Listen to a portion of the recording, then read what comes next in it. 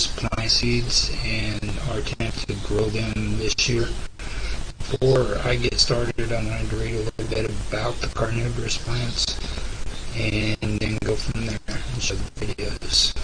Okay, now I got this off of Carnivorous Plant Nursery. It's a website on the internet, and the article was made in May the 6th, 2008 by Michael Chessie, S-Z-E-S-C-E, and it's concerning carnivorous plants growing and care. Now, carnivorous plants are easy to grow if you allow a few simple rules. 1. Wet all the time. 2. Mineral-free water. 3. Mineral-free soil. 4. Lots of light. Okay, now wet all the time. Carnivorous plants are native to bogs and similar nutrient-poor habitats. As a consequence, the plants live in conditions that are constantly damp. To grow healthy carnivorous plants, it is important to duplicate their habitat as closely as possible. Keep the soil wet, or at least damp, all the time. And the easiest way to do this is to use the tray method. Set the pots in a tray or saucer and keep water in it at all times. But your plants can grow in soggy soil with the water level in the saucer as deep as a half inch, as 1/2 the pot, But most carnivorous plants prefer damp to wet soil, so keep the water at about 1/4 of an inch and refill as soon as it's nearly gone. Water from below by adding water to the tray rather than watering the plant. This will avoid washing away the sticky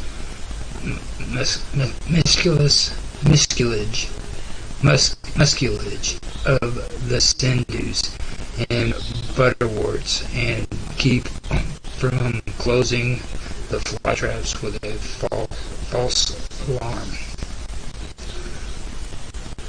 And they're talking about fly traps, which is a carnivorous plant. So, and butterworts are a different species of, they're not, well, I don't know if they're a different species. They're not like the fly traps. There's 2 separate kinds. Okay, so with the seeds that we grew, we tried to do carnivorous butterworts in these videos. We also had some fly traps, but they didn't work out, and we didn't get any video footage of them. So with that all said and done, I am going to go ahead and start this video. The reason why I didn't read off how deep to plant them was because we didn't, it's not on the Farmer's Almanac. So what I was told was you plant them about 1 to 2 inches, about 1 to 2 inches apart, and then about half of your index finger down into the dirt. Is what, about maybe 1.5 inches, right about there. That's how I did it. So with that said, I will start the video. Now this is my brother who's the one's growing it. He got the carnivorous plants from China, which I do not suggest getting seeds from China. And he had this strange material right here that he got over the over peat moss, and he also uses coconut hair. But we tried this out to see if it works. Each of those bowls has seeds in it, and we put the seeds down in there, and then we filled it with water in the bottom, and it soaks the water up into that material, and then you sit and watch it. We stuck it on the back porch has partial sun there, and what I would do is I would move it from the back of the house, which is on the west side, to the north side. Rotate it back and forth, that way it doesn't get too much sunlight and have plenty of water. Now, when you look at that, it looks like there is something growing. We didn't get anything growing out of this, so I can tell you that it didn't work. But when you look at it, and even using the camera and everything, it looks like something's going in there. I was really surprised nothing was produced out of it. And I did keep plenty of water in there. You can see those little white spots. You know, I thought for sure something was growing, but apparently nothing was. So.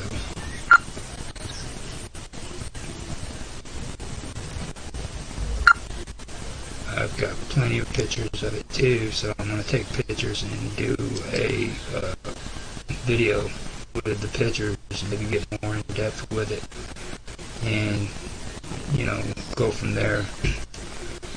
I hope you enjoyed this video. If you did, please subscribe, share, make some comments, give advice.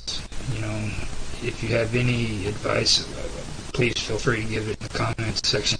Would love to hear it. I definitely need the help. So thanks for watching again, and have a good day.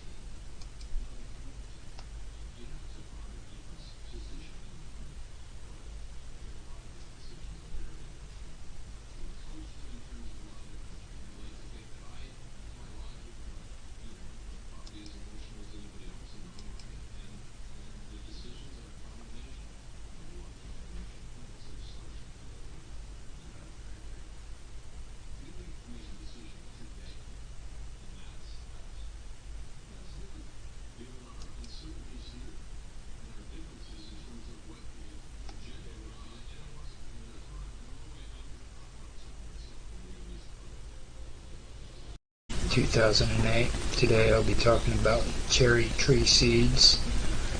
Before I get started with my video, I'd like to read some information to you.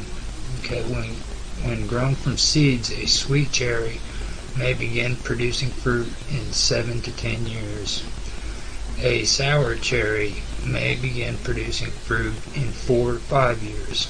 A tree, however, will not grow true to the parent, so the fruit may resemble any of or none of the parent tree's ancestors.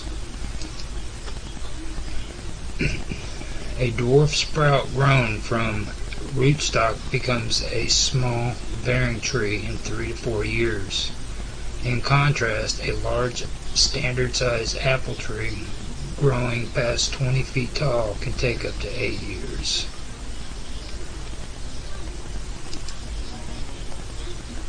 Okay, now, do you have to dry cherry seeds before planting? Lucky for you, the flesh of the fruit needs to go before planting. Enjoy the fruit and wipe off the last bits clinging to the seeds with a damp paper towel. If it's still early in the midsummer, let the seeds dry on a paper towel for a couple days, then store in an airtight container in a cool spot. Now, I couldn't find anything that is actually good material for, how long you need, or how deep you need to plant the seeds, or how far apart they need to be. I know it's out there, and later on I have I'll do another video with the pictures that I took from we're making this video, and I'll have all that information. But for now, I'm going to go through and show you the video footage from my experience here in 2018 trying to grow my cherry tree seeds. Now, before we get going, I'm going to tell you we did it two different ways. Me and my brother both were growing cherry seeds, and I personally wanted to do it from dirt, and he likes to do experiments with different type of things, like he likes to use coconut hair, and there's this white block substance that he uses too, with little holes in it that he puts seeds in.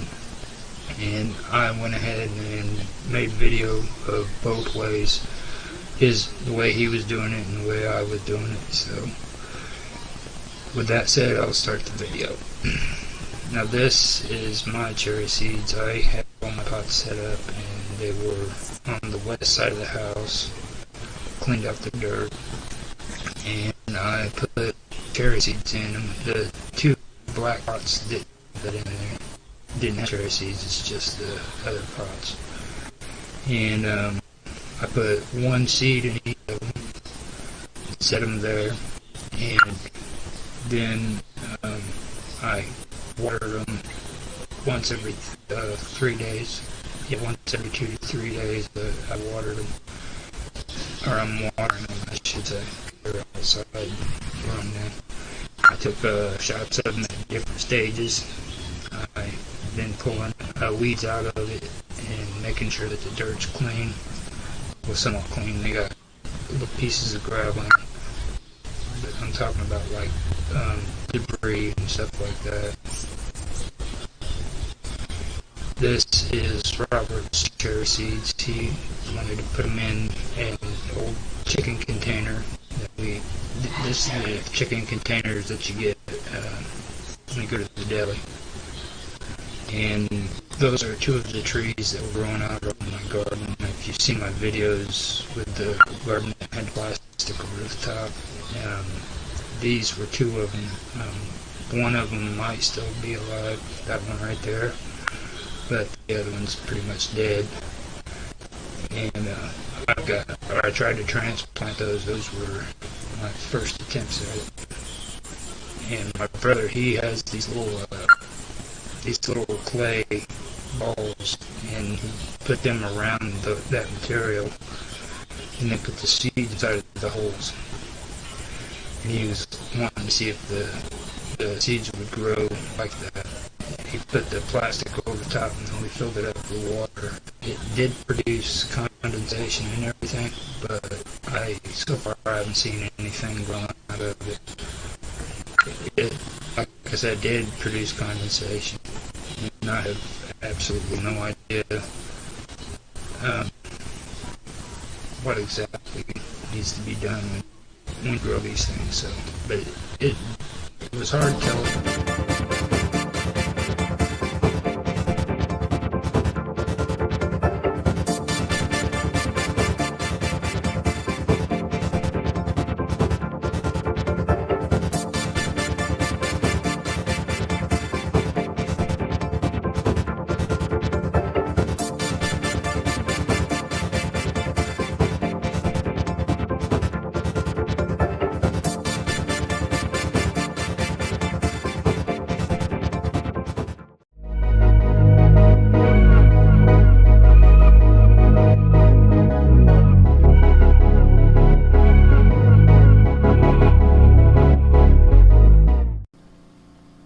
Well, I mean, it's not being used anymore, apparently. Yeah, but even though the token is not a relevant point at all, so it's meant to be, after all, it's meant to be an in-house token. Now, even though it's not being used as an in-house token. Well, partially. is Mines a community owned? Is it community owned? If you yes, on previous advertising, they've stated community owned. If you have a look at the WeFunder page, it states community owned. Really? Yeah, on the WeFunder page. Therefore, they are advertising community owned. Oh shit! What do you think about Yeah. that? What do you think about that? Do good or Well, do better? let's just say there is a thin line between puffery and false advertising, and one of those things can be prosecuted under U.S. federal law, the Lehman Act. What do you think about that? Do better. What's that? What do you think about that? What happened? Mark said that they've been running around saying that this is a community-owned platform. Yeah, they've been doing it ever since the first funding run back in 2017.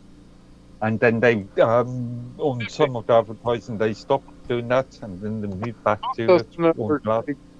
I mean, we're the product. We're the only reason they exist. So, if it wasn't for the people, then the platform wouldn't have anything to offer. I don't know. They may create something just for the hell of it, but yeah. Dan's trying to become a salesman. He's telling me that I need to tell Jaffe to try the new Minds audio feature. He said it might be good. In that case, you say that gift a year's plus package to Jaffe. Yeah, I'm gonna go ahead and type that in as a reply. I'm gonna say Mark says. Oh yeah, that is a function that they did release this year, isn't it? They did that at the start of the year. Being able to gift Pro and Plus subscriptions. Okay, here it is. I said Mark says gift him a token package. A token pack? A what? A token. A Pro Plus. A Pro Plus. A Pro or Plus. Pro or Plus package. Subscription, whatever. Package. Subscription. Whatever. Subscription. Or whatever. Which room are you in? Oh, you're in there. So we'll just see how that works out for him, because I know what Dan's response is going to be. He's going to be like, hell no. Well, he spoke to subscription incorrectly. Too many R's. Oh, kind of like my time zone type thing. Wow, I did subs. There's an R that's not even supposed to be there. It's like after the B. The post I just tagged you in on the Minds. I gotta hit refresh. Oh, okay, I see. You're talking about on the regular Minds? I gotta go to Minds. Okay, here we go. Yep, there it is. Help a brother out. It says, help Mark Edworthy get Mind Plus tokens. Mind Plus with tokens. He's 300 tokens now away from getting the lifetime membership. I'd say 400. What's the exact? Now, are these offline tokens? Offline tokens, yeah. Okay, so let me.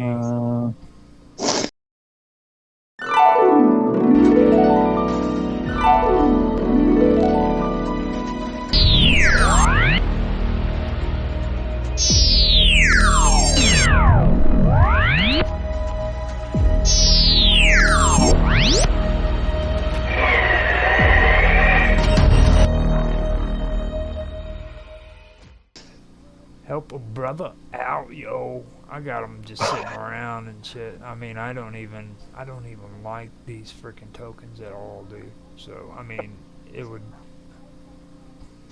I think everything freaking went to shit the moment these tokens came into being.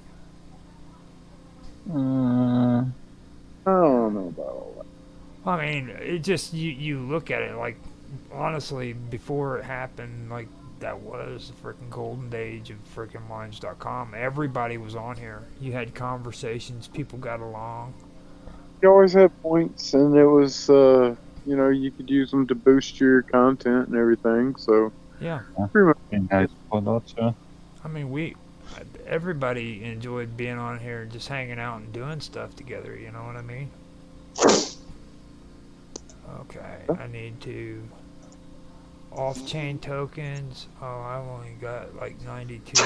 It's 400 tokens. No, 300 tokens, not 400. No.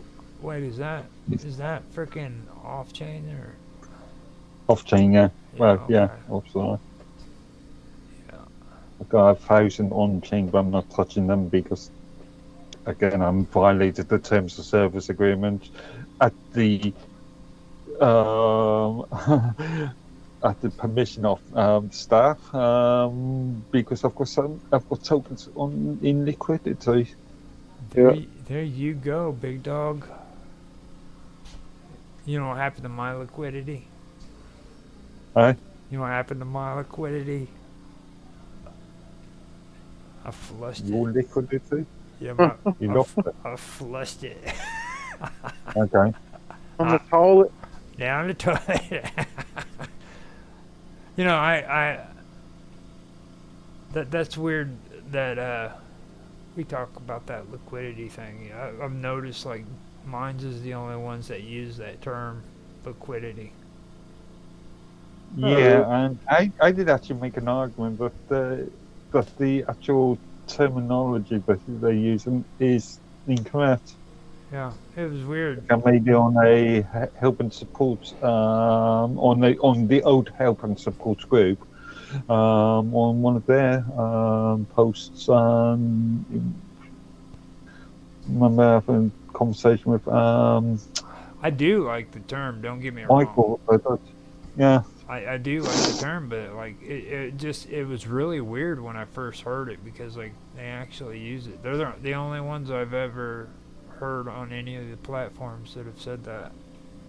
Well, I mean, Yeah. stock investment. What was that? It's the term, the usage of the term is not allowed under terms of service clause 17.5 point R or W, He's such a nerd. possibly. I mean, Yeah.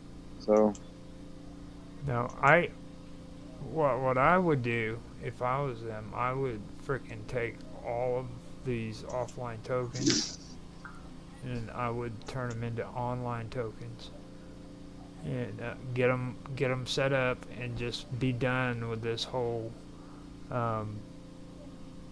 currency thing. Just go straight freaking online tokens and Yeah, but they shouldn't be online in the first place because that means that they are transferable from exchanges.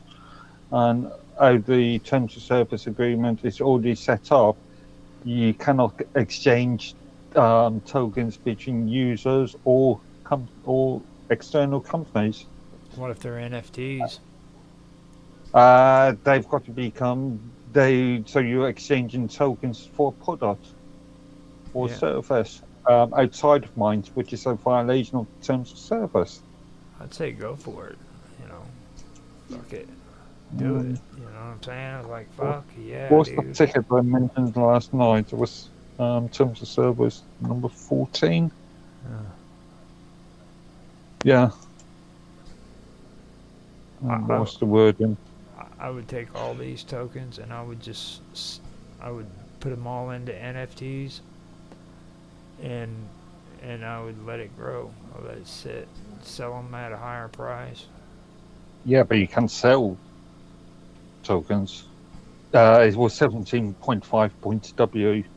you understand you are not permitted to sell any Minds tokens to any other user or other third party.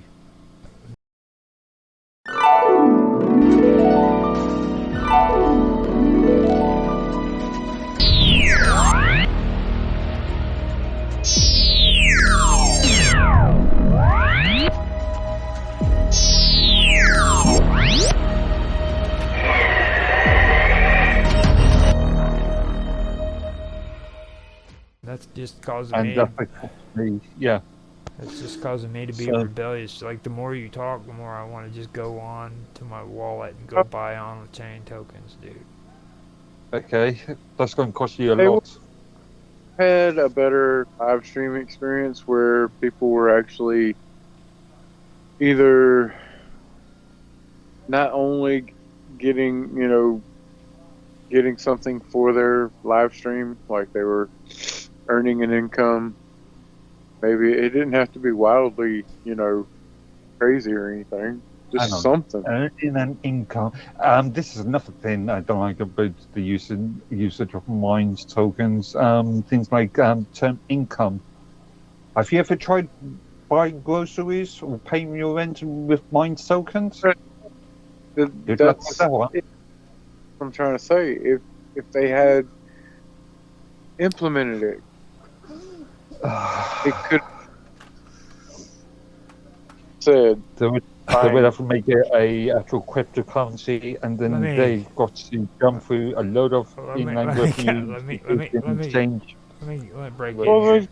They can do that. no, They can do the funding to get the lawyers and whatever they needed to get the ball rolling. So I don't know what held them up other than I actually question. I'm going to say this without being sued. Okay, I question their communication skills with the lawyers, and I question their ability to communicate with lawyers. Let's just say. I guess you have to be a go-getter like I am, dude. Like, all cool and shit, you know what I mean? Because, like, for me, it's easy to get groceries with these coins. All I gotta do is convert Minds tokens into freaking ETH and cash the ETH out. Okay. And go How to are the you store. going to afford? How are you going to afford the gas fees? The gas fees are cheap if you have it on freaking what I've got my wallet sitting right here. you have enough. MetaMask. If it's at the right value, then There's always been a problem with mass and gas fees, actually. They've always been reporting higher than they should have. Now, I spent probably a few $100s in gas fees. now they back do when- have a portfolio on MetaMask now, and that's a big difference. Yeah. So If you really want to speak about that, I think Minds Gaming and Phoebe, Real Minds Chan, are the two people that really can answer your questions. But I've always thought that it's not. back when the mine token was worth something, like because it went up to $4 a token, and I was able to get out around $3. Again, technically, they shouldn't have gone up at all. Minds tokens haven't got a value, or shouldn't have a value. But well, I was able to cash some out at the time, and I was the value that they had were a few $1,000s, and I mean I paid a few $100s in gas fees, but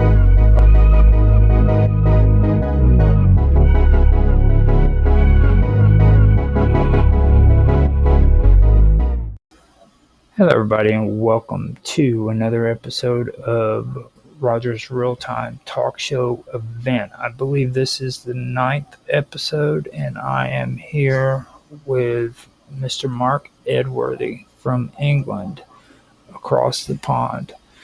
Now, here this year, we have been focusing on political history that concerns Europe, and that kind of excludes England if you could possibly do that, because we've done Europe or England last year. We focused on the United States the first season we did it. Then we did England, and now we're doing Europe to the best of our ability without including anything from England if possible. I don't know. We've touched on England in the last couple of episodes. You can't escape Europe without touching on England. Yeah, I know. It's kind of a tit for tat. England was such troublemakers; they couldn't ever stay out of European affairs. They kept causing fights and stuff. Well, we are part of Europe. That's Might true. not be a part of the European Union, thank Just- God. But we are part of Europe. So far, we've gotten to the point now where we've discussed romanticism, and we also discussed. Well, actually, first we talked about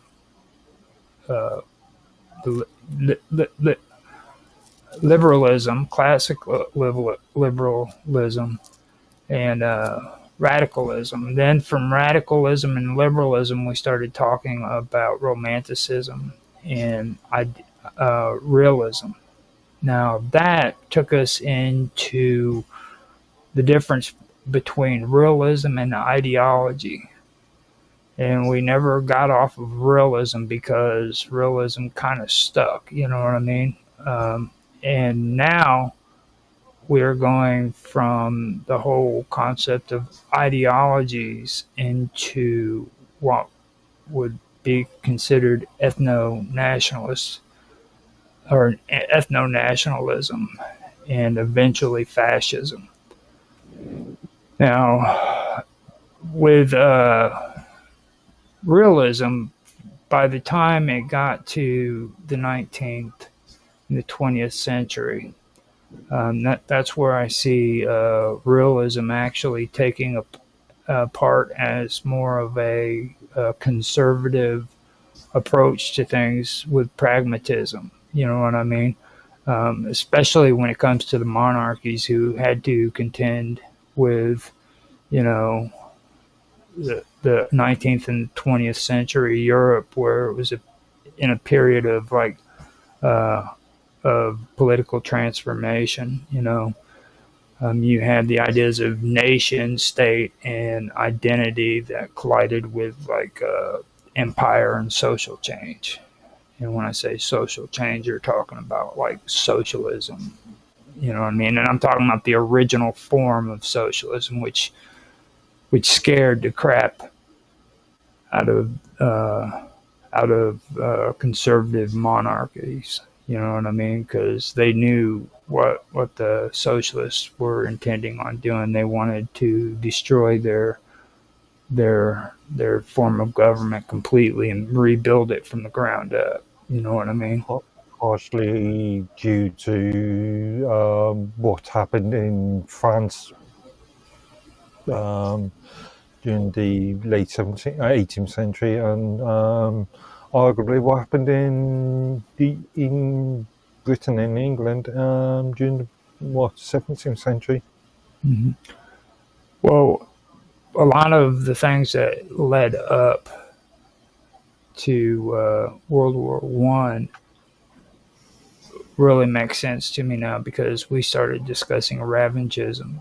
And when you hear about like the Napoleonic Wars, you know, it never dawned on me that Napoleon occupying Berlin would cause revanchism among the German people. You know what I mean? And then in turn, after that, there was the Franco-Austria War, where Germany had taken parts of France, and that caused revanchism among the French for the Germans. And then when you get up into the Weimar Republic, that's when France again occupied freaking Germany, because they demanded war reparations. You know, so I was cool with understanding the whole Weimar Republic but before that, it never really sank in until this time, you know. Oh yeah. I just want to correct you on your pronunciation. You keep on calling it the Weimar Republic. Weimar. Remember Weimar. what? Yeah. What the German would use? Weimar. Yeah, the W. It would be a V. I'm American. I'm American. We say things the way they're supposed to be said, not the way the French say it.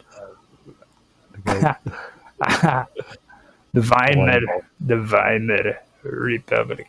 I don't even like saying that out loud. That just is horrible, man. You know. So Does that sound over the last couple of episodes? now, the thing that needs to really be understood when it comes to this period, though, is the whole thing about nationalism. Okay, now nationalism was a new thing, and it emerged in the earlier part of the century. It was a cultural as well as like a political force. You know what I mean? And it inspired. It was inspired by idealism and romanticism. That's specifically where it came from. Now, I went over this in about 2 episodes, the 2 episodes where we were discussing this, but I want to go back through and just kind of go over that a little bit, okay? Because this is important for people to understand, okay? Romanticism infused national identity, okay? And it gave it a sense of like sacred duty and emotional depth, you know. It elevated the idea of the nation as like an organic spiritual community, you know. And that's where the whole concept of nationalism forms from, you know what I mean? That it's an organic spiritual community. Now, when you get into idealism,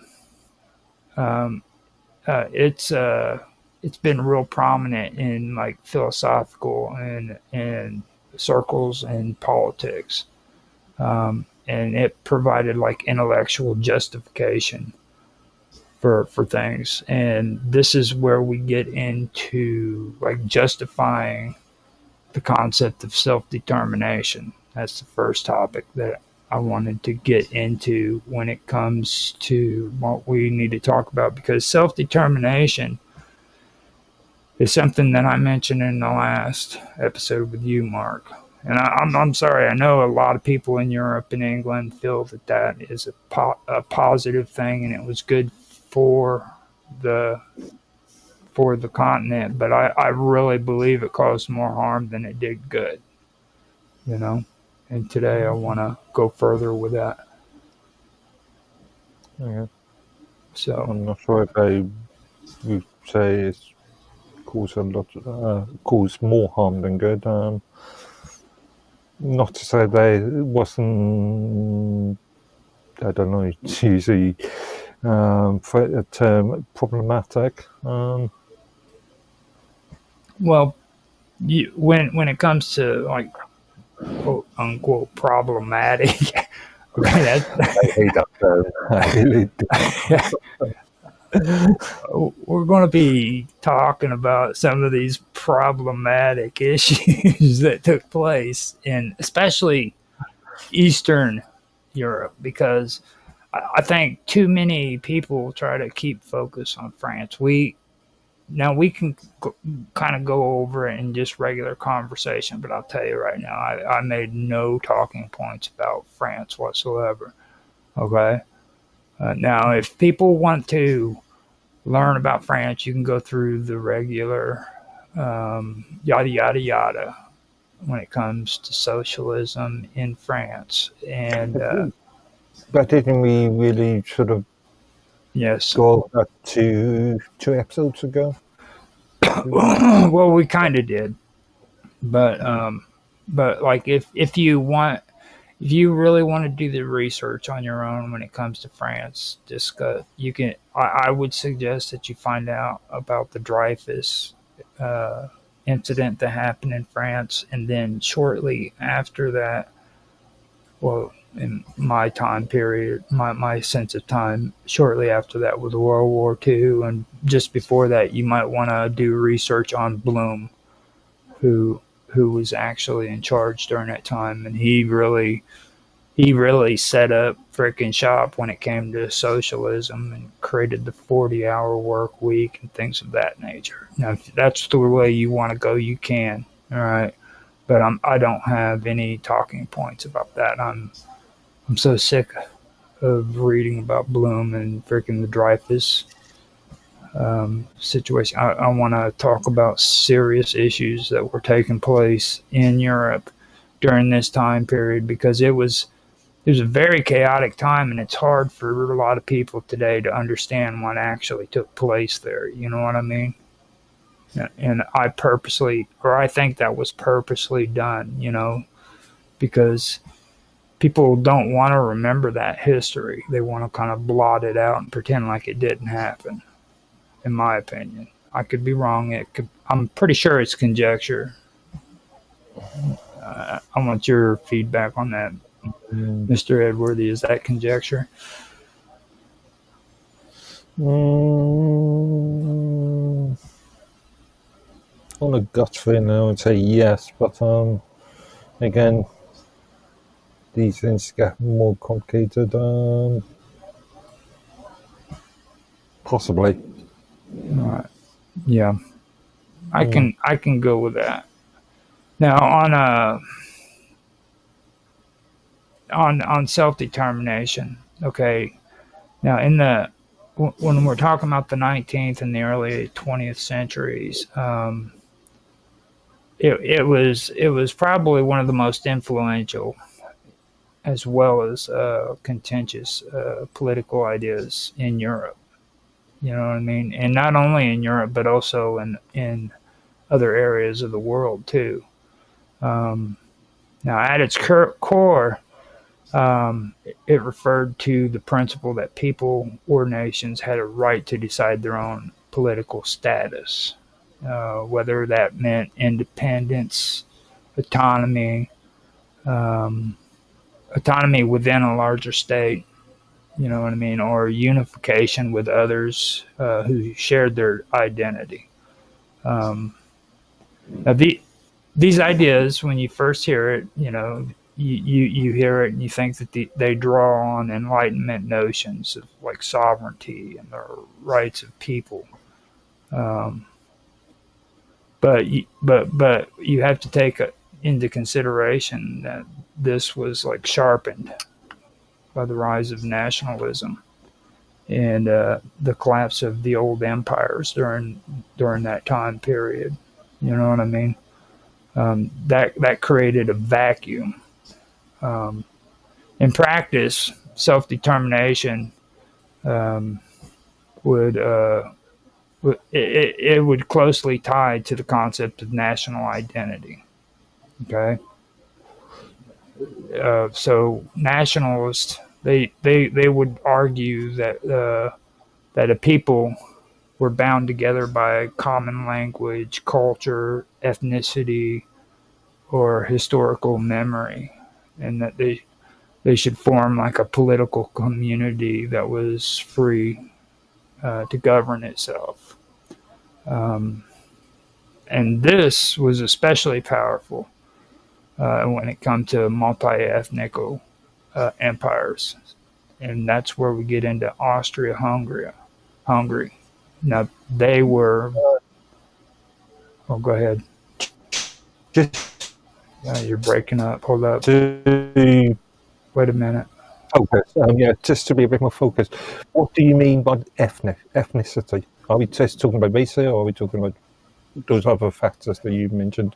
Well, we have the Czechs, we had the Slovaks, we had the Poles, then you had the South Slavs.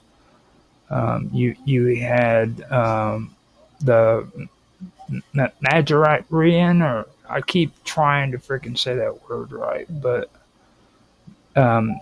and we'll get into them. It's Magyarization, the Magyarian, which were the actual Hungary Austrian elites who wanted to retain power. You know what I mean? So you So had the not only the racial thing, it's also class.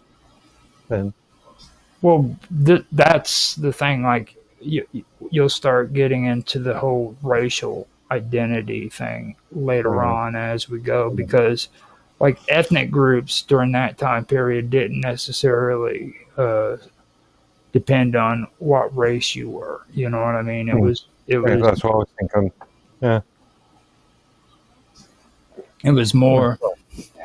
It was more about like I had just said about like your language. You know what I mean? And things of that nature. Your identity. You know, things. which may include race, but it could also include Right. class. It could include, I don't know, social structure.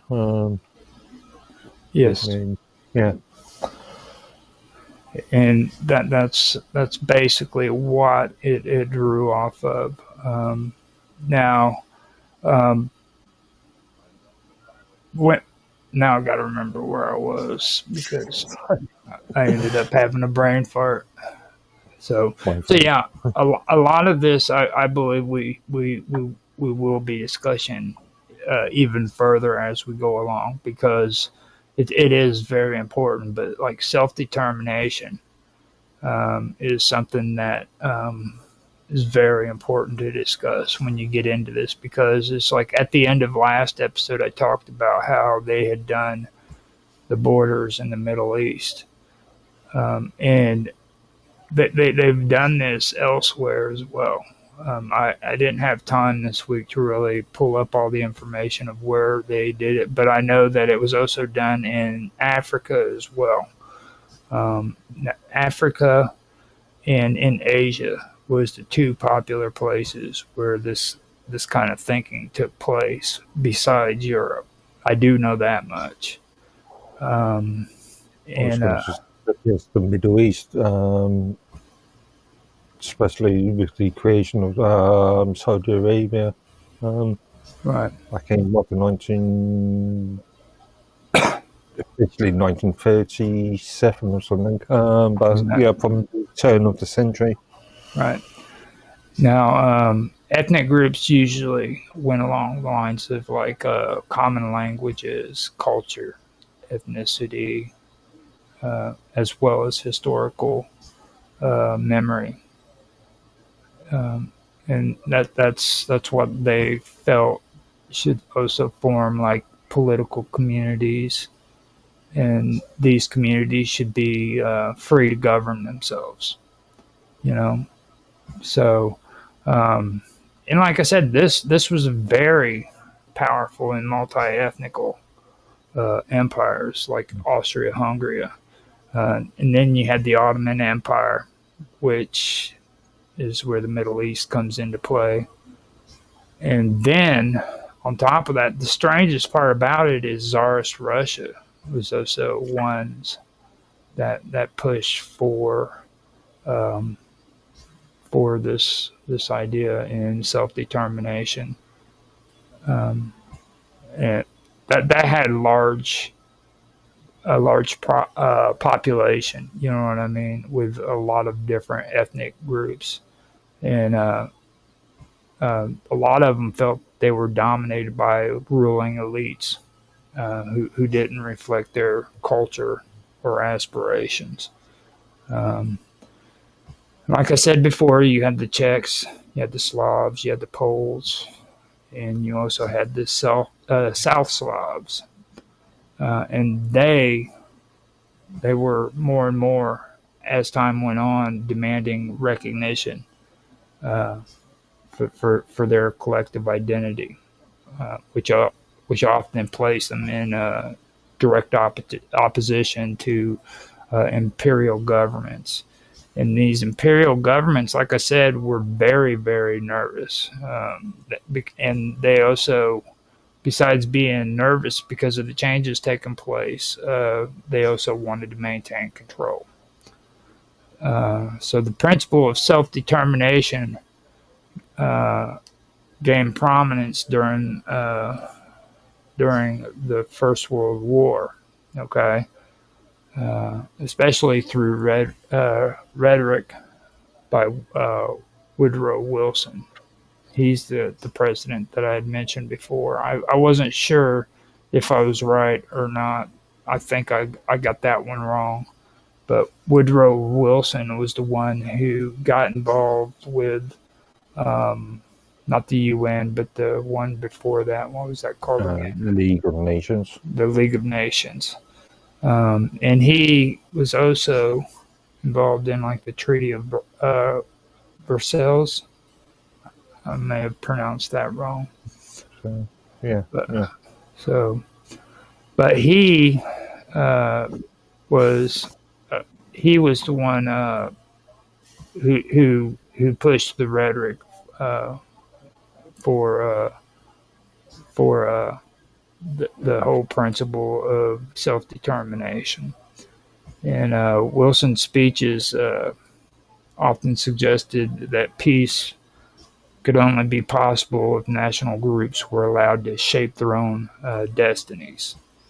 Now, this rhetoric energized nationalist movements all across Europe, and this included areas from the Balkan to Central Europe, and it even inspired colonial subjects in Asia and Africa.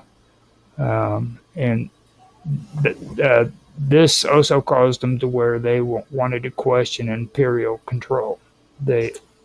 And decide what they wanted, from there. So it caused a lot of upheavals and conflict, because it was talking about something that these imperial governments did not want, and they were terrified of it. You know what I mean? Because they knew what that meant. They knew that it was the fall of their empire. Now, even though Woodrow Wilson was talking about peace and how it would only be possible if these groups were allowed to shape their own destinies, it did energize a lot of nationalist movements. But the thing that people do need to understand is that these countries didn't freaking consistently apply Wilson's vision. You know what I mean? They were all hyped up and loving what Woodrow Wilson had preached about freaking this concept. But you also have to take into consideration that new nation states like Czechoslovakia, Poland, the Kingdom of Serbs, you had the Croats, you had the Slovenes, however you'd say them, the Slovenes, Slovax. Slovaks. Yeah. We know what you mean. Now, see, they all emerged after the war. Many groups, including Hungarians, Germans outside of Germany, and colonial people, began to feel excluded from the promise of self-determination.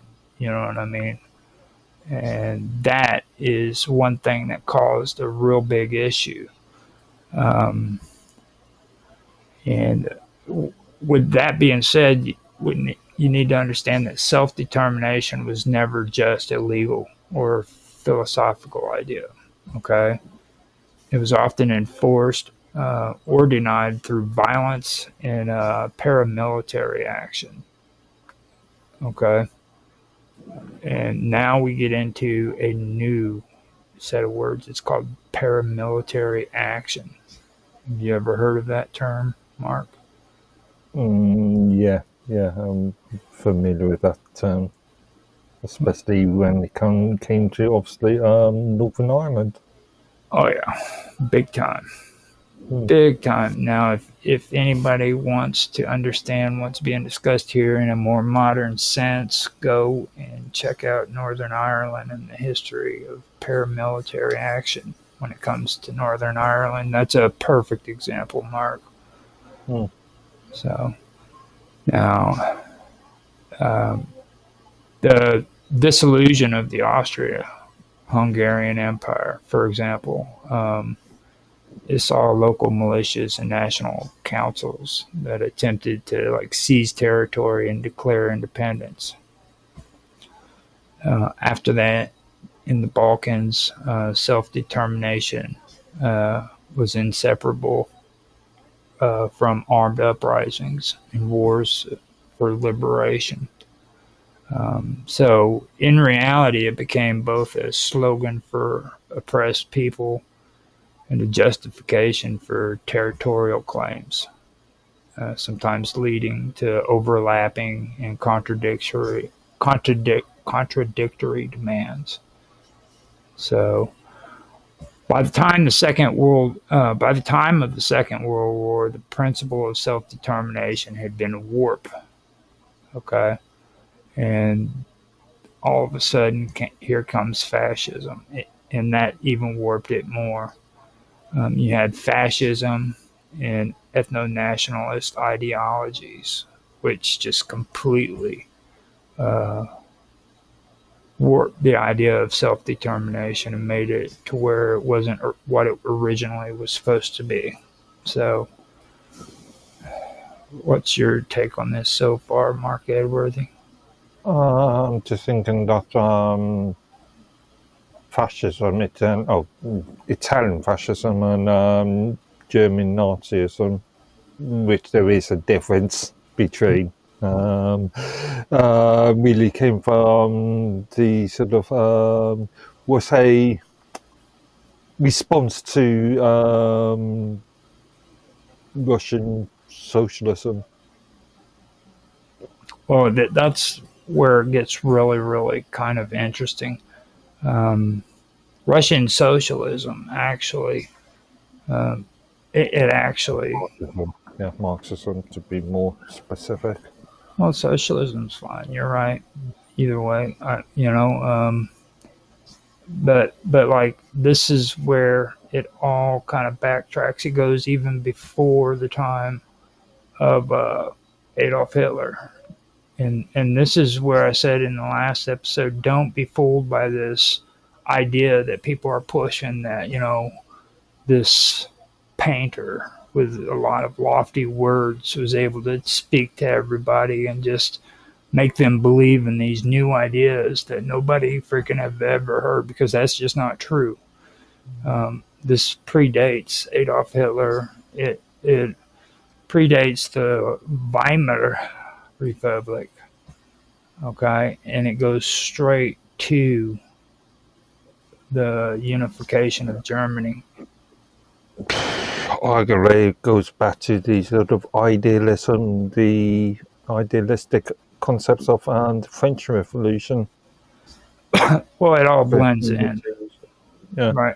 Yeah, it does. It all blends in. Now, Hitler's demand for the annexation of territories with German-speaking populations, such as the Sudetenland, was couched in the language of self-determination. Though in reality it served as like an expansionist and militaristic agenda. You know what I mean? So that was a tactic that Hitler did. He used self-determination as justification for the annexation of areas like Sudetenland, which was prominently German at the time. You know, but in reality, it was all about expansionism and his military agenda. That's saying that Germany, much like the, the Dutch and the Brits, had a lot of influence in areas such as sub-Saharan Africa for a good, I don't know, 100, 200 years beforehand. Mm-hmm. Well, the thing about this particular time in history and what Hitler did was it showed the malleability of the concept. You know what I'm saying? It could serve as both emancipatory goals, such as the independence of like oppressed minorities, and it could also show aggression or aggressive imperialist goals when it's tied to like racial or ethno-nationalist ideologies. You know what I mean? Things of that nature. You know, they made claims that the Germans within these areas were being oppressed, and that they had a right to annex that area because freaking they had to, you know, be of service to their fellow Germans. You know what I'm saying? And they used that as justification so that they could use aggression and be able to annex that territory. Now, Arguably, that is a sort of a partial concept of what we see in Ukraine at this present moment. I was thinking the same thing, to be honest. I just didn't want to say nothing because I'm cool like that. You know what I mean? I didn't want to say anything horrible that might make the Ukrainians feel offended or the Russians feel offended. Again. Well, you know, I'm trying to be civilized here. You know what I mean? I'm trying to be a civilized, rational man. But to bring into a much more modern concept. Yeah, you're dead on right there. I was thinking the same thing, to be honest with you. So, over time, nationalism it became intertwined with ethno-nationalism. Now, this is a more exclusionary ideology that emphasized ethnic purity and homogeneity as like the basis of legitimate political authority. Okay. Now, ethno-nationalism, it often drew on racial theories that claimed scientifically legitimate. It created the idea that some nations were inherently authentic while others were destined to be marginalized or assimilated. You know what I mean? It comes from the Darwinist concept. Right. And like you said before, and like I said before, this predates Nazi Germany. You know what I mean? This evolved out of that into what would eventually become ethno-nationalism and their idea of racial theories and scientific legitimacy and stuff. So in the Austrian-Hungarian Empire, the pressure to achieve homogeneity manifested through majorization policies implemented by Hungarian elites. Now, the Magyar, however you pronounce that, I'm trying my best to kind of say that. The Magyar. I think your first pronounce your first Magyar. Yeah, I think. The Majorization policies. They were implemented by Hungarian elites. And these policies, they were set up and they sought to suppress the language, traditions, and institutions of people that were non-Magyar populations. And that included the Slavic, the Romanians, the Croats, and the Serbs. Okay. This is where I have my issues against freaking schools and what they're doing today, because this involves, in order for them to do this, they use schools and public administrations, by centralizing them under like Hungarian control. And this was with the explicit goal of creating a unified Hungarian identity. Okay.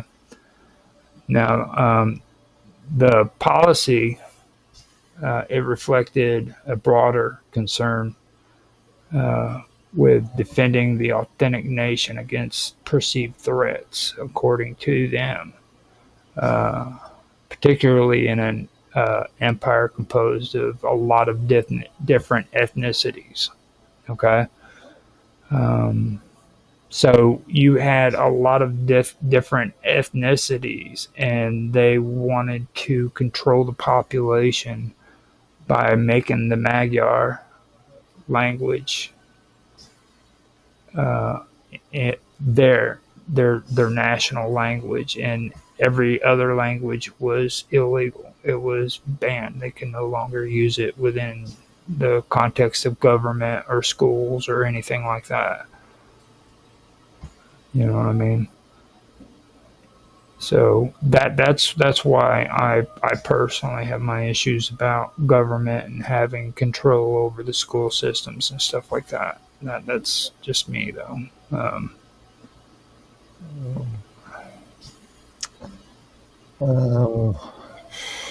I don't know. I've argued on this one with you before.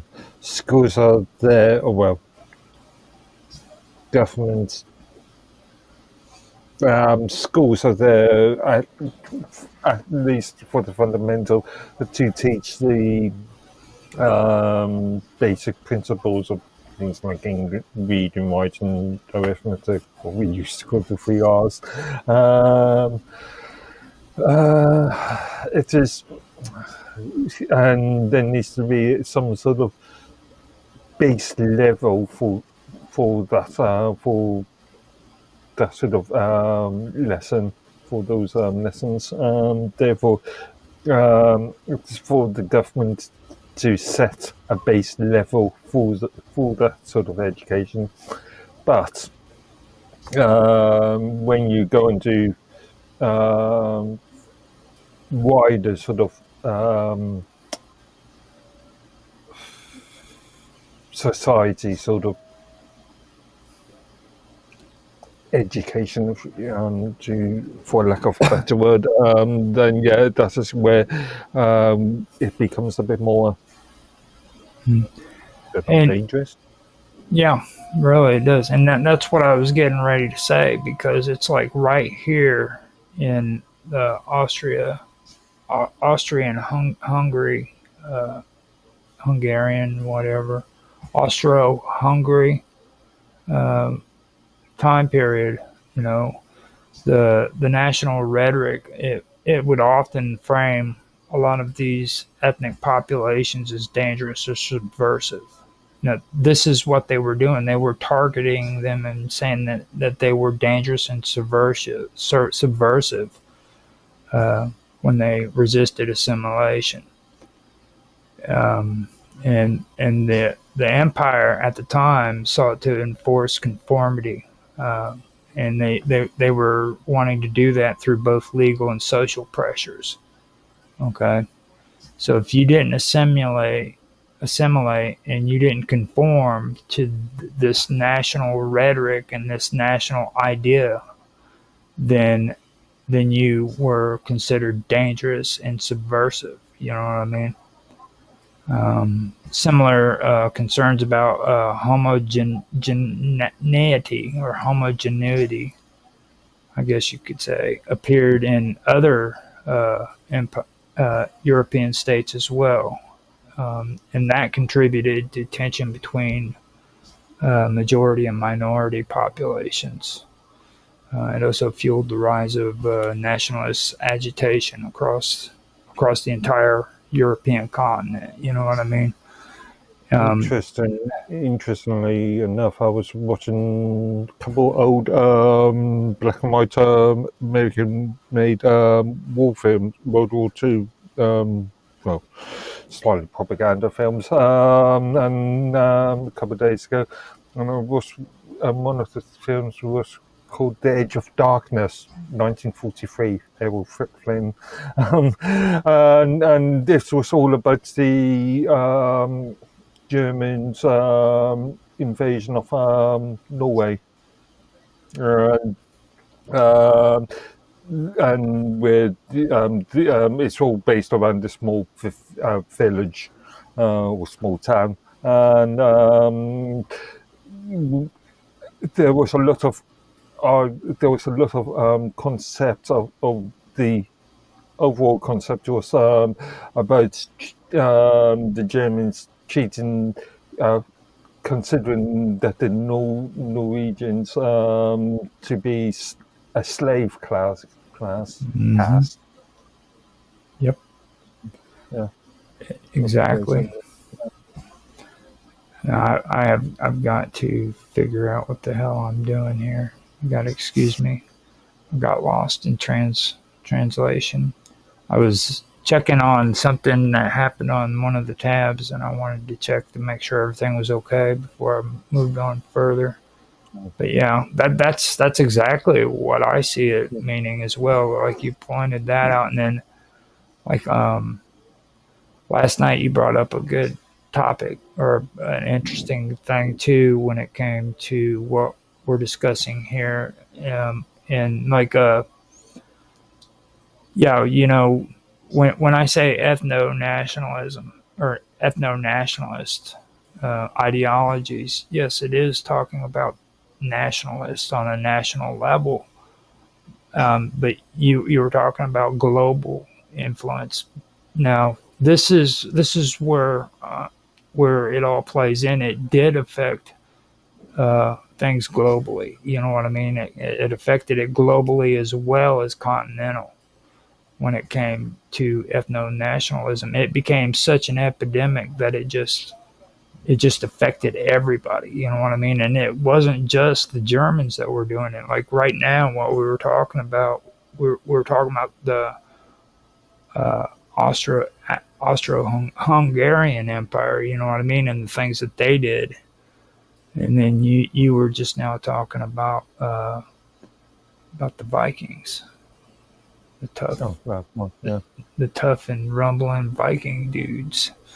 You know, they were considered less than. You know, and this was the kind of stuff that was going on during that time period. So, Remember, they weren't Vikings at that time. well, I mean, I will always, Good 1,000 years beforehand.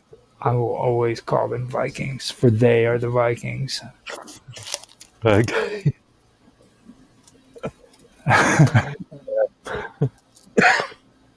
Now, that is what I wanted to bring up when it came to the second topic that that we were talking about: ethnic purity and homogeneity or whatever.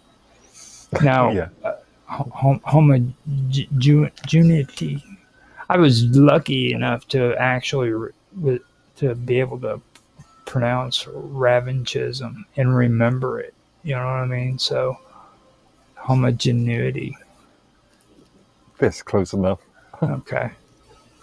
So with that being said, I want to kind of do a little bit of a shift. It's not very much of a shift, but I wanted to talk about something that was taking place in parallel to these developments that we've been discussing, and that was the study and practice of statecraft and how it evolved in response to social and political pressures.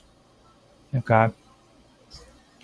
Now, we have realism, and we were just talking about that. And I do think discussing realism needs to be more of an issue too, because we haven't really done much discussion when it comes to realism. Um, Now, like I said in previous episode, it was exemplified by like Otto von Bismarck in Germany. You know what I mean? He was the one that did this. But a lot of people don't. Well, this is my take on it. This is my take, and it could be conjecture, which Mark will probably think after I say this again. But he emphasized the importance of like pragmatic calculations, the balance of power, and the defense of the state against external and internal threats. So Bismarck's conservatism, it was also tempered by like the awareness of social realities, which led him to implement limited social reforms. And this included like health insurance and pensions and things of that nature. And this wasn't out of the idealism or out of idealism. He was using it as a method of stabilizing his society, his government, and containing revolutionary ideas and energy. You know what I mean? Now, in this sense, realism converged with some aspects of socialism. Okay, it recognized that the mobilization of the masses couldn't be ignored. And that statecraft had to accommodate social demands without surrendering authority. You know, does that make sense to you, Mark? Yeah. So, for me, I didn't want to, or I didn't bring it up yesterday, but I wanted to add it in today because I forgot to yesterday or last week. Sorry. But this, I believe, is the creation of National Socialism as we know it today.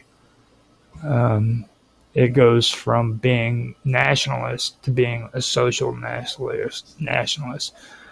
Just like you'll find a breakup between one is socialist and one is social democracy, because there was a rift there as well, which happened during World War I, and we'll get to that here in a minute. But I believe that this was the beginning of what we call National Socialism. Just my take on that. Yeah. What do you think? We're talking about a top-down form of nationalism, where it's dictator-controlled, forcefully controlled by a elite, or in this case, the Nazi Party. No, this was pre-Nazi. This was, I mean, yeah. I'm going to use the Nazi Party as an example because that's the most obvious example, or the most obvious that most people would recognize. right. Now, Bismarck, just so everybody knows, Bismarck was the first president, what would be referred to as a president in the newly unified Germany under I forgot under Kaiser Wilhelm I. Now, Kaiser Wilhelm I, he was still the German emperor and king of Prussia, but he wasn't very dominant. You know what I mean? He was real easily. Basically, you could say that he was a pushover when it came to Bismarck. Bismarck was the one who called all the shots for him, and he just sat back and just let him take care of the political business. That's my take of it. Question for you. Huh. You calling Bismarck a president? What's the difference between a German chancellor, a president, and a prime minister? That's a good question because I've never heard the term president ever being referred to. Not as far as Germany is concerned. It's always been chancellor. But Bismarck was considered to be a president. I forgot the exact term that they use. It would be chancellor. Chancellor of the German Empire. And minister president of Prussia. Yeah, Bismarck's status was the Iron Chancellor, a statesman who served as Prussia's prime minister and later the first German imperial chancellor. Overseeing. Again, the term president is a bit confusing because, as far as the US is concerned, that me represents with a monarch, but in several other countries, I think Spain would be a good example of this.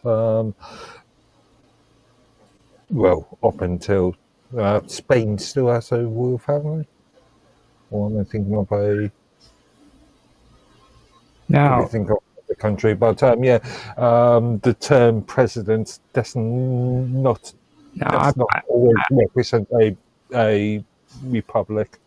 well, I mean, I specifically pulled the information a while back up about him that said, like, this is old information that I had, and it said specifically that he was a president.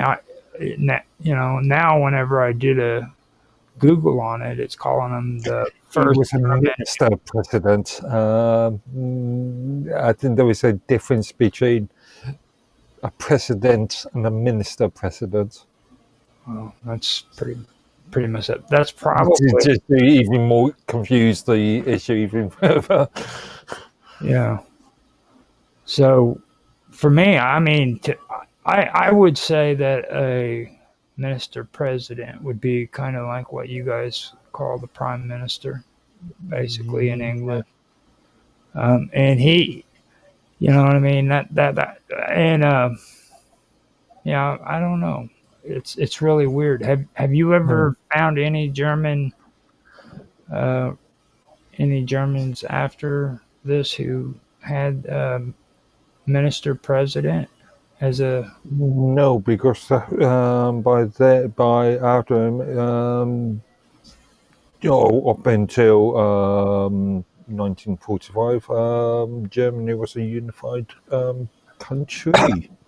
Yeah. Therefore, a sort of a minister, a president of Prussia. Right. Now, when it comes to Bismarck, too, this is where the story evolves, too, because at first, under Kaiser Wilhelm I, he had full reign. He got to call all the shots. But then later on, as we go down, I want to get into the story of Kaiser Wilhelm II, which was his grandson. And this is the point where Bismarck was actually released of his duties. Basically, he was no longer allowed to call all the shots for Germany after Kaiser Wilhelm II came into office. Just to clarify my previous point, Wilhelm was actually minister president of Prussia, then became the chancellor of the German Empire, then became was also a Prussian ambassador, and later he was actually he was granted the title Fürst, so Prince. Fürst. Okay. Yeah, Prince and Duke. Wow. Yeah, just to confuse even further. And some crazy stuff. Yeah. So with the stuff that happened with freaking Bismarck though, in the realism in this sense, it converged with some aspects of socialism. You know what I mean? It recognized that like mobilization of the masses couldn't be ignored, like I was saying, and they had to use statecraft, and it had to accommodate social demands, and they had to do that without surrendering authority. Um, Now that is where I believe that National Socialism actually took its roots from. You know what I mean? Even though he didn't hold his position um, during the time of Kaiser Wilhelm II, I think that it did influence it because I mean, it's just glaring and in your face that is like this is the ideal model of what National Socialist ideology would be. You know what I mean? At least in my opinion, it seems that way. And intellectuals during that time period really did find a lot of knowledge in German philosophy and politics and things of that nature. People from all around would travel to Germany just for an education. You know, so they were actually influencing people on a world stage. You know, so I could believe this is probably where all of that started, in my opinion.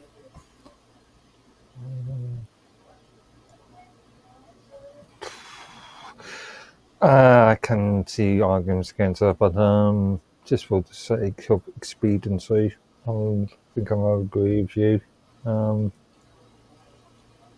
Arguments. Yeah. If you want to say, if you want to say it. It's still have to form an argument on this one. Oh, you're at talking least- about like a literal argument. Sorry, I misinterpreted that. Yeah, I keep forgetting you're an argument kind of guy. I got to Do you? put it into words that make sense. Yeah. So the next thing I want to talk about is like the tension. This tension between idealism, romanticism, and realism. It played out in the Balkans as well. It became a region that basically became a laboratory for like ethno-nationalist conflict. Serbia, having gained independence from the Ottoman Empire in the 19th century, it started seeing itself as the protector of the South Slavs and pursued the vision of like a greater Serbia. You had the Serbian leaders who supported uprisings in Ottoman-held Macedonia and in Bosnia. And that was where Slavic populations lived under Austrian and Hungarian control. Now, the annexation of Bosnia and Herzegovina and Austria-Hungary in 1908, despite the province's large Slavic population, that intensified these conflicts. So, What we now know as the Balkan region. right, in the Balkans. Yeah. And if you remember, we had that conversation too about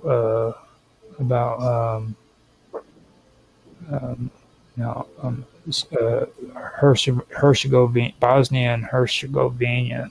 Now that was actually an issue that took place in the 90s with mass genocides and ethnic cleansing and stuff of that nature too.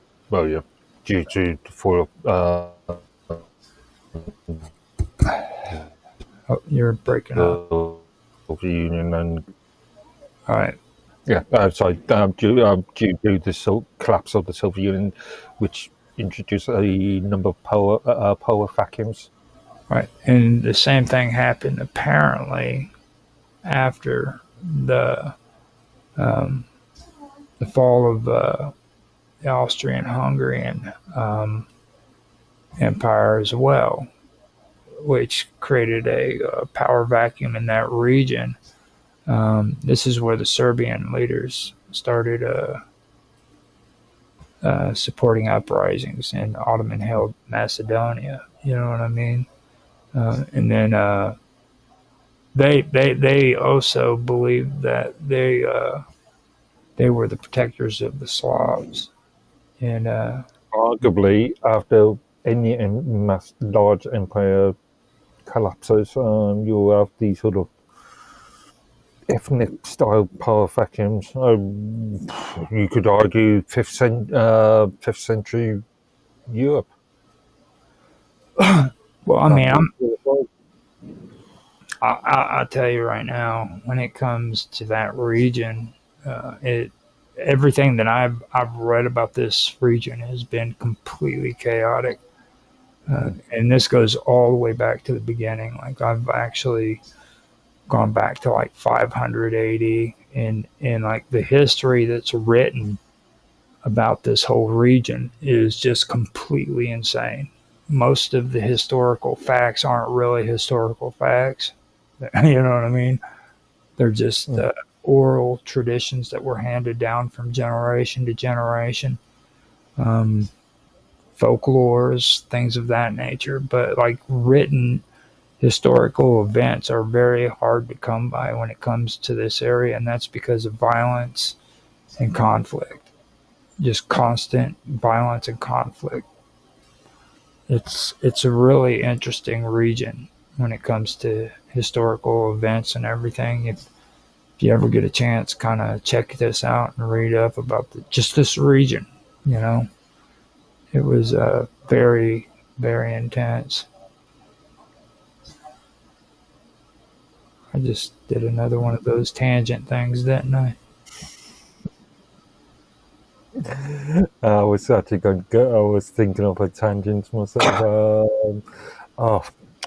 What's that game that was the computer game that was released not that long ago? The RPG, Kingdom Come. Yeah, 2 or whatever. Yeah. That's just really based in. That's what is based in 14th century, 15th century. That area. Yeah. And sort of reflects that sort of conflict, that concept. Right. And just to let you know about that game too, it was during the era, not precisely the exact time period, but during the era when the creation of Santa Claus came into being. Yeah. And Santa Claus originated from that region. King Wenceslas, yeah. Yep. So a little bit of historical accuracy when it comes to cool video games. Hungarian king, if I'm correct in saying. Mm-hmm. Now I have let me see.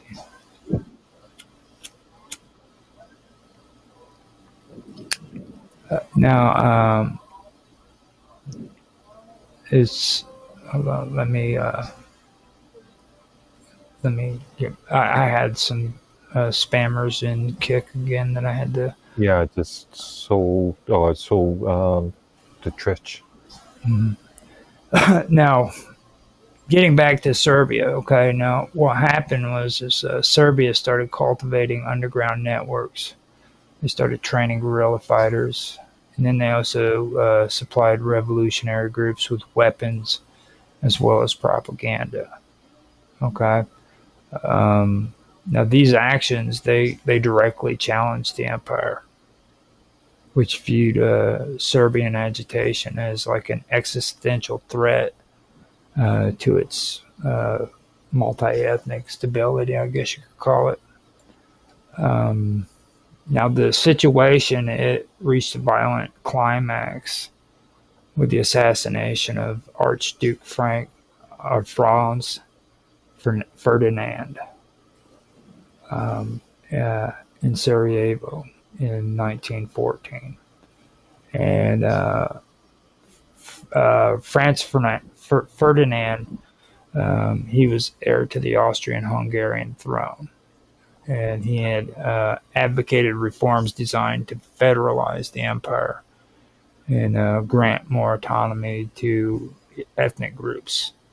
But radicals were afraid that these policies would undermine nationalist ambitions, particularly Serbian aims in Bosnia. Okay. Now, with that whole thing taking place, you had members of Young Bosnia, which was a radical national movement, in collaboration with another radical movement called the Black Hand. Now, these were secret Serbian organizations who had planned the assassination.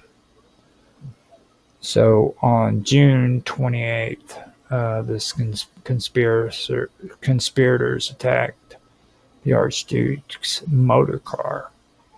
The initial attempt was with a grenade. They were going to throw it at the vehicle, and it missed the vehicle, and it actually bounced back and hit another car and blew it up. And it was a failed attempt. But a later opportunity allowed a guy by the name of Gavrilo Princip to shoot and kill Franz Ferdinand and his wife Sophie. Now, this event triggered Austria-Hungary's ultimatum to Serbia and mobilization of alliances and the eventual outbreak of the First World War. Okay, so that's how World War II ended up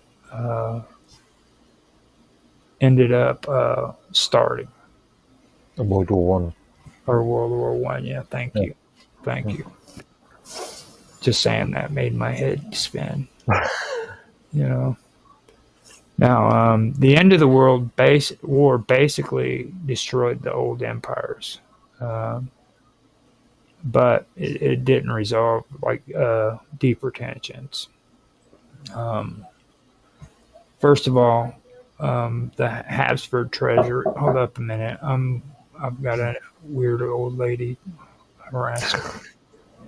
I'll be right back. So.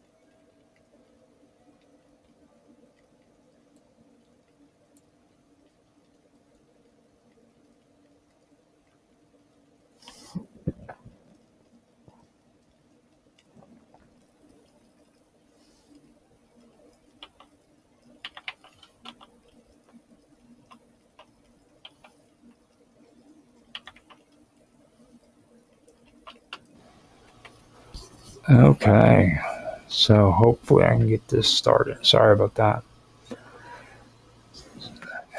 Okay, so basically the end of the war destroyed the old empires, and it didn't resolve deeper tensions.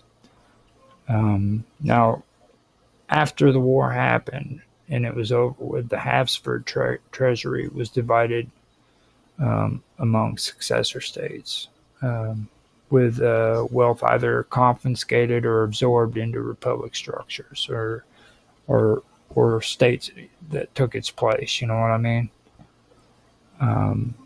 The collapse of the empire basically left economic instability. There was political fragmentation, and then there was still deep resentments that was going on in that whole area because of the collapse of the Habsburgs. Now, Across Central and Eastern Europe, new borders were drawn in the name of self-determination, which we had already discussed. But they often failed to reflect the diverse populations living within them. You know what I mean? So these populations um, were usually trapped behind borders that freaking didn't go along with their populations and their ethnic beliefs or their language and what they speak. You know what I mean? Now, for Czechs, Slavics, Poles, Hungarians, and other groups, national building became like a project of exclusion as much as it was liberation, basically. You know, um, and during the Weimar Republic, um, that's when Germany faced economic hardships too, as well as political instability. Now, besides that, they had revolutionary movements that were inspired by socialism and anarchism. Now, last year we had discussed anarchism and their close ties to socialism, you know, in the First International. And that's one thing I want to point out too. Like, I know a lot of people think that it's hip and cool to be anarchist, but really kind of understand exactly what that is. That's not really hip and cool and free and rebellious, is what everybody thinks it is. Their ideology might sound all cool and hip and everything, but what happens with anarchism when they put it into practice is a whole different story. Well, historically speaking. What's your take on that, Mark? Say that again, sorry, I was a bit distracted by something else. I was talking about anarchism. Like everybody really, most people these days believe that anarchism is like hip and cool and freaking, you know, like freedom and all that great stuff. But, you know, according to their philosophy, it might sound like that. But in reality, when it's put into practice, it's a completely different story. Well, yeah, we've gone over this in a couple of previous streams. Yeah, I believe. I think last year we went over it quite extensively. Yeah. We discussed the first and then the second international. And the first international is what had anarchy or anarchist as a part of it. And then the second international, they weren't invited to. They were done with them. And that's something else that I wanted to bring up since we've already discussed it too. Like, I could believe that, like, when National Socialism came into play and then World War I had played out, and I believe that that's when these socialist groups finally decided that anarchism didn't fit in with what their agenda was. You know what I mean?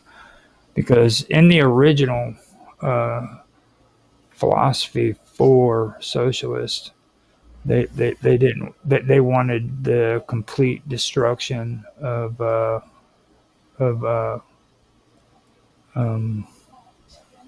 what do they call it? It's, oh my goodness, I cannot believe it. Capitalism. You know what I mean? They wanted the government to be restructured from the ground up on socialist ideology, you know. Whereas after World War I, that's when they started becoming National Socialists, and they started becoming social democrats. And that's where I wanted to point it out, because here in a minute, I believe I'm going to be going over the whole reason behind that. But right now, with the Weimar Republic, I wanted to point out that Germany also faced economic hardship and political instability. You can see old video footage and photos of like Germans sitting beside a fire and burning just stacks of freaking money. You know what I mean? Because it was useless. Are we not talking about the post World War One, pre World War Two? Yeah. Yeah, the Weimar, the Yeah, va- yeah. va- After the signing of the Versailles Treaty. yeah, that's what I was thinking of. Yeah. Now, the in response to like these revolutionary movements that were inspired by socialism and anarchism in Germany, right-wing military groups started to emerge. Now, I wanted to bring this up because it's important. Everybody always loves to talk about the SA and then the eventual SS. Okay, but I want people to understand that these kind of organizations were out before Nazi Germany ever came along. Okay, now in response to right-wing paramilitary groups that emerged in Germany, before in response, right-wing paramilitary groups emerged, basically. And Okay, I'm not so first sure. Sorry, I'm not so sure if I agree with you because the creation of the SS was the result of the removal of the so-called brown shirts to create a sort of now we're getting into it. a Praetorian guard for Hitler. Now, the brown shirts was actually what the SA was supposed to be. Yeah. And the fight it was corps a Praetorian sort of guard for in the Weimar Republic, the fight corps was composed. They were brought up, and they composed largely of like farmer soldiers. Their job was to crush leftist uprisings. and also the brown shirts were much more of a political movement. And the fight corps were their job was to crush leftist uprisings, and that included like the Spartacist revolt in Berlin and the Workers' Republic in Bavaria. Okay. Now these groups operated with tacit approval from the government. It was motivated by nationalist fervor and anti-communist ideology. Now, Actually, he originally, before Hitler's imprisonment, it wasn't a government. The Reichstag had nothing to do with. Wanted to separate themselves, so just thought Hitler and the brown shirts were just a sort of movement in themselves. well, you have to understand too that there was a lot of divisions. I went in there and I looked at the like the political parties that were involved with the Weimar republics. I guess you call it their Congress. And like we were talking the other day about you having like 5 political parties in your country, and I had 2. I went in there, man, and they had like 50 to 100 freaking different factions that were all supposed to be there freaking making laws and stuff. And it was just so complicated, you know? So for me, I can understand how there was a lot of division even within that republic. You know what I mean?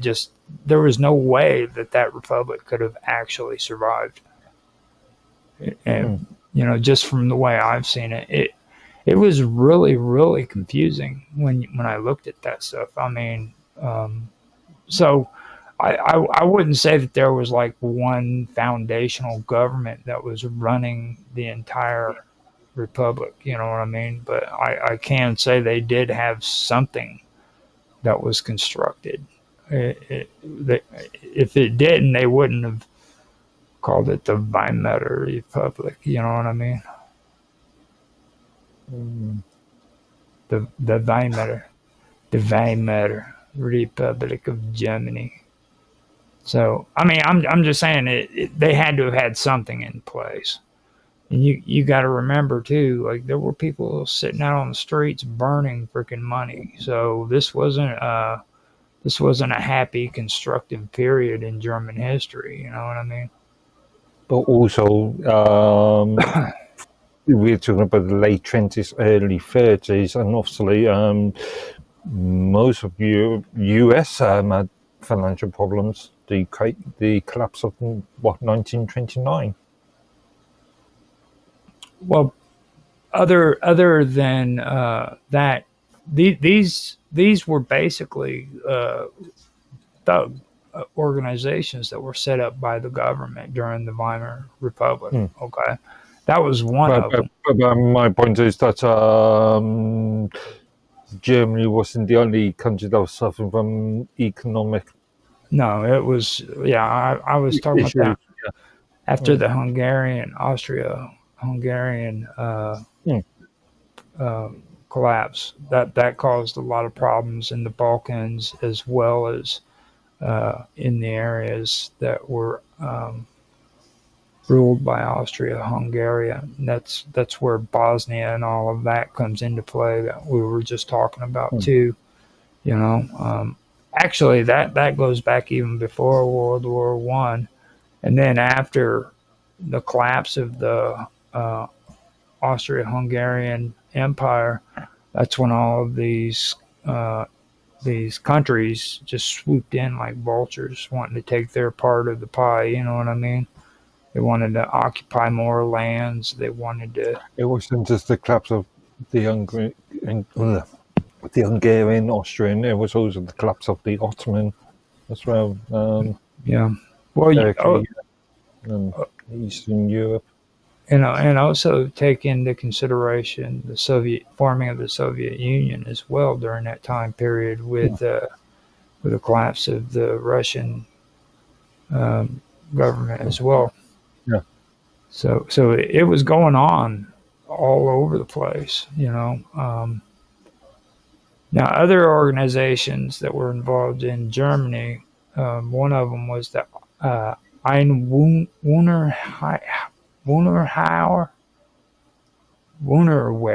Yeah. Wunderwehr. And it functioned. That's slightly incorrect, but do you know how to say it? Yeah, I'm not sure, but I think you are. Wunderwehr.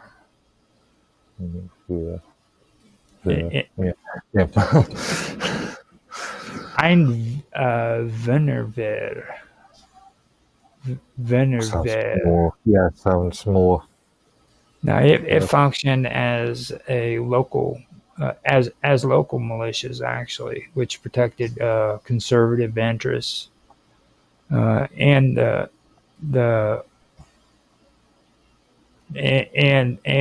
you had the clandestine group called the Black Reichswehr. And their job was to circumvent the Treaty of Versailles, their restrictions, and that was in order to maintain like a shadow military force, you know, to build up their military forces during that time period, and that's what their job was. So you had these three organizations that were set up before the SA and the SS, which weren't even involved with the Nazi regime or anything of that nature. So Okay. You see what I mean? So that's kind of where I'm getting at when I come to this whole thing of telling everybody, don't be fooled when people tell you that Adolf Hitler created this environment that resulted in World War II, because it was coming. It was coming way before Adolf Hitler was in power, before the SS or the SA were ever even created. Um, these are just three examples. I'm sure there's more. You know. Now, after that, we can get on to the stuff I know that you're just waiting to talk about. But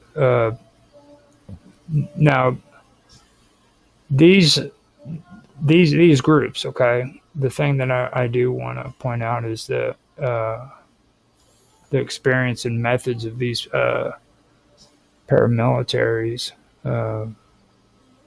which that's what they were. They were paramilitaries. They directly influenced the formation of what would be called the Sturmabteilung or Sturmabteilung.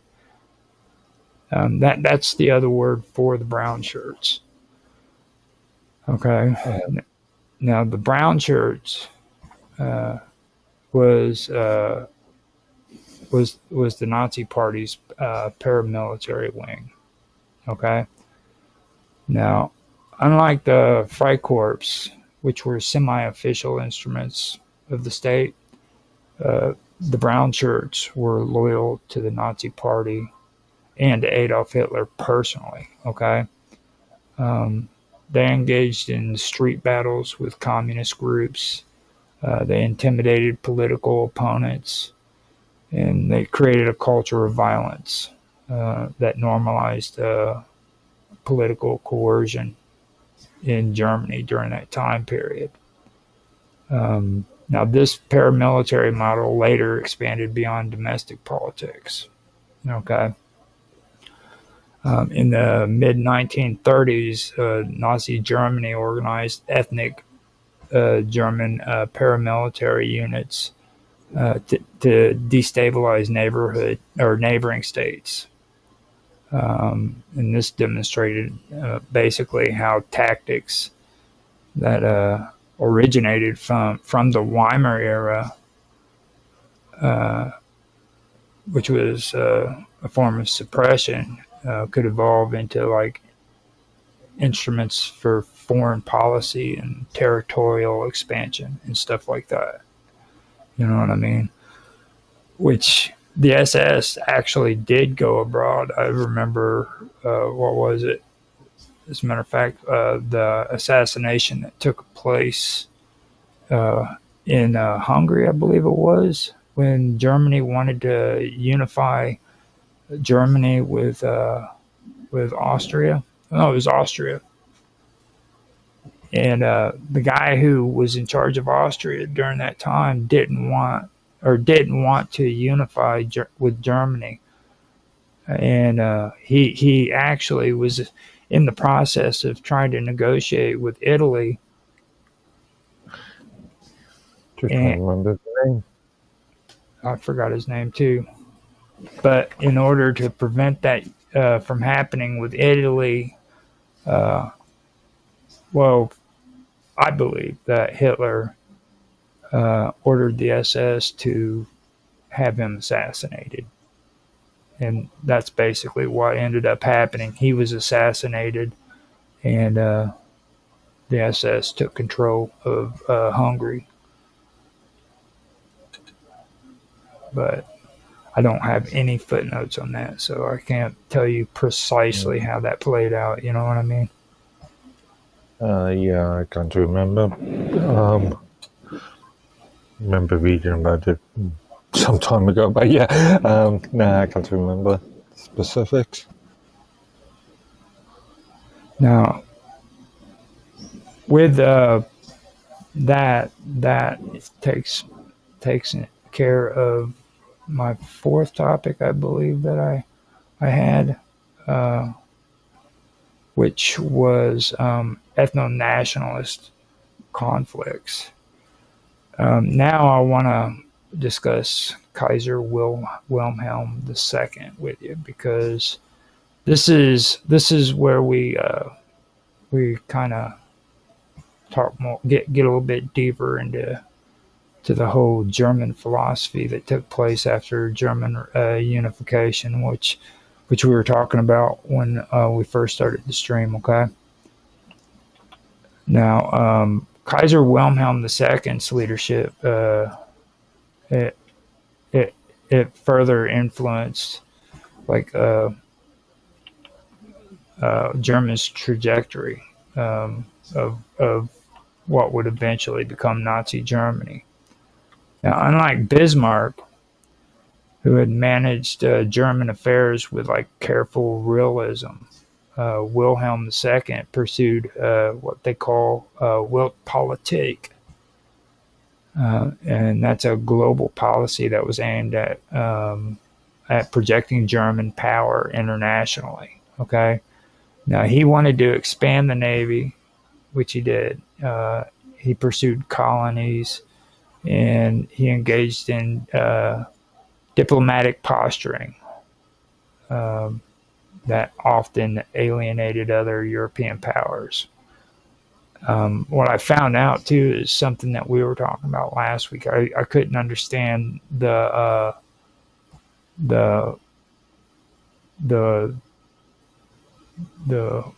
rivalry between England and Germany, and once I started checking this out, this is where it started making a lot of sense. You know what I mean? Because of the way Wilhelm II had made a shift in his policies, and they became more of an expansionist government than what they were previously with Wilhelm I. Now, like I said, he expanded the navy, he pursued colonies, and he engaged in diplomatic posturing, and that in turn often alienated other European powers. Now, Politik combined romantic notions of German destiny with ethno-national rhetoric, and it emphasized racial and national superiority. And it also had realist strategies, which were intended to secure strategic advantage. You know what I mean? The policy that he was pushing, though, it often backfired, and it created like a diplomatic encirclement, and contributed to like tensions that would erupt into what eventually would become the First World War. These other countries that were surrounding them began to encircle them with these blocks, like we were talking about block politics. That's what they were using against him, because they despised it, or they trusted him, and they could tell that he was becoming an expansionist, and that his politics were becoming that of an expansionist government. So that's when things of that nature started happening. And this all happened with the Weltpolitik politics that Wilhelm II pursued. You know what I mean? This was before Adolf Hitler, and this was before the Nazi regime. This was the beginning. This is where it all really started. What's your take on that, Mark? I was just looking at when he was in power, 1918. So yeah, 1888 to 1918. So yeah, it was well before the Nazis. Yeah. Yeah. So after pointing that out, I wanted to go into another area, which is kind of crucial that I wanted to cover before we did it. Now that was all about Kaiser Wilhelm II. Or to Now, give his full name, Frederick Wilhelm Victor Albert. oh my God, I seen that dude, and I was like, no, I'm just gonna say Yeah. Kaiser. Yeah. Yeah, like I'm glad you said it because I'm not repeating. Is it Wilhelm or would it be Wilhelm? Wilhelm, I think. Yeah. These German words are a trip, man. That's all I got to say. Now, after that, I wanted to kind of go over the collapse of the Austrian-Hungary, the collapse of Austria-Hungary a little bit more. Not go too much into it, but kind of go into it some. Now, after the war, the collapse of Austria-Hungary created new opportunities and challenges for national movements. This is where we start talking about who we mentioned last week, Thomas Masaryk and Edvard Bernays. Okay, now, these were central figures in the creation and defense of Czechoslovakia. Okay, now Masaryk, he was a philosopher and a politician, and he for a long time he advocated for Czech and Slavic self-determination, and he spent the war years basically in exile, where he began to build international support for independence. Benet, which was Masaryk's close collaborator, he directed diplomacy, and he also organized the Czechoslovakian National Council in Paris, functioning as a government in exile, basically. So together they positioned Czechoslovakia as an ally of the victorious powers, which ensured recognition and support, Now, once Czechoslovakia was established, Masaryk and Benet understood that in order for it to survive, it depended on strategic alliances. Okay, and this is where the little Entente comes into play. Okay, the little Entente composed of Czechoslovakia, Romania, and Yugoslavia, and it was designed to counter Hungarian revisionism and limit German influence. Because this goes back to what I said in the previous episodes too. With everybody hears the unification of Germany and Hungary and Austria, and they think that they were at one time like freaking connected at the hip, and they were one nation, and that's not the case. When they talk about unify, they're talking about unifying, not reunifying, which I accidentally just did myself. You know what I mean? But they wanted to unify those two territories, and the truth of the matter is Austria-Hungary and that whole region mistrusts Germany. Okay, this is where I was telling you about where they thought of them as greedy German bankers, because that's what they were. Their whole function in that region was to set up elite communities of rich German bankers that would come in and they would buy up property and commodities and take it back to Germany. And a lot of people in that region distrusted them and felt that that was crippling their economy and their government. You know what I mean? They really did believe that. So they had a real strong mistrust for Germany in that area. So when these two people came into power, they created these blocks. okay, where uh, their whole or alliances, I should say, that they created they formed these alliances with these other countries, which was called the Little Entente, and that was Czechoslovakia, Romania, and Yugoslavia, and their whole objective was to counter Hungarian revisionism and limit German influence. Now, Masaryk's realist instincts made him real cautious about over reliance on any single power. Okay. Now, Benet, he actively pursued diplomatic engagement, especially with France, um, but with other nations too, but mostly with France. Okay. So Masaryk eventually was exiled to France after political pressures in his own country.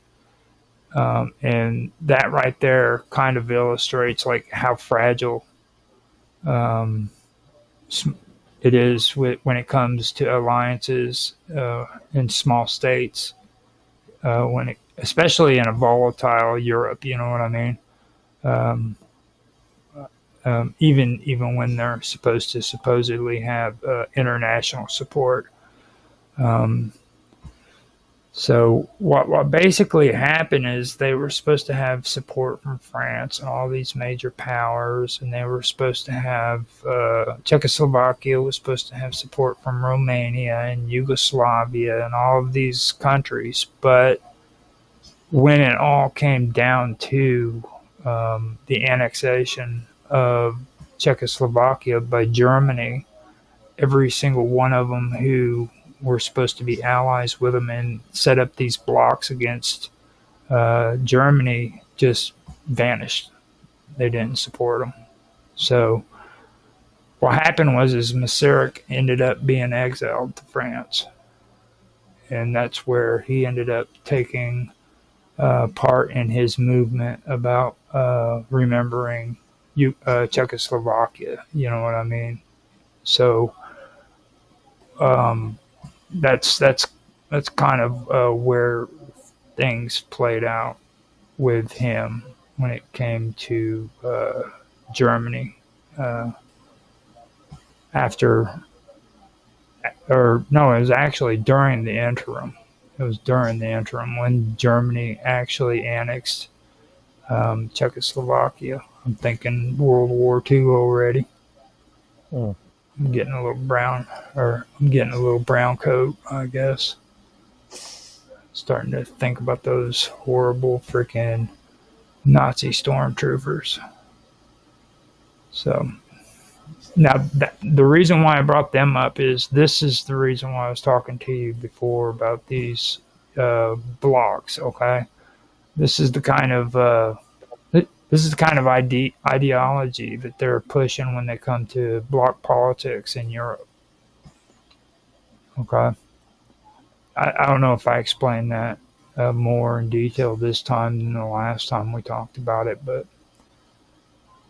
what's your thoughts about that? Do you did that first of all even make sense to you? That made sense. Actually, it made more sense because I was just looking at the and a map of the annexation of Czechoslovakia in March 1939. I'll give you the reference. Every single one of those supposed allies stumbled. I mean, they just abandoned them, and then like things that people say today, like when it comes to the Soviet Union and their invasion of Czechoslovakia. I'm sorry, I don't think it was. I think that was American propaganda. I personally feel that Czechoslovakia felt like they were betrayed by their supposed allies. You know what I mean? And they just moved in and they allowed the troops to freaking come in open handedly and take over their country. That's my take on it. Well, it was a fairly easy sort of stepping stone for the Nazis, for Germany. Well, I mean, I was talking about like the socialists. Oh, okay. When the socialists actually invaded. Again, arguably, that was a fairly easy sort of stepping stone for Stalin. Yeah. Well, I mean, Yeah. I don't think there was any kind of there was any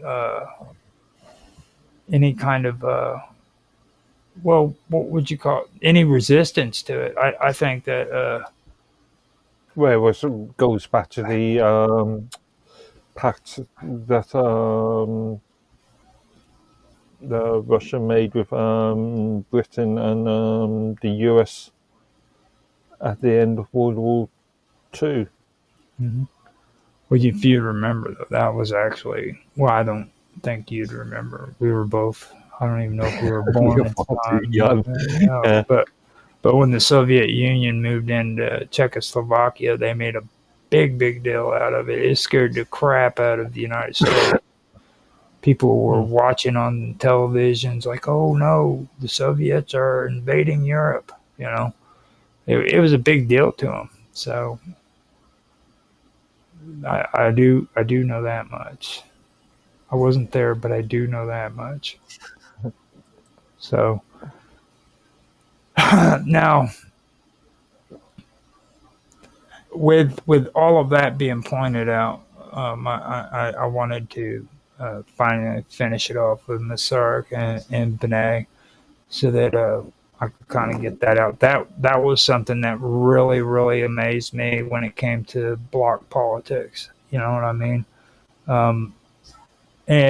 And that's traditionally what they do. It failed in the 19th century. And then they turn around and they continued it into the 20th century. And they did that just out of self-preservation. You know what I mean? Because they thought that if they did bloc politics against Germany, it would somehow save Czechoslovakia from falling to the Nazi regime. But it you know what I mean? It didn't. It failed utterly. So that was why And it wasn't until what 1999?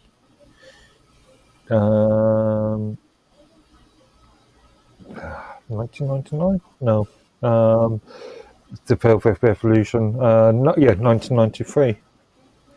yeah, but the thing is though, Oh, 1989. Sorry, 1989. The Velvet Revolution, the precursor to the end of the Cold War. the end of the Cold War. Yeah. The disillusionment of the USSR. But even now, it's not even called Czechoslovakia. No, it's split into two separate countries, isn't it? It's now the Czech Republic and Slovakia. Yeah, it's because of that self-determination. Gotta split them up, and then make sure that everybody has their ethnic borders according to what they want and everything. Which I know that from what I've read of all this, it's like this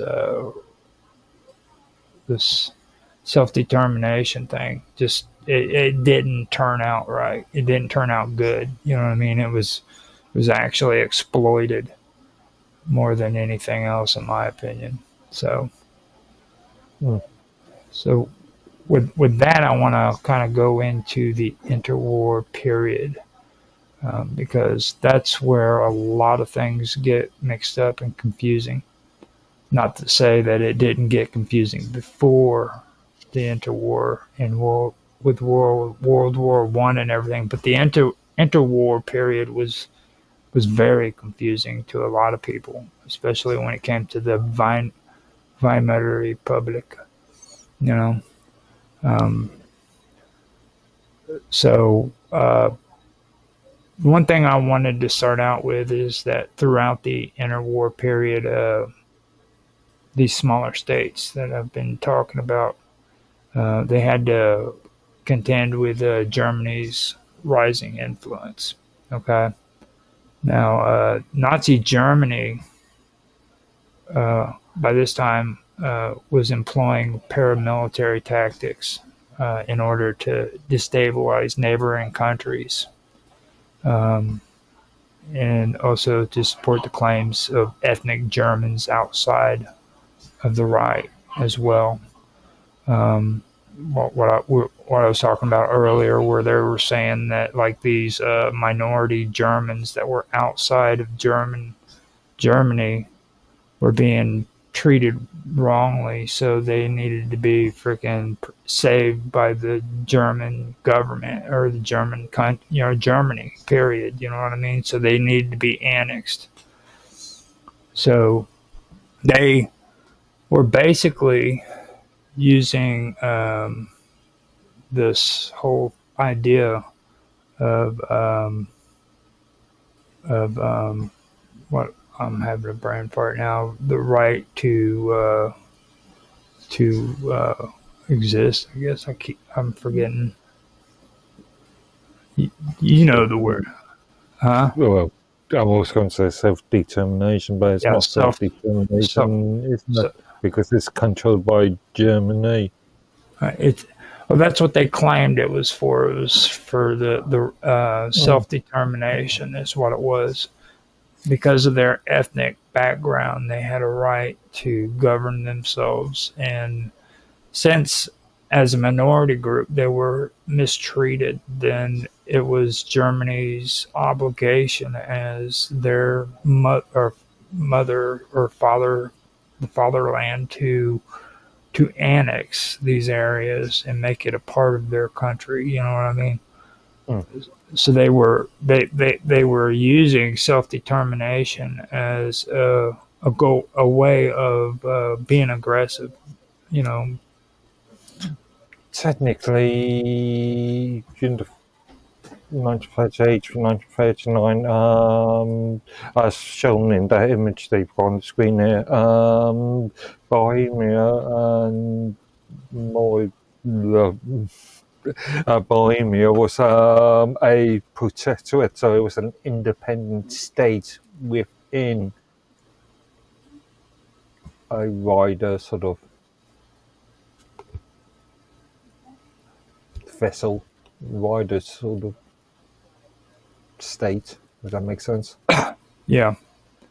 Well, I know Bohemia had they've always had a kind of uh,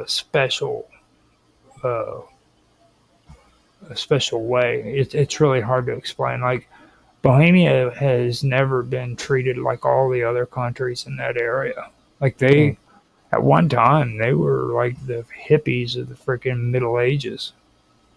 Yeah. And going back to the sort of Kingdom Come game that we were talking about earlier, during the 14th, 15th century. Yeah. Now, while the Freikorps and other right-wing militias had been primarily domestic tools during the Weimar Republic, the Nazi paramilitary model adopted these methods for like cross-border operations, and that can be seen in, for example, in Sudetenland in the late 1930s. Okay, now these operations were part of a deliberate strategy to weaken states like Czechoslovakia from within, and they were also set up to justify annexation.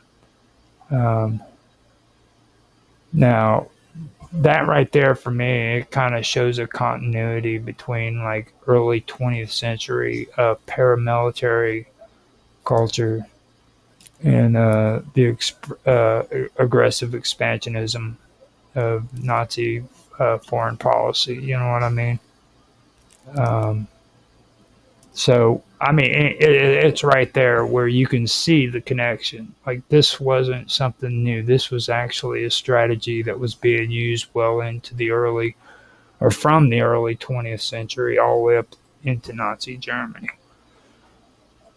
You know, and I'll go ahead if you. Okay. Okay. Now, the rise of Adolf Hitler and the Nazi Party, uh, all that did was intensify the pressures on Central Europe. Okay. Now, Hitler combined the ideas of ethno nationalism, the cult of an authentic nation, and the aggressive assertion of German power in a vision that was both ideological as well as militaristic. Now, at the core of his worldview was ethno nationalism. Okay, the idea that the German people, defined by race, language, as well as shared culture, were the authentic nation. Okay, and they were destined to dominate weaker or lesser people. Okay, now the cult of authentic nation under Hitler emphasized purity, continuity, and destiny. All right. He portrayed Germans as the inheritors of a historical mission tied both to the memory of past empires and to an imagined future of global leadership. Um, Czechoslovakia, as a newly established democratic and ethnically mixed state, uh, was then particularly vulnerable. Okay. Um, the Sudetenlands, with its significant German minority, became the focal point for Nazi subversion.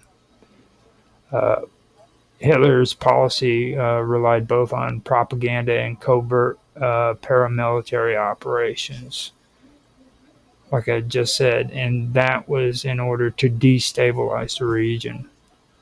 Um, Now, in order to do that, he had to exploit ethnic grievances and the fear of German resurgence after the First World War. You know, um, now Masaryk and Benet then responded to that by strengthening alliances with France, then Britain, and neighboring Eastern European states.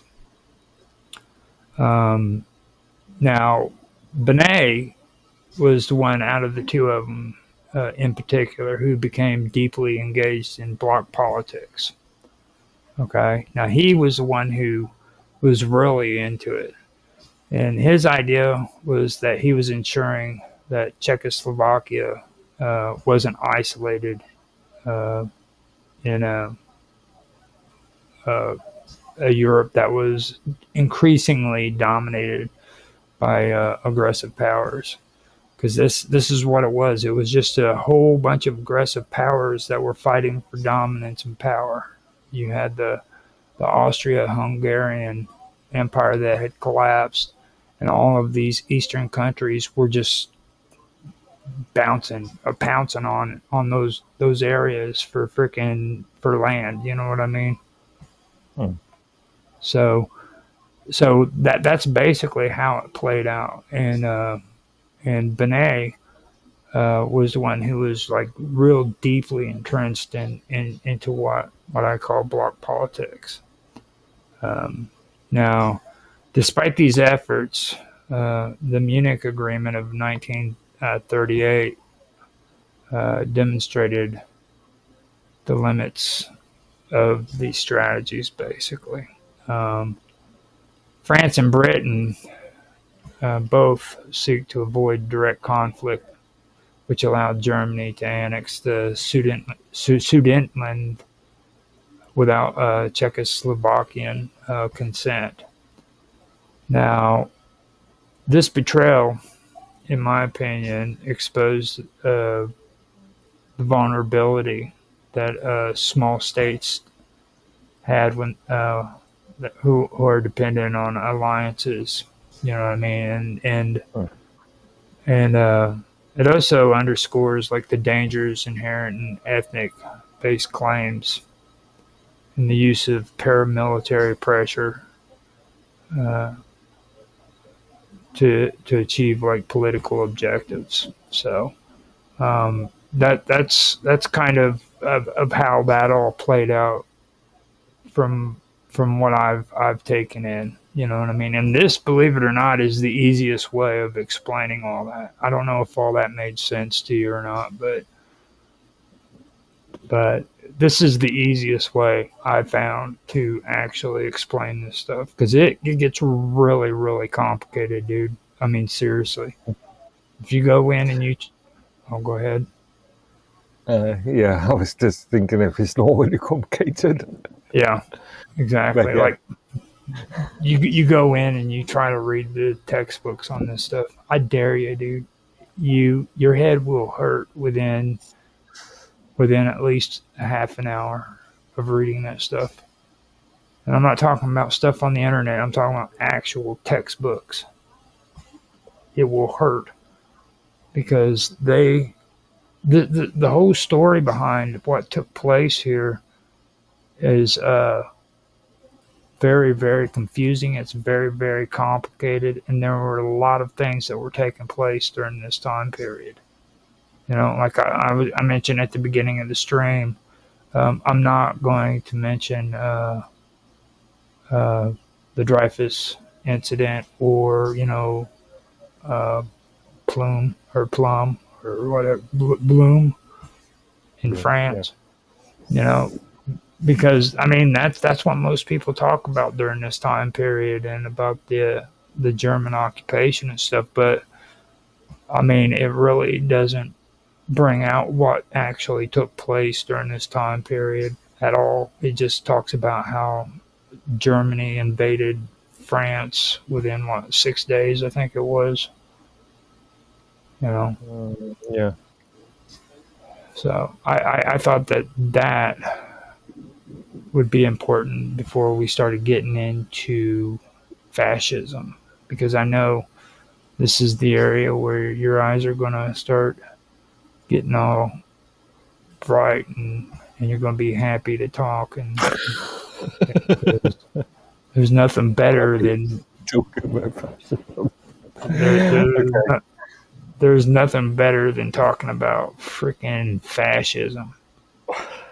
You know what I mean? Like when you especially when you're talking to socialists, like freaking when you're having an argument with a socialist over freaking fascism, dude, they come up with like the craziest stuff you ever. Actually, fascism is you're talking about the Italian concept.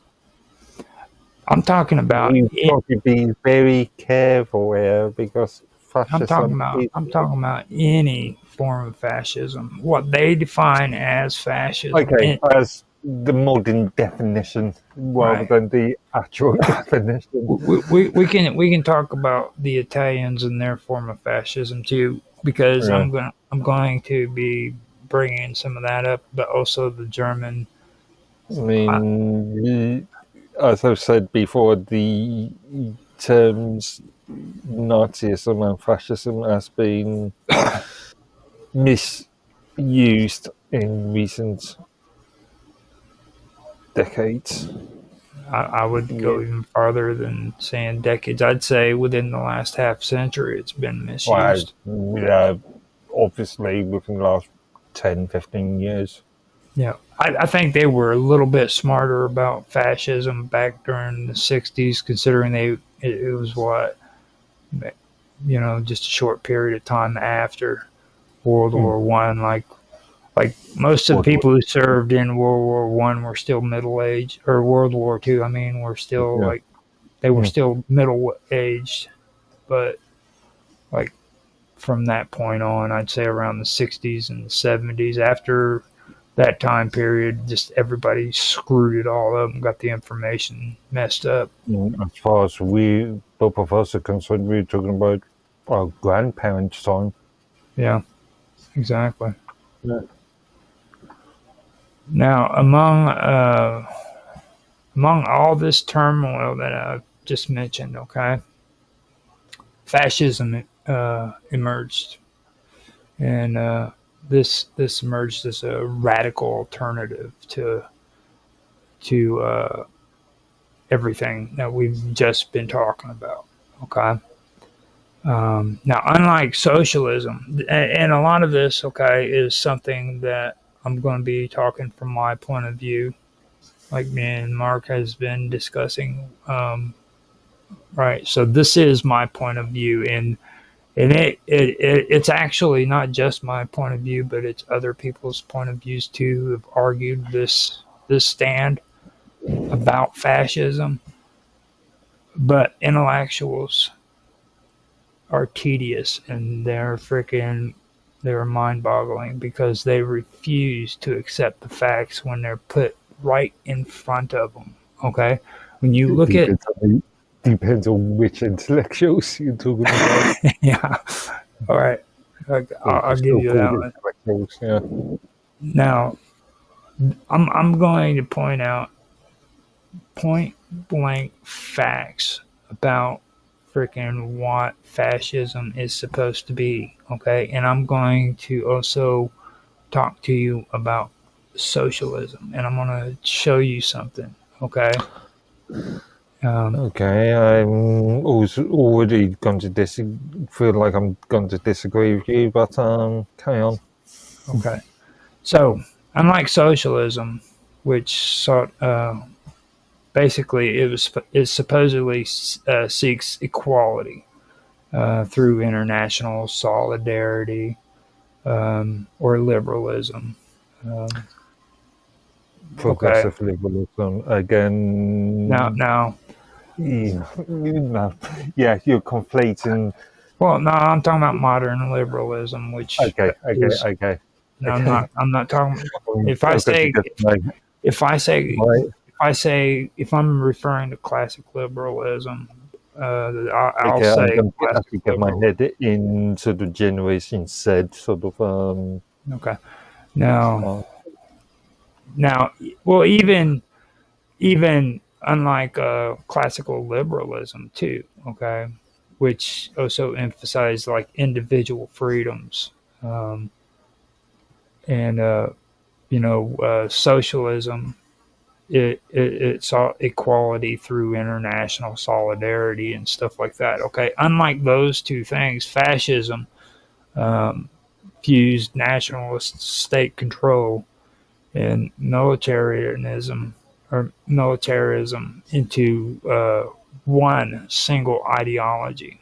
Okay, now it wasn't socialism in the redistribution or redistributive sense, because wealth wasn't spread downward but upward instead. And what fascism did is it freaking did the same thing that socialism did, but instead of it being redistributed downward, it was redistributed upward to loyal elites and monopolies. Yeah, again, I don't like your usage of the word socialism on this point. What you're talking about is more Marxism. Again, my old argument about Marxism and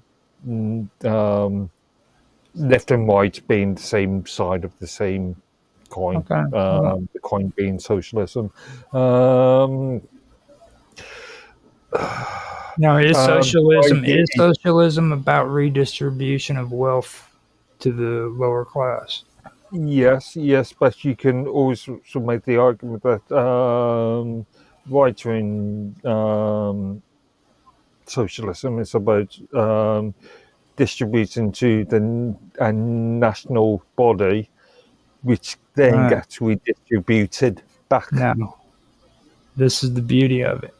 This is the beauty of it, though. Okay, and you've hit on a good thing. This goes even further because nor was it like pure capitalism. Okay, and that's because of the free market. Okay, now the free market was subordinate to political goals and strategic planning. Okay, instead, fascism it created an authoritarian system where resources, jobs, and contracts were distributed through regulations and state qualifications. Okay, and this would be monopolies. They use these programs to create monopolies, and they would funnel these, or they would just distribute all of these jobs and all of these resources to freaking people who were, approved by the government through regulation and approval, basically, in state qualifications. You know what I mean? Now this is where it's strikingly similar when it comes to socialism and redistribution.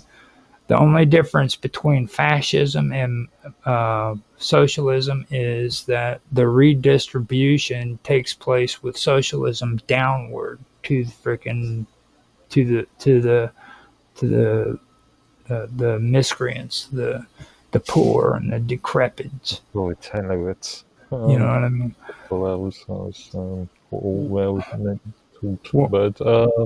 Where fascism did the complete opposite, and it created monopolies and force and redistributed it to the elites and the corporate freaking people who were in favor, or who the government favored. You know what I mean? There was no free market there whatsoever.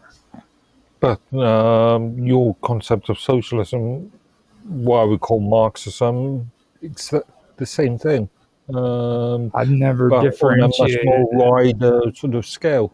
I've never differentiated Marxism from Well, socialism. you are using the term socialism Because that's what it is. Marxism. See, you need to stop allowing people to categorize these names. Like, there's no difference between a communist, a Marxist, or a socialist. Isn't fascism just a form of national socialism? That's kind of what I'm getting at. So what you're calling socialism is I'm calling it idea. I'm calling it fascism because it's the trendy, hip thing to do in today's society. Okay. This is Stop thinking like a boomer. this is like basically what I'm saying is the fascist idea is nothing more than taking socialist programs and creating monopolies out of those socialist programs in order to funnel that money into elite hands, or into corporations like the Krupps that were only solely on a state level. right. Exactly. But then again, the trickle down argument. Well, that would happen in a free market, though. You see what I'm saying? That would actually happen. To the people to the workers of that organization. Mm-hmm. Well, so as long as you're a member of that organization, you receive a share of. When it comes to the situation that was taking place there during that time period, though, it gets a little bit more intense. The whole thing about the redistribution idea, when it came to these monopolies, they were favored by the state. All right. Now it wasn't capitalism and it wasn't socialism. The three the free market was subordinate, you know, to political goals and strategic planning Yeah. when it comes to the free market. Now, instead of that, fascism it created an authoritarian um, system where resources, jobs, and contracts uh, Mm. were distributed through regulations and state qualifications. Now, ordinary citizens gained opportunities only through loyalty, while industrial magnates thrived through monopolistic privileges. Okay. This arrangement, if you look at it, it echoes Bismarck's earlier strategies too. Okay. But in fascism, the stakes were like a way higher, and the mechanisms behind it were a lot more ruthless. You know what I mean? Um, so by the time Hitler consolidated his rule, uh, the few, uh, the fusion of ethno-nationalism, state monopolies, and racial identity had pretty much produced like a system that was unlike any other. Okay. Um, Now, fascism, uh, it wasn't just an authoritarian state either. Let me point that out. Okay. It was also a militarized uh, vision for the nation. Okay. And they justified this through pseudoscience and sustained sustained it by the redistribution of both property and human lives. This is where we start getting into the cult of authenticity. You know what I mean? Arguably, what you would call socialism, what I would call Marxism, is also the redistribution of Yeah, property and I'm just explaining it. yeah. You're actually filling in the blanks, to be honest with Mm. me. And let me make this point clear. I don't support socialism or fascism. I'm just Um, I'm just putting. um, I socialism, in modern context, such as national healthcare. that's Usually, socialism, national socialism, to be more precise. yeah. But Yeah, if you, yeah, well, this is more nuanced, isn't it? Because if you use the NHS model, the British NHS model, anybody could enter the UK and still get treatment from the NHS. May they be legal or illegally entering. well, it all depends on how well National Socialists uh, get along with social democrats. Okay, because you have to understand these socialist groups don't work too well together. Okay, now social democrats would love it if you could just freaking walk into a hospital and get health care for free. Nobody asks your name. Nobody, you know what I'm saying? They would love that. That would be the true freaking form of socialism in their opinion. And the state would pay Obviously, for all the bills. yeah. So it's not free. Well, I hate this terminology. I hear all the time, well, the NHS is free. No, it's not. It's paid by taxation. It's free at the point of usage, but it's still not free. well, how are they going to tax you in a socialist in, society? Because like you're not going to get paid. So how are they going to take money from your earnings? Okay, so I mean that whole taxing you is gone. So where are they going to come up with the money to pay these poor doctors? Oh, hold up! They don't have to pay. I'm They just don't have using to pay the doctors in a socialist yeah, I'm society, just using the sort of current British model, right? post 1945 model. Yeah, um, Well, as what I'm far as saying, the it would yeah, depend on how the National Socialists and Social Democrats in England would how well they're getting along, basically. Because it's all turned into a bartering system, basically. You know what I mean? You do this for me, I do this for that. yeah, Tit for tat kind of politics these days. So it would, and I was talking about the other day, what was it? The Independent Labor Party, and then you had the Labor Party. Now, the Independent Labor Party was the more radical uh, socialist group out of the two.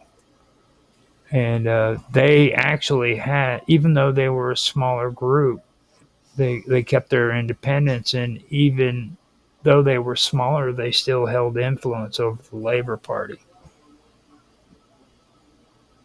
You see what I mean? mm, So, so that's kind of where I see that, where you would have to have these socialist groups actually in agreement in order for that to take place. mm, And I don't even want to guess how crazy that would be in England after last year. I mean, my head was getting ready to explode. And then Otto kept wanting to talk about what was the Fabian Society. I'm like, nah, dude, we're not going there. That's just not going to happen. Okay. I that's fought the tooth yeah. and I nail. was going to say the Fabian concept has cropped up recently in a few of my other discussions with other people. Yeah, Yeah. So mm, the cult of authenticity demanded purity. The economy demanded loyalty, and the ideology demanded sacrifice. Okay, that's what this new form of fascism was about when it came to fascism in Germany and Italy, basically. Um, so, with that being said, it has to be understood that the war wasn't just fought on the battlefields. Okay, it was also fought in factories, camps, and occupied villages, where the labor and the lives of like conquered people were consumed in the service of like German power. You know what I mean? mm, Um, the ethnic and nationalist tensions that had been simmering for decades were now weaponized for military goals. Um, where the 19th century had seen majorization policies and debates over cultural homogeneity, the 20th century saw entire populations uprooted and destroyed in the name of racial destiny. Okay. Now, the same forces of romantic nationalism that had once inspired dreams of freedom and unity were twisted into justification for conquest and annihilation at this point. Hitler's vision was aggressively militaristic, linking ideology to concrete strategies of expansion and conquest. All right. Um, Lebensraum, or in English, living space, it became a guiding principle. All right. Germany was to expand eastward to secure land for ethnic Germans, uh, and also displace or eliminate populations considered non-German. mm, And they were also going to establish strategic dominance over Europe. Okay. So military preparation and paramilitary organizations were very essential for this to take place.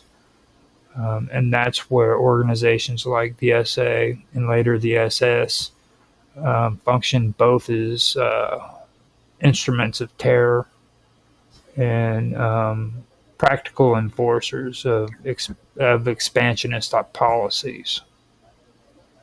What was you going to say? I was just thinking, ethnically German or ethnically Aryan.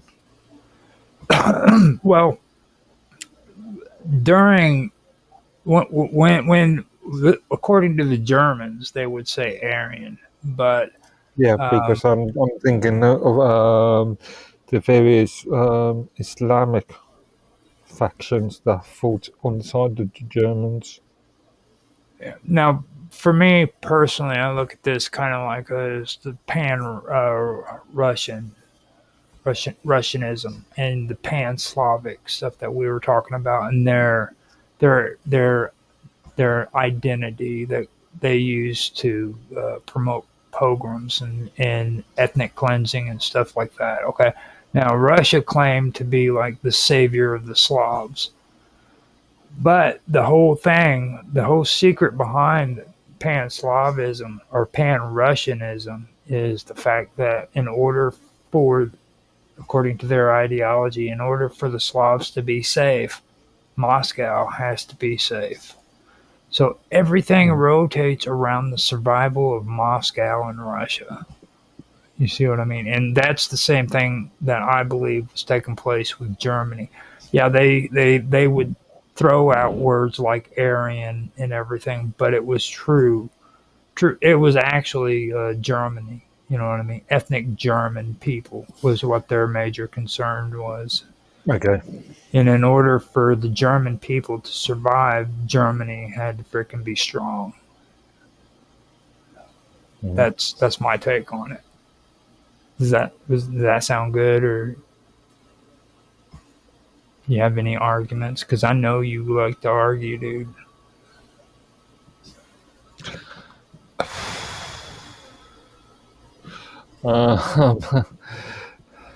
It's a difficult one. I'll have to think about that one I can. further. Okay, we can come back to that. Yeah. You can table that when you got your thoughts straight. And, okay, so uh, Germany's full occupation. Okay, Mm. and that's something that I want to get into. Germany's full occupation of Czechoslovakia, okay, which took place in like 1939. It removed the independence of the Czech lands, and it forced the Slovak territories into a German-aligned puppet state, basically. Throughout the war, the ethnic and nationalist tensions that had characterized Europe for decades had then become manipulated to serve military and ideological goals. Okay, uh, the regime framed ethnic Germans living outside of the Reich as a natural extension of the German nation, and they asserted that they were oppressed minorities in need of protection. Okay. So this narrative justified territorial expansion into Austria, the Sudetenland, and later Poland. Now, by portraying these populations as endangered by hostile neighbors, Hitler mobilized both domestic support and paramilitary forces to intervene abroad, basically. And that's basically how all of that played out.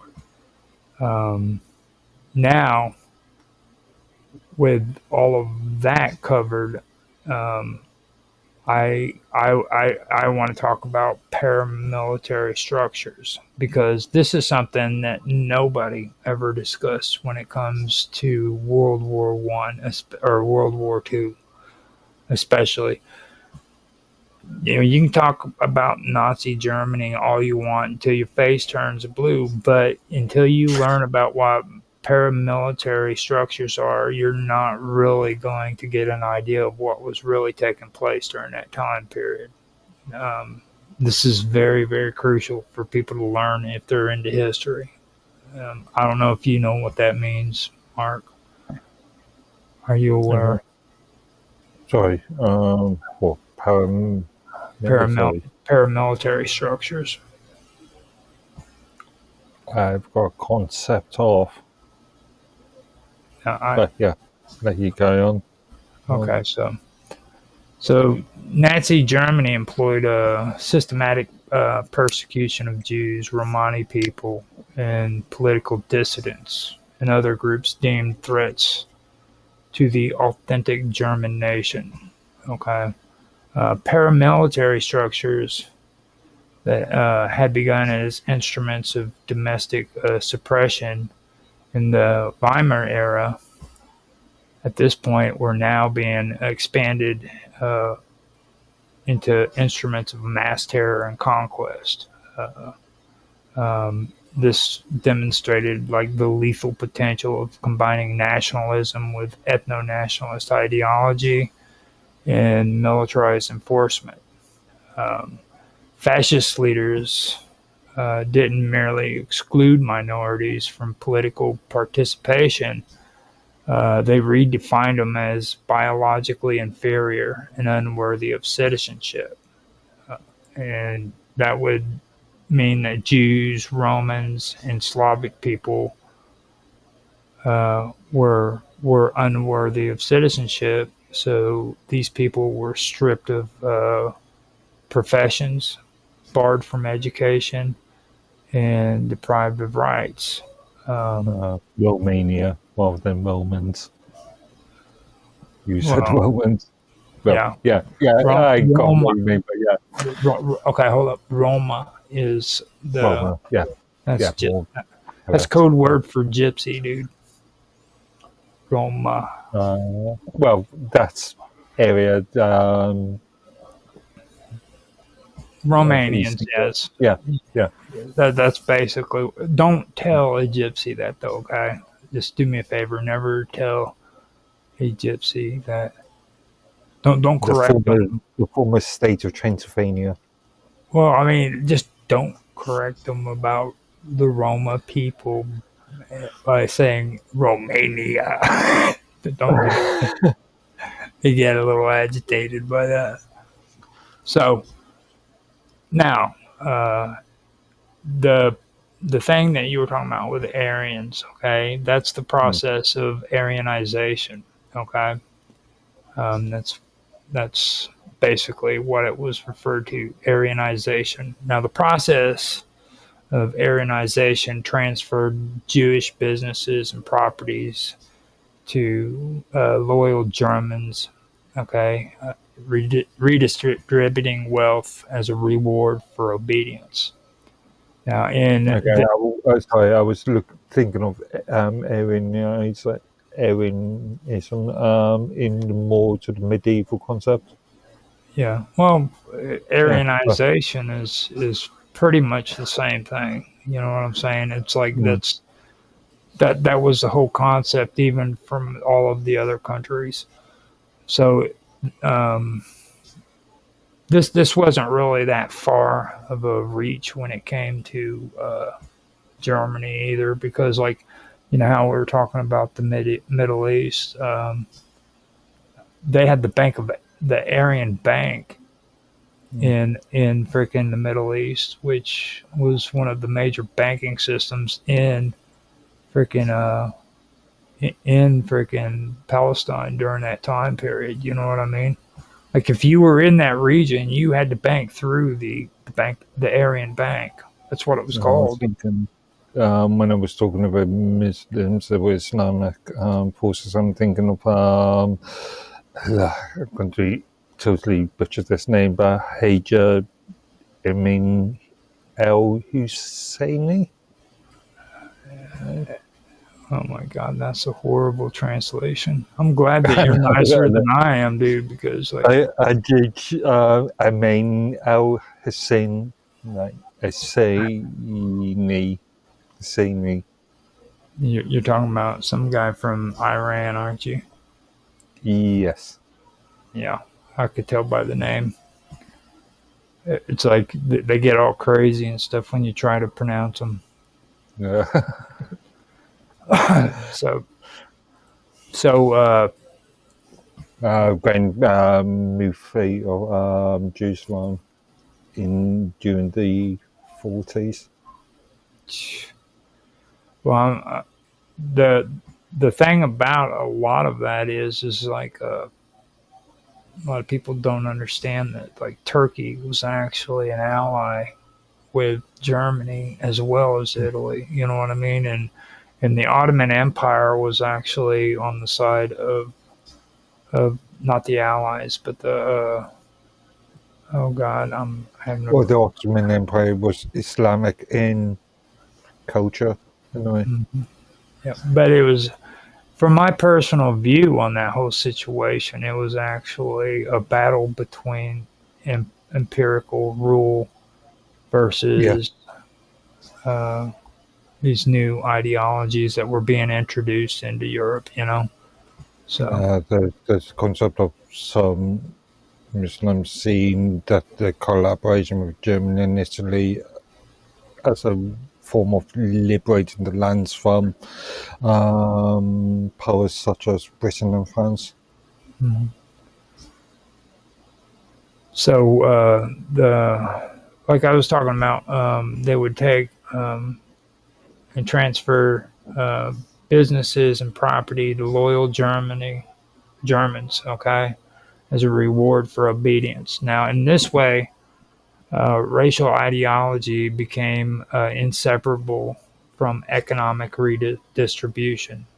And that ensured that the consolidation of power was both material rewarding and ideologically justified.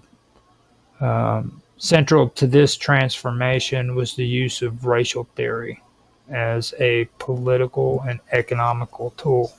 And when we started talking about Darwinism and um, the later expanded version of what a lot of eugenicists uh, termed as Darwinism, when they started saying that some people were more highly superior than others. They were actually trying to justify the monarchy. You know what I'm saying?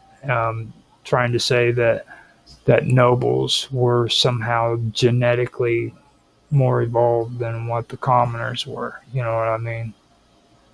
So it became a warped uh, form of Darwinism, and I still need to check on it, but I'm not sure about it. But I'm sure that all started because of Darwin's brother.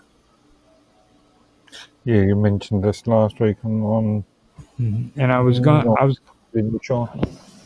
I was going to check that out, and I wasn't really for sure on if that's true or not. And it literally just slipped my mind. So, but that's what I have heard. That's probably the biggest conjecture I've said tonight. And Mark Edworthy's going to point it out at some point. I'll let you do the research on that one. Because again, like you, I'm unsure of one. Now, a lot of this is the use of what is termed as racial theory. Okay, and that was used as a political and economical tool. Okay. Now, as the Second World War unfolded, this system reached its probably most horrific stage. Okay, this is where the Nazi regime viewed conquered populations in Eastern Europe not as citizens but as expendable labor. All right. Well, as I mentioned with that Elfman film earlier, not the Nazi Party considered a lot of external states as slave labor, as slaves. Right. Exactly. And this is the part I was saying where the good stuff is going to come, where you can talk about that because it does go deep. Now, you'll hear, and I'm not saying that it's not true, but a lot of people always talk about like the persecution of the Jews, and I've even mentioned the persecution of the Gypsies. But they also did this slave labor. Maybe I don't know about the genocide and all that, but when it comes to slave labor, they did that to the Poles as well as the Ukrainians and the Russians and other. Typically, they considered any non-aligned, non-access power. So Norway being the most obvious, Mhm. or France. And this kind of goes into what we were just talking Sorry, about. Northern France. Yeah. Mhm. Got to make a distinction between North and South, the Vichy regime. Well, this also goes back to what we were talking about when I said when we were discussing Aryan versus German. Um, because like you were talking about Scandinavia, how much more Aryan can you get? You know what I'm saying? Like, I mean, blonde hair, blue eyes. Yet they were using them as slave labor. You know what I mean? Mm. So that kind of tells you right there a little bit about what was going on. You know. Now, this whole Aryan thing could have pretty much been just propaganda, in order to fuel people into following the Nazi ideologies and stuff like that. Because it does make your blood boil. You know what I mean? When you read through that stuff, it does make your blood boil, and it gives you this unfamiliar freaking form of excitement. You know what I mean? It does do that, but you can get that same kind of excitement from reading Nietzsche. You know, Nietzsche does the same thing, and I think that's what Adolf Hitler was going for when he wrote Mein Kampf and all of this stuff. So now, like I said, Poles, Ukrainians, Russians, and others were forced into servitude. They worked in agriculture, armaments, and industrial production for corporations like Krupp and IG Farben. This consisted of slave labor, and trust me, this wasn't incidental. It was actually the backbone of the war economy for Germany. So this is how they were able to fuel the war economy, by the use of slave labor from the people that they conquered. You know what I mean? And from the people also that they put into concentration camps, like the Jews, the Roman, or the Romanians, not the Romas, the Romanians, and What they considered as political dissidents and being right. firm, and that didn't meet the criteria. Right. Now the regime's racial ideology also declared that these people were these that these people were naturally suited for toil work. All their disposability, I guess, disposability. while their disposability paved the way for their eventual extermination, and that would consist of uh, people like the gypsies and the Nazi or the Jews. Concentration camps expanded from sites of detention into centers of forced labor and eventually into death camps. Uh, the transition from exclusion to exploitation, then to annihilation, it wasn't like a sudden leap. Um, it was actually, if you go according to the system's racialized economics, was actually like a logical extension. You know what I mean? I know that that doesn't sound very humane, doesn't sound very right, but when you look at what they were doing in the system that they had, it was only the next logical extension to the process, basically. You know what I mean? So the claim that Jews had betrayed Germany during the First World War, um, that was known as the stab in the back myth. It provided the emotional fuel for this ideology.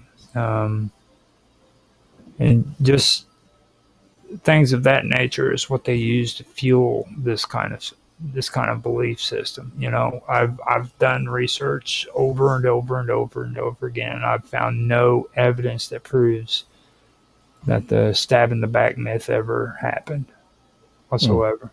Agreed. Yeah. You know, but Yeah. to this, Yeah. Piece of propaganda. you're, At the end of the day. you know, but I haven't. I've found absolutely no evidence whatsoever that any of that actually was true whatsoever. None. As a matter of fact, before World War Yeah. II, Germany was the greedy bankers that freaking were mistrusted. You know, Yeah. The old cliche of Jews being the world bankers and being the world is just a form of propaganda yeah. on most of it. Yeah. But to this day, I've found no evidence, no incident to substantiate the claim. Um,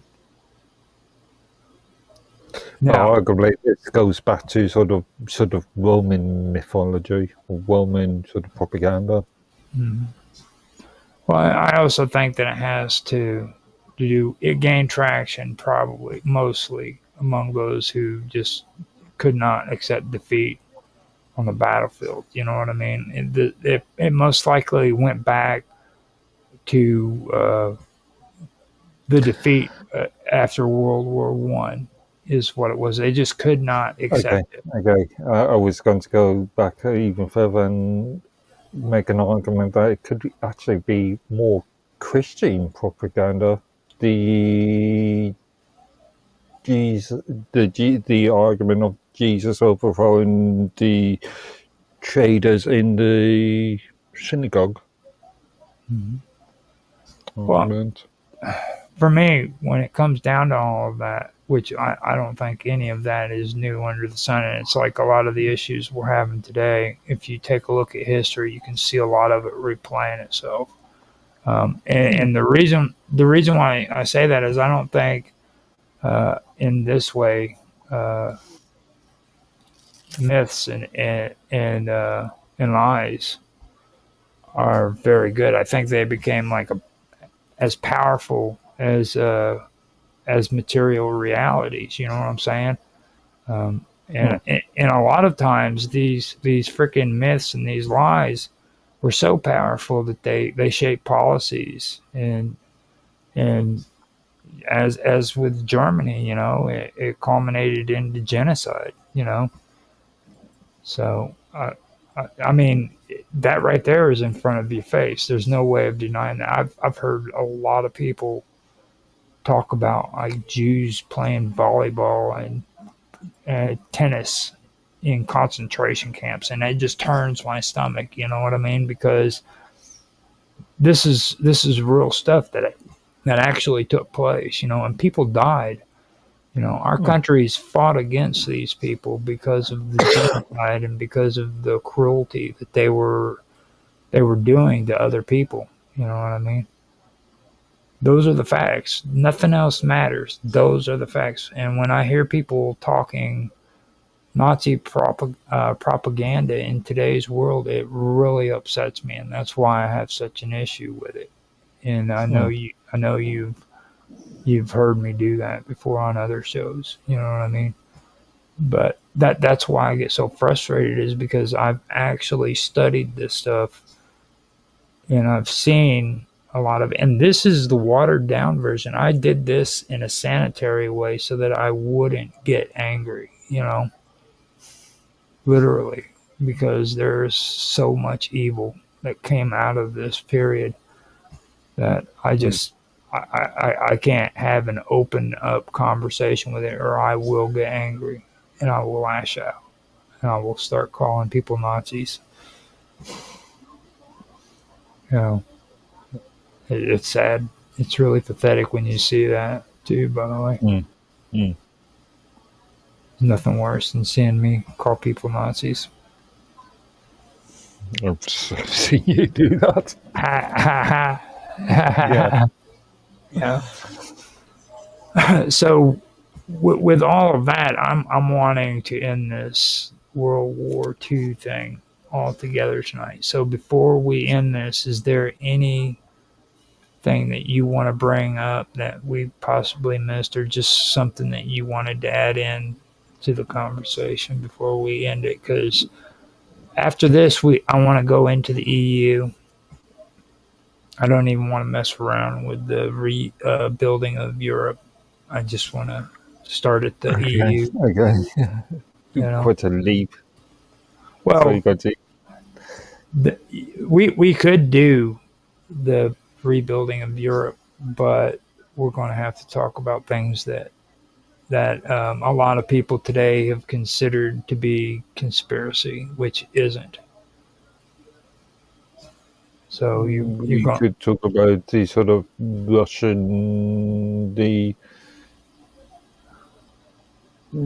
post World War II, because if you're going to talk about the EU or the European Economic, the EC, there really isn't that much time difference, to be honest with you. I mean, you're talking about mostly 1945 to what? Yeah, the foundations of the EU, or what is now the EU, came out of sort of the mid-50s. Yeah, so you're talking maybe a 10-year time difference. I could pull together maybe a 10-year span of what took place there. Keep it light, you know what I mean? So that we can kind of explain the rebuilding of Europe, but not get too technical, so that we can get into the EU.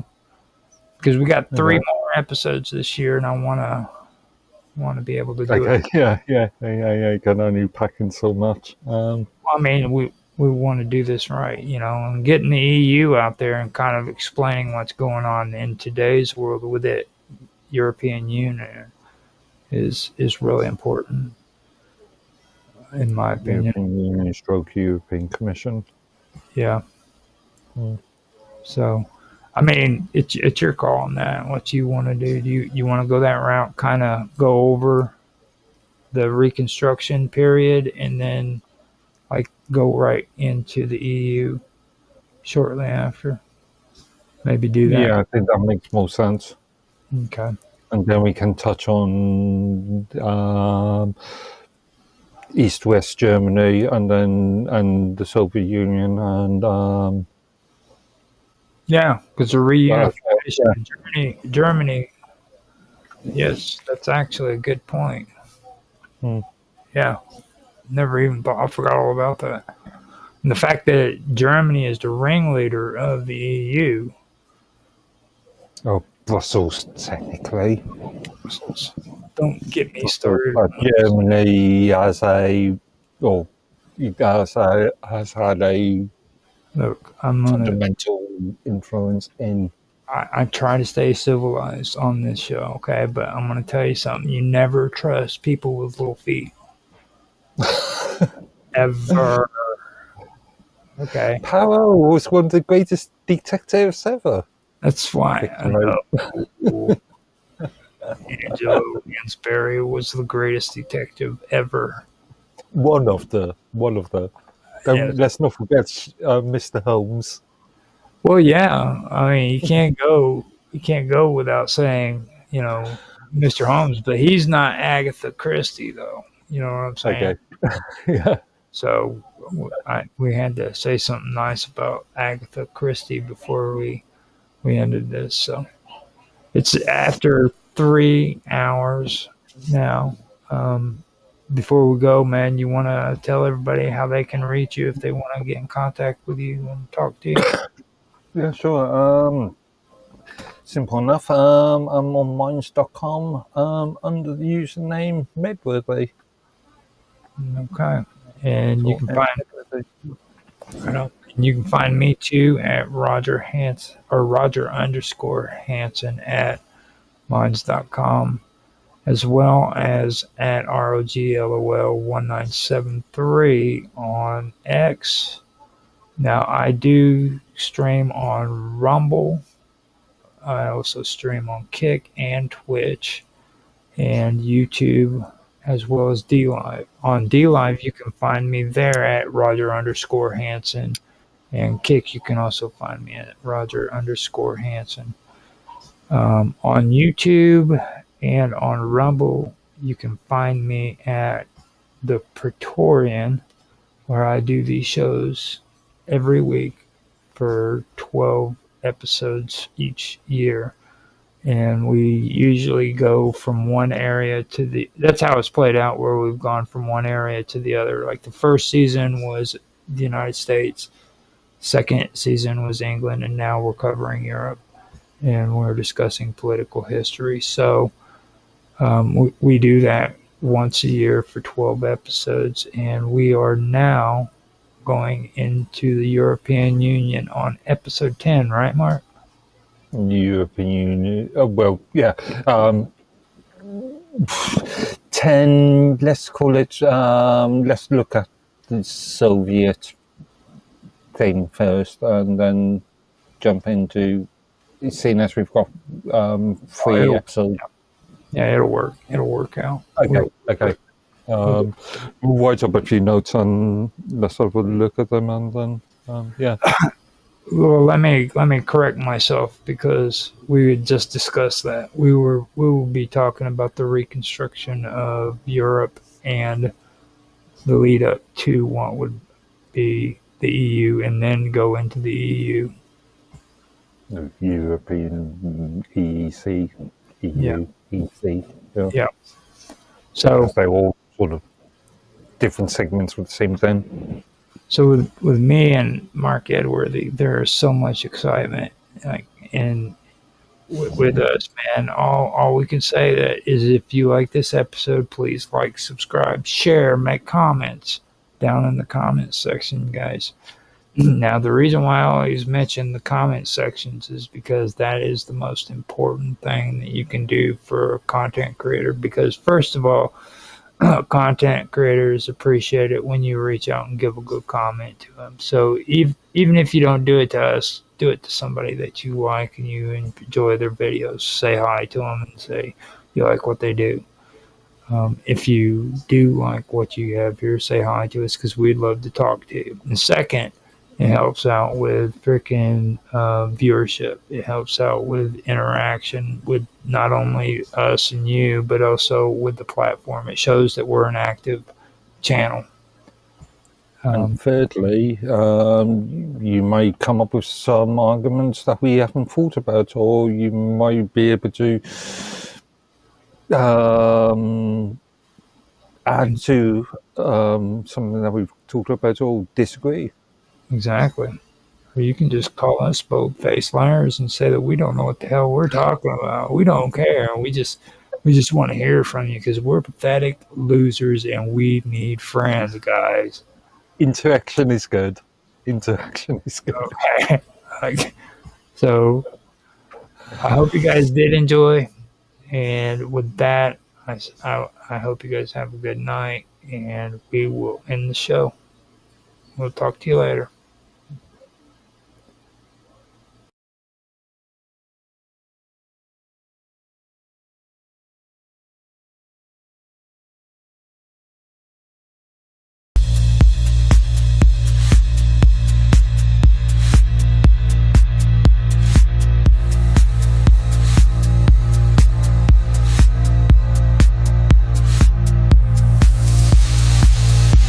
Japan, one of the first countries to start tariff negotiations, um, was involved in it. And then more than 75 other countries uh, who are seeking deals with Washington says a couple things. Now, the one thing about all that was is exchange rates weren't part of the talks. Tokyo's negotiators ended up saying that as well. So what happened was is on April the 16th, it was said that Donald Trump touted big progress in tariff talks with Japan on Wednesday. In one of the first rounds of face-to-face negotiations since his barrage of duties on global imports uh, rolled markets and stoked recession fears. Now, Japan had not expected the president to get involved in Wednesday's talks, viewing them as a preliminary fact finding mission, a sign that Trump wants to keep tight control over negotiations with dozens of countries expected over coming days and weeks. Um, Now, Tokyo had also been hoping to limit the scope of the talks to trade and investment matters. But announcing his involvement early Wednesday, Trump said thorny issues, uh, including the amount Japan pays towards hosting U.S. troops, were among discussion topics. Now, a great honor to have met with the Japanese delegations on trade. Big progress, Trump said in a social media message that contained no details on the discussion. Opposite Trump was Ryosei Akazawa, a close confidant of Japanese Prime Minister Shigeru Ishiba, who serves as the relatively junior cabinet position of economic revitalization minister. Speaking to reporters after the talks, Akazawa gave a few details, but said the parties had agreed to hold a second meeting later this month, and that Trump had said getting a deal with Japan was a top priority. Exchange rates, which the Trump administration has said Japan and others manipulate to get a trade advantage, were not part of the talks.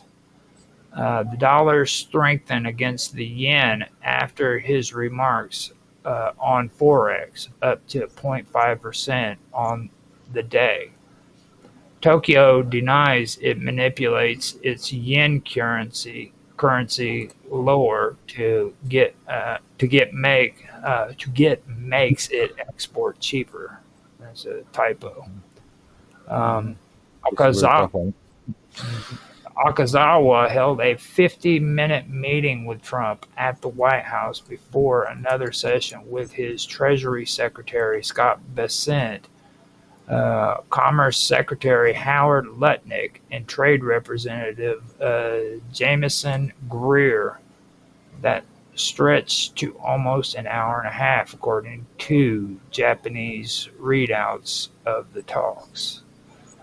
Now, for me, I want to talk about that with Japan and Japan playing with the stock market and everything. You know what I mean? Because that actually is something that a lot of people here in the United States does talk about. You know, they've been notorious for doing that for a long time, and they're probably one of our strongest allies in the Pacific. It's worth noting that Japan has been in using quantitative easing measures for what must be 30, 35, maybe even 40 years now. Mhm. Yeah, I think 40 years. What is quantitative easing again? Printing money, in effect. Uh-huh. Yeah, just printing money based upon no sort of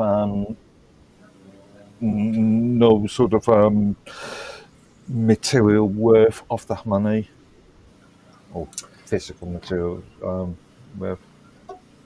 So it's not backed by gold or anything. So after this happened, after this talks, the yen got a bit stronger, but now it's come back down. Mhm. Now, Japan's prime minister, who has previously said he won't rush to reach a deal and does not plan to make concession big concessions, sounded a more cautious tone, speaking to reporters later in Tokyo.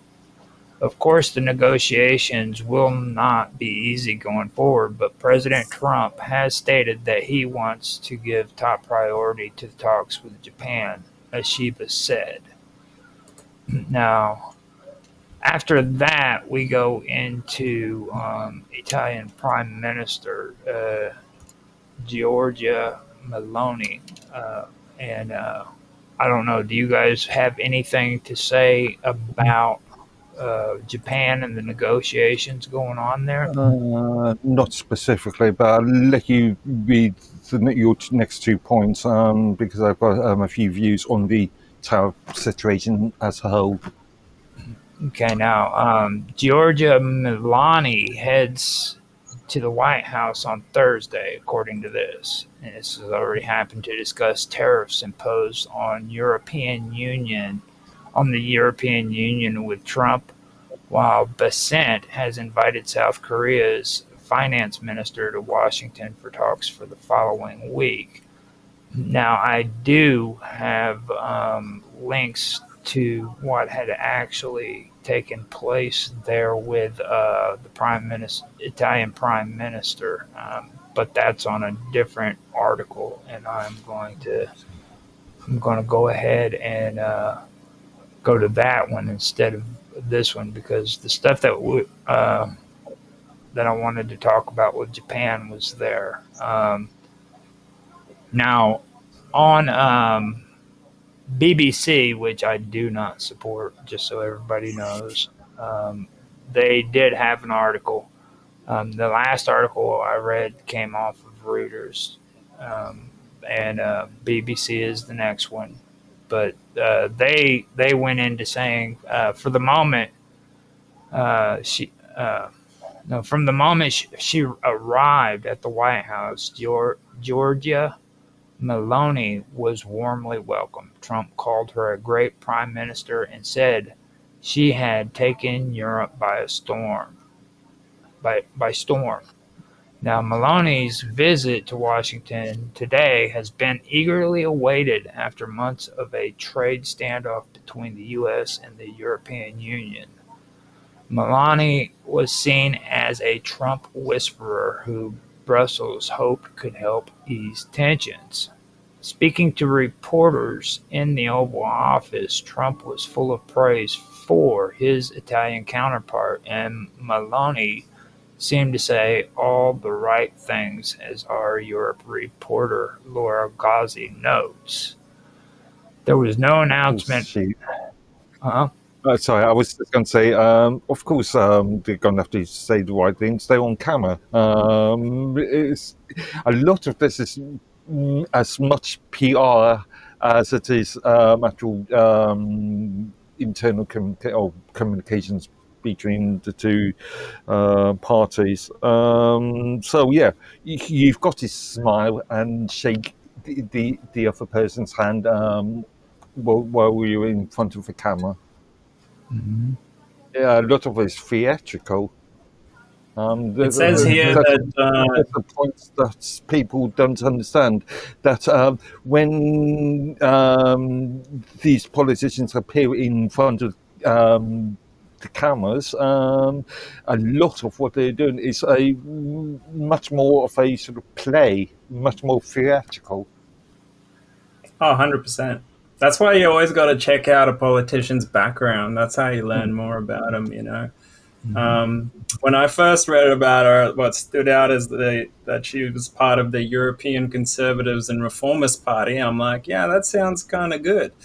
But then here it says in 1992, she joined the Youth Front, which was a wing of the Italian socialist movement. So I'm like, oh, okay, a neo-fascist political party founded in 1946 by followers of Italian fascism.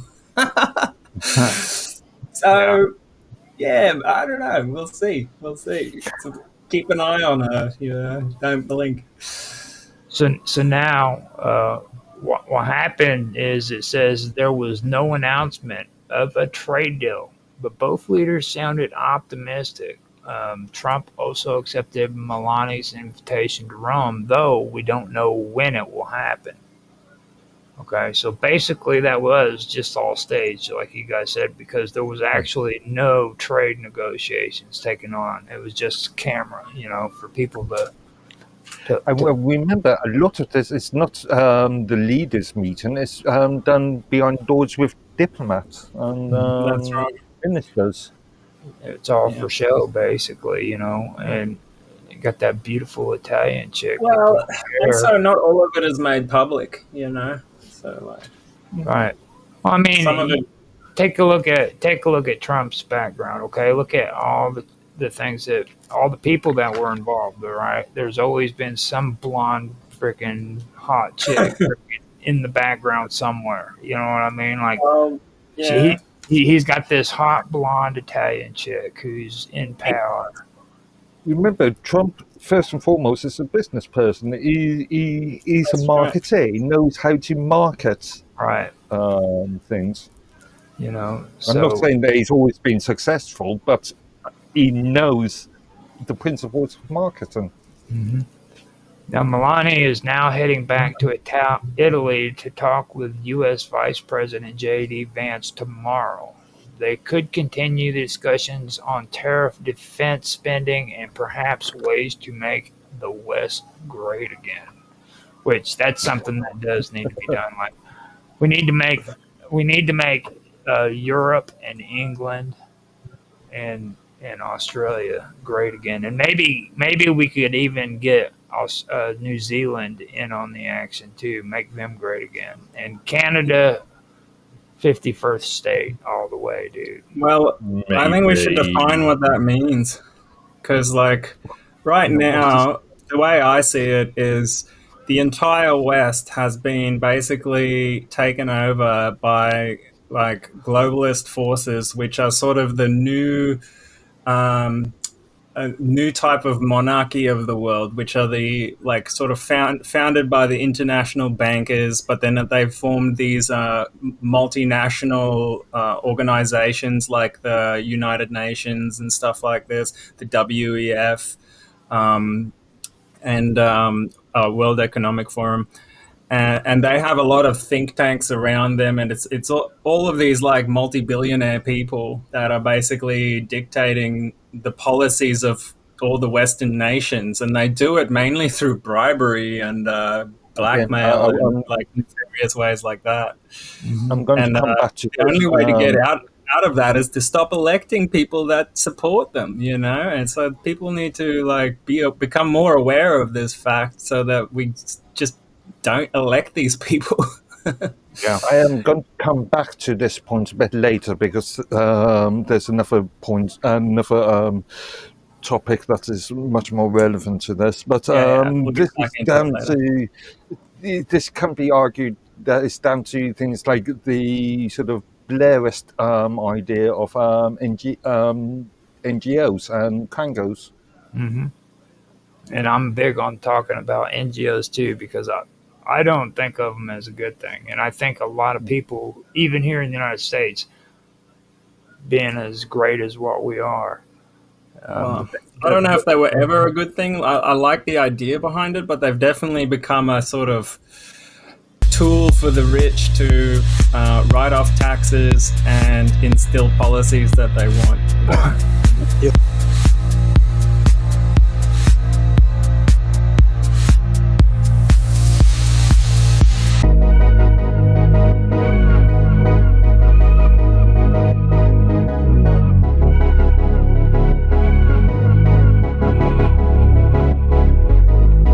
and he had to return to Visay.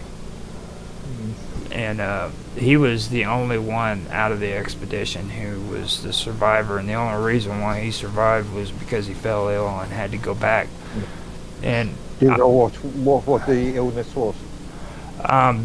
I've never found anything that indicated what it was. It was always just an illness, you know what I mean? And An illness of some description. and the weird part is when he finally passed away here recently, within the last 20 years, I'd say 25 years, they put a little plaque on the memorial that they had for the people who died of him next to it because he said he wanted to be buried with his friends. But the weird part about it is like that's very suspicious. You know what I mean? That really is very. I don't know, comradeship and all that jazz. Well, I mean the fact that he mysteriously fell ill just before everybody in his party. Well, odds. Again, we don't know what illness it could have been, just simple food poisoning or something. Yeah, exactly. Well, I mean, it was never. I haven't found anything that says what he was actually ill from. I've never been. It just says every reference I've ever come across said that Yuri just fell ill and he had to return back to Visay or Visay. Right. Yeah, I think so. Now, after that, I mean, he was basically spared, you know, from what had happened to his friends, you know, his companions. So that's what right there is one thing. Now, don't get me wrong, he might not have, you know, been a part of anything. You know what I mean? He might not, because apparently he felt so bad that he wanted to be, you know, buried next to him. So maybe that could show a little bit of things, but it does seem a little bit odd. You know what I mean? I don't know. I can't explain it. So just chance. No, when the group failed to return, because they were planned to return on February the 12th, that's when the search efforts began. All right. Now, on February the 26th, rescuers located the campsite on the slopes of Kholat Sayako. Sayako. This is another one of those crazy Russian names. So if I'm destroying the name, I apologize, guys. But that's just the way it gotta go. Now, the mountain was named. The mountain's name means death or dead mountain, just so you know. That's what's so strange about this, and it gets even deeper. Like I did a deep dive on this, all right, and there's a lot of strange things that are involved with it. They were trekking to this mountain, okay, and this mountain's name meant dead mountain, all right. And that's according to the local Mansi people. So not only am I going to be talking about the incident itself, but I also want to talk about the Mansi and the Conti. Okay, and those are indigenous people of Western Siberia. Now, they basically they inhabit the region that surrounds the Ural Mountains and the Ob River Basin, which is modern day, in modern day Russia. Yeah. Northwest. Actually, technically, just on the where Europe stops and Asia starts, somewhere around that sort of. Now, yeah. You see, that helps me out too, because these people are very, very interesting. They really are. Now, together, both the Mansi and the Conti are referred to as like the Ob-Ugric peoples, and they're closely related when it comes to their language and cultures. I know there was a big uprising, I believe, with the Conti back during the Cold War. The Soviet Union had forbidden them to worship their pagan beliefs, because they were pagans, and there was a big uprising with them. So the indigenous people in that area ended up getting they ended up getting really, really bad reputations. You know what I'm saying? A lot of things were said about them that may have been true, may not have been true, but we can go through that. But I do know that happened, and during the investigation, accusations were made against the Mansis, saying that they could have been involved with it. All right, in murdering this expedition team. So Yeah, but I would imagine a lot of propaganda and for those people that are not deemed suitable for the socialist utopia. yeah, well, But yeah, I could see where that could be a problem there too, especially in the Soviet Union, because here in the United States people have issues with paganism, you know. okay, no, well, it's more ethnic, well, cultural ethnic. I'm just thinking of China and the Uyghur population at this present moment Right, exactly. being a good bit of similarly. And you got to think, these people worshipped, or they believed in animism and shamanism, you know what I mean, and basic pagan worship, you know. So they're living up there, and they've actually retained a lot of their traditions over the years. Don't get me wrong. What I have learned is there is a blend of Russian Catholic influence or Protestant influence. Yeah. Obviously, the whole the Church of the Catholic, Russian Orthodox. Yeah, but they still blend that into their pagan and shamanistic views. You know what I mean? Like they aren't converted Christians or anything of that nature. It's kind of like a blended in. Kind of like what they did in South America. I was thinking of a few Latin American countries, actually. Yeah. So and it's not really a significant amount either. Like I think they incorporated Mother Mary into their beliefs or some, and stuff like that. Yeah. But it wasn't anything that was really significantly enough to change their beliefs. And these are semi-nomadic people as well. So not only are they practicing paganism and animalism, and stuff like that, but they're also nomadic, somewhat nomadic. They relied on like hunting and fishing. They also herded reindeer, which that's something right there that stood out to me, because there aren't too many cultures that actually do that anymore. You know what I mean? Isn't there American? Canadian or I've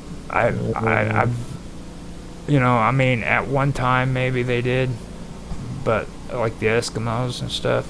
But I haven't heard much when it comes to Eskimos herding reindeers. well, just because you don't hear it doesn't mean it doesn't happen. But yeah, got to get your food from somewhere. Well, I mean, it's just it was really a breath of fresh air hearing it. To be honest with you, I mean, it's like you'll hear people talk about horses and stuff like that, and cows and cattle and things, but reindeers, it was interesting when I heard that. Yeah. It really is.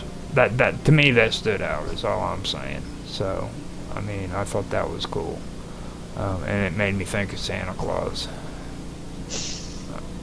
You know what I mean? Especially. Feast on Sansa. Well, it's weird because like I just finished up doing that stuff with Jaffe. You know what I mean? With that Operation Secret Santa Claus, and how anal retentive he is about freaking Santa Claus. You know what I mean? So I started digging in and getting these notes together, and it pops up reindeers, and I'm like, oh my god, dude, Jaffe would love this. So these were the secret elves that collected the reindeers for Santa Claus' sleigh. Ladies and gentlemen, we've found out where the reindeers for Santa Claus come from. They're delivered to him by the Mansi and the Conti of Siberia. What do you think about that, Mark? Do you think that'll work? Maybe. Now, with these accusations, okay, that was made against them, it was because of their pagan beliefs. But when you actually get into the research and you start finding out what they were really about, just not only the pagan beliefs. Remember, compliance to the Soviet Union itself. These people are not good citizens as far as the Soviet Union would be concerned. Right. Now the Mansi maybe, but the Conti, they were the rebels. They're the ones who rebelled against them. And I mean, this went on for a long time. This is information that most people in the West don't even know anything about, to be honest. Like while the Soviet Union was going on, the Conti were actually fighting against the Soviet Union, the Soviets. I don't think they ever did convert over or comply with the Soviets. And I think that's probably one of the things that contributed to them being, the Manti being accused of it, is because they didn't comply with them. So, I mean, that's just my personal view of it. Agreed. You could say that about religious and racial standards, but on the whole, yeah, I agree.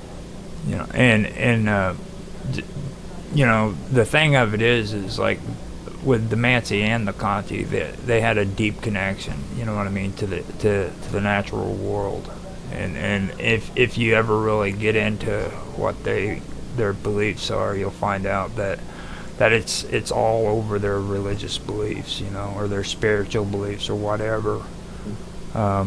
That they really had that deep connection to the natural world. And from my personal experience, people who were lunar worshippers were more into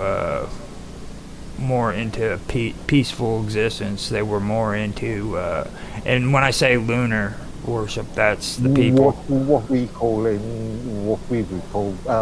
Gaia complex. Yeah. The Gaia belief. Yeah. Right. They were more involved in the the feminist aspect of religion than the masculine, which is the sun worshippers. You know, most. And the weird part about it is like up in that region, there's a lot of sun worshippers. You know, you had a lot of people who did do human sacrifices and stuff of that nature, and that was usually sun worshippers, and lunar worshippers were the opposite. They would sacrifice animals, or they would give offerings of you know, food or coins. You know what I'm saying? But they never did the whole human sacrifice thing.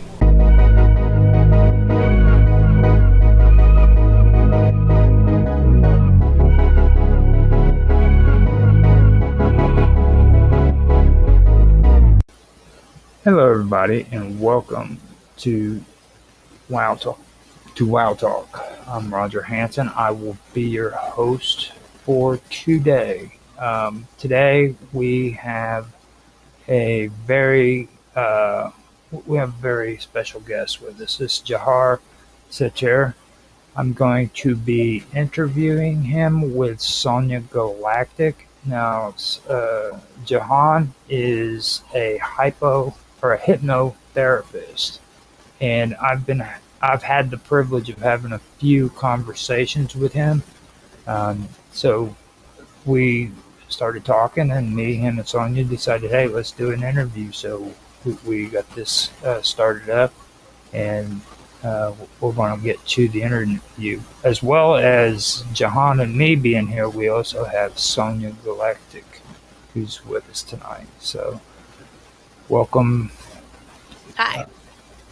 Both of you. And with that being said, I'm going to turn this over to you, Jahan, for a while, so you can give everybody a little bit of information about your background, and we'll start from there.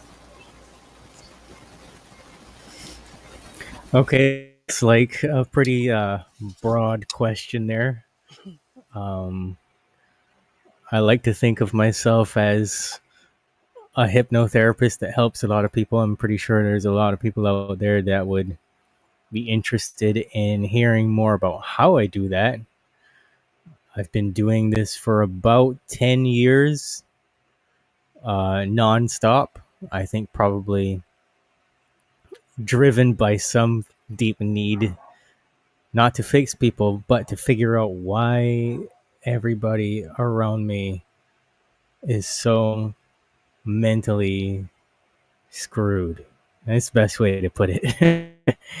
I think that one of the most important things that we can do for ourselves, and if we want to see a better world, is to actually get to the root cause of self-sabotaging behaviors, and to understand that the majority of stuff that we believe is probably self-sabotaging as well. So apart from that, I do a lot of work with anxiety, depression, cessation of smoking, alcohol, drug use, weight loss. I also have certification in nutrition and cognitive behavioral therapy because that helps. And I'm basically doing all of that coming out of a music background, career musician for a very long time, since I was a teenager, and never really knew much else except for that. But it was kind of the soil that I got planted in and grew, and eventually I needed to be in a bigger pot, so to speak. So I got out of music because of the way that things were in the industry, and decided to go after psychology. And I had already studied psychology at the University of the West Indies, which didn't go as planned because I think I started to wake up to the psychological operation that was conventional schooling, and also started to understand that the way in the cult of psychotherapy, as I like to call it, wasn't really geared towards healing and moving past issues. It was strictly about trying to survive the experience of being alive rather than actually thriving, you know? So I'll stop there and let you jump in. Oh no, you started out on a great path to me. I really love that because we've had previous conversations, me and you and Sonia, and you really dive deep into this stuff. I know that you've actually got PowerPoints that you showed me and Sonia, and like these things, man, were just off the chain. Just so people who are listening knows, this guy is Yeah. taking time and effort into it. Yeah, Sonia, you need to say something now because He's a pro. You're a yeah, pro, bro. build this dude's For ego up sure. because he deserves it. No, I mean, it's not even about that. It's just about being, I know it's probably super kind He of knows. a normal thing for you, Jahan, to like have all this information and these PowerPoints. And like you were saying, people are kind of think they're boring or whatever, but that kind of stuff, I'm very interested in that kind of stuff. I think that's super duper awesome.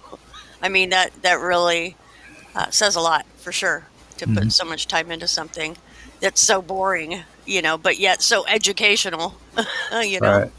hmm Well, I mean, and just so I can add to that too, like when she started, Well, I lost you after the first time you said PowerPoints. oh, I probably said that wrong. PowerPoints, points, kind of like, That was right. was it it? PowerPoints is right. Yeah. PowerPoints, yeah. You had a whole, you had a whole illustration of your work and stuff. That's amazing. Impressive That's for sure. really, If you and ask me.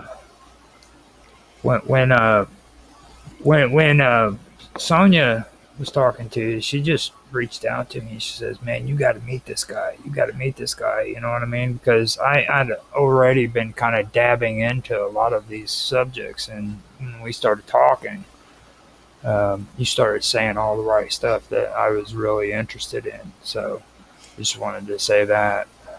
Um, All the right stuff. right. But yeah, I was just pointing out how serious, obviously, you are in your profession to make such wonderful, boring PowerPoints, and Right. and to have all this information that most folks kind of would think is boring. Which me and Roger, obviously, we love that kind of stuff. So Mhm. here we are. Right. Yep. No. Right. Well, typically I don't use PowerPoints. I usually just speak from the top of my head, but those hmm PowerPoints I showed you was actually from a presentation that I had to give that required me to have slides and stuff. And doesn't even really do justice to the wealth of knowledge that I have in my head.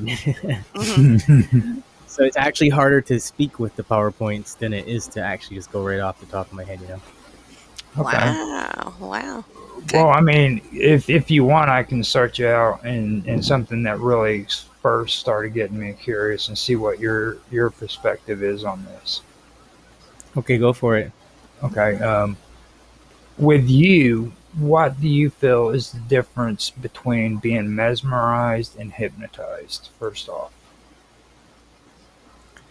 First of all, when you say mesmerized, you're just really referring to Anton Mesmer and his version of hypnotherapy, which is the stereotypical you are getting very sleepy and you're swinging a watch in front of someone. So being mesmerized is all about having a narrowing of focus, which essentially is almost the same thing as trance induction, but it's a very light state of trance. So here are the things that narrow focus: screens, events that are potentially traumatizing or stressful, things like waiting for the bus, anticipating when your loved one or your child is going to get home, different things like that. And so that kind of moves into the second part of your question: is what exactly is hypnosis? And hypnosis is any change in state away from your normal logical thinking and talking state. And it varies to different degrees after that, um, in terms of brain wave cycles per second. Essentially, scientifically, that's what it comes down to. But hypnosis can happen at any time during the day. Actually, I jokingly say that you would have a series of mini strokes if your brain didn't transition into alpha, because the subconscious mind is taking in trillions of bits of information compared to the conscious mind, which is just 140. So you have to have time throughout the day to process it, and usually within a 7 hour or more time frame throughout the day, and you don't even realize that it's happening. That's how still hypnosis is. Um, you could be listening to me speaking right now and actually be in a light alpha state simply because you're paying attention to what I'm saying. So therefore, I've narrowed your focus down to just what I'm saying, if that makes sense. Yes. So if anybody asked me what is hypnosis, they would actually have to change that question and ask me what isn't hypnosis. And it's a very short list of things. Okay. Interesting. Yeah. That actually is pretty interesting because that's kind of what I was getting into when you were talking about alpha waves.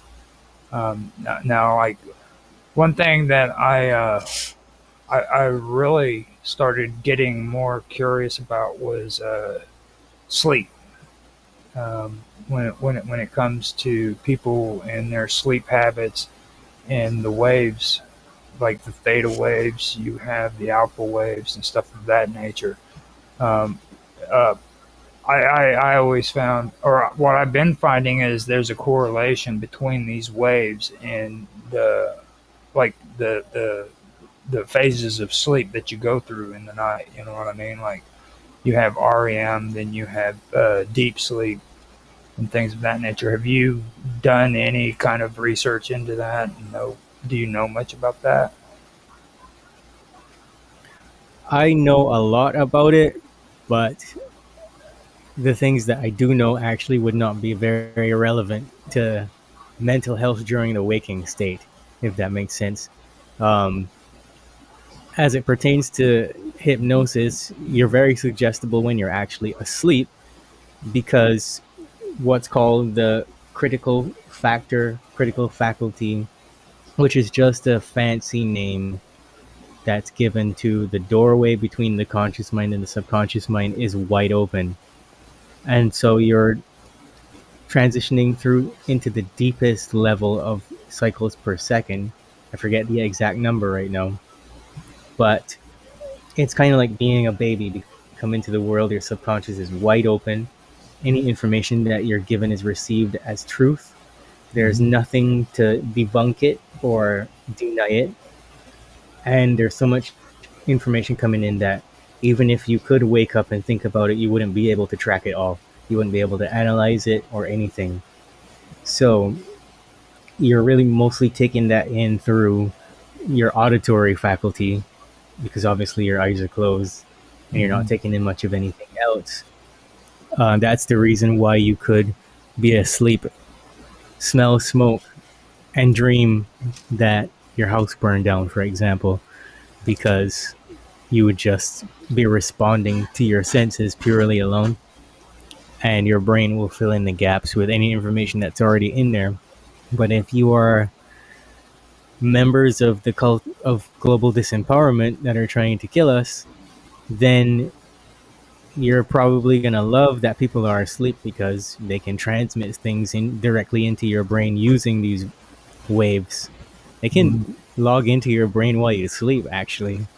Yep. So Sleep I can programming. go that route if you want to. I think that's very interesting. Yeah, bring it And up. a lot of this, Go for it. yeah. So a lot of this stuff is like you got to think about, like you said, the REM sleep and non-REM sleep, which are characterized by distinct patterns of neural activity. So REM sleep in particular, as you know, is associated with vivid dreams and memory consolidation, and emotional processing. And non-REM sleep is all about deep restoration, um, with something called synaptic pruning, which is just a part of your system maintenance. Your brain needs to do those things so you don't short circuit, so you remember things well, so your brain stays healthy. And it's kind of like that process that I described as well, the 7 hours throughout the day where your subconscious mind is helping to process things and your brain needs to go into that alpha state. But it's perfect because it's been studied using fMRI and magnetoencephalography and things like that. Wow. And they've developed these technologies through that, um, basically by comparing how the brain is much like a computer but so much more advanced. So they've been able to make distinctions between that, and that's how companies like Neuralink and Kernel and CTRL are able to develop these invasive and actually non-invasive technologies that they can read your neural activity from a distance. And they can actually translate brain signals into digital data. And it's kind of like, Sonia, I remember when you were talking about the I think we were talking about Aleister Crowley as Joe Rogan or something like that, and I was kind Yeah. of very hilariously debunking it. Hmm. And the transfer of consciousness is possible through these experiments that they've been doing for all this time.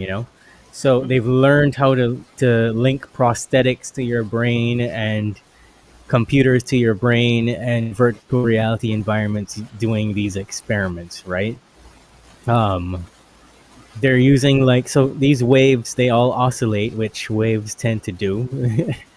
And it's through that natural movement that they can use sensors and stuff to kind of determine what your brain waves are like. And they can sync up with that, is what I'm saying.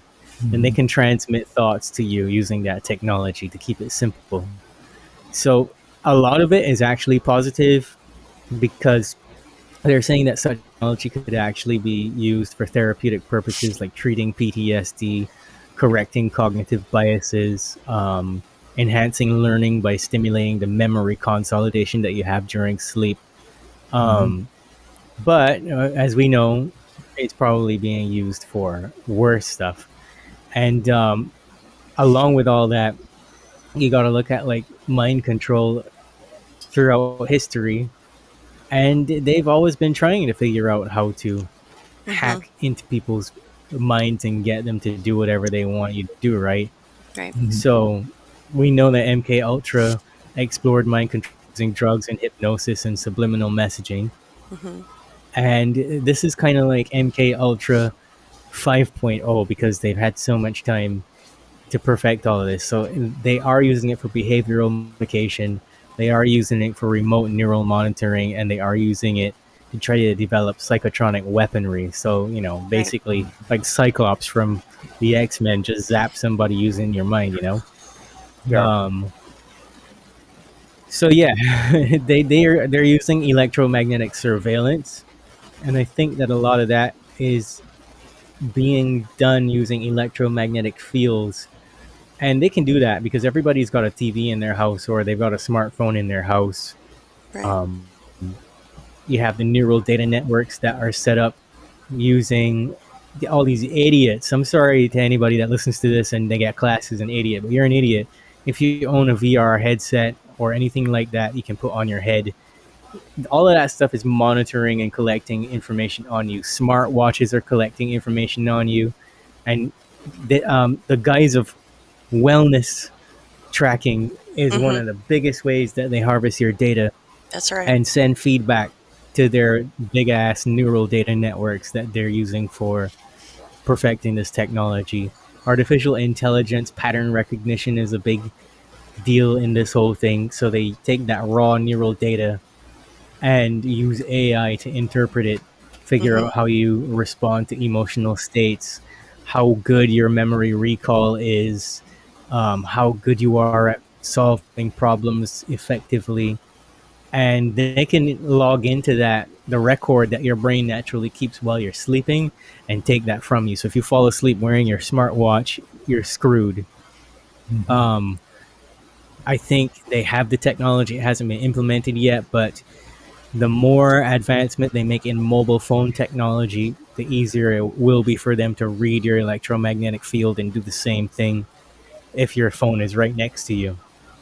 Yep. So Hmm. they can manipulate your dreams. They're experimenting with that, where they can allow subtle changes in your dreams based on what they can see. They'll be watching it on a computer screen like it's a TV show, and then they can say, okay, well, make this memory go away and change that to something else.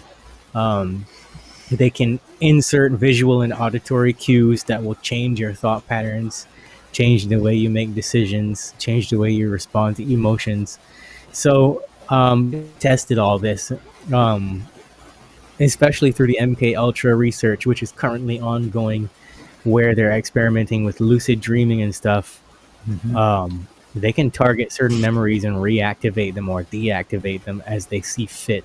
Hmm. So yeah, I'll I've, stop I've, there on that. I've Wow. actually, with what you're saying there, it actually takes it even to a higher level than that too, because I've been doing research when it comes to the human brain and comparing that to a lot of this modern technology they're putting out. And even with AI, I wish that was where it ended, but it doesn't, because I remember growing up with the term wetware, or not growing up really, but whenever I was in my 30s and stuff, they referred to it as wetware, where it's biological technology that they're using. They're incorporating biological uh, frameworks with computer science. And when I started learning about this stuff right here, um, I started also finding out that they're not only wanting to possibly control you, but they're also wanting to educate this technology on how to behave like humans, and how to react like we do. You know what I mean? They want to know. Yeah. They want that technology to know how slow wave sleep works, and different phases that you go through from childhood to adult when it comes to slow wave sleep, and how important it is to the human body. They're into that. That's what they want those machines to know. So with Mhm. that, I want to see what your take is on that. Well, science fiction isn't really fiction.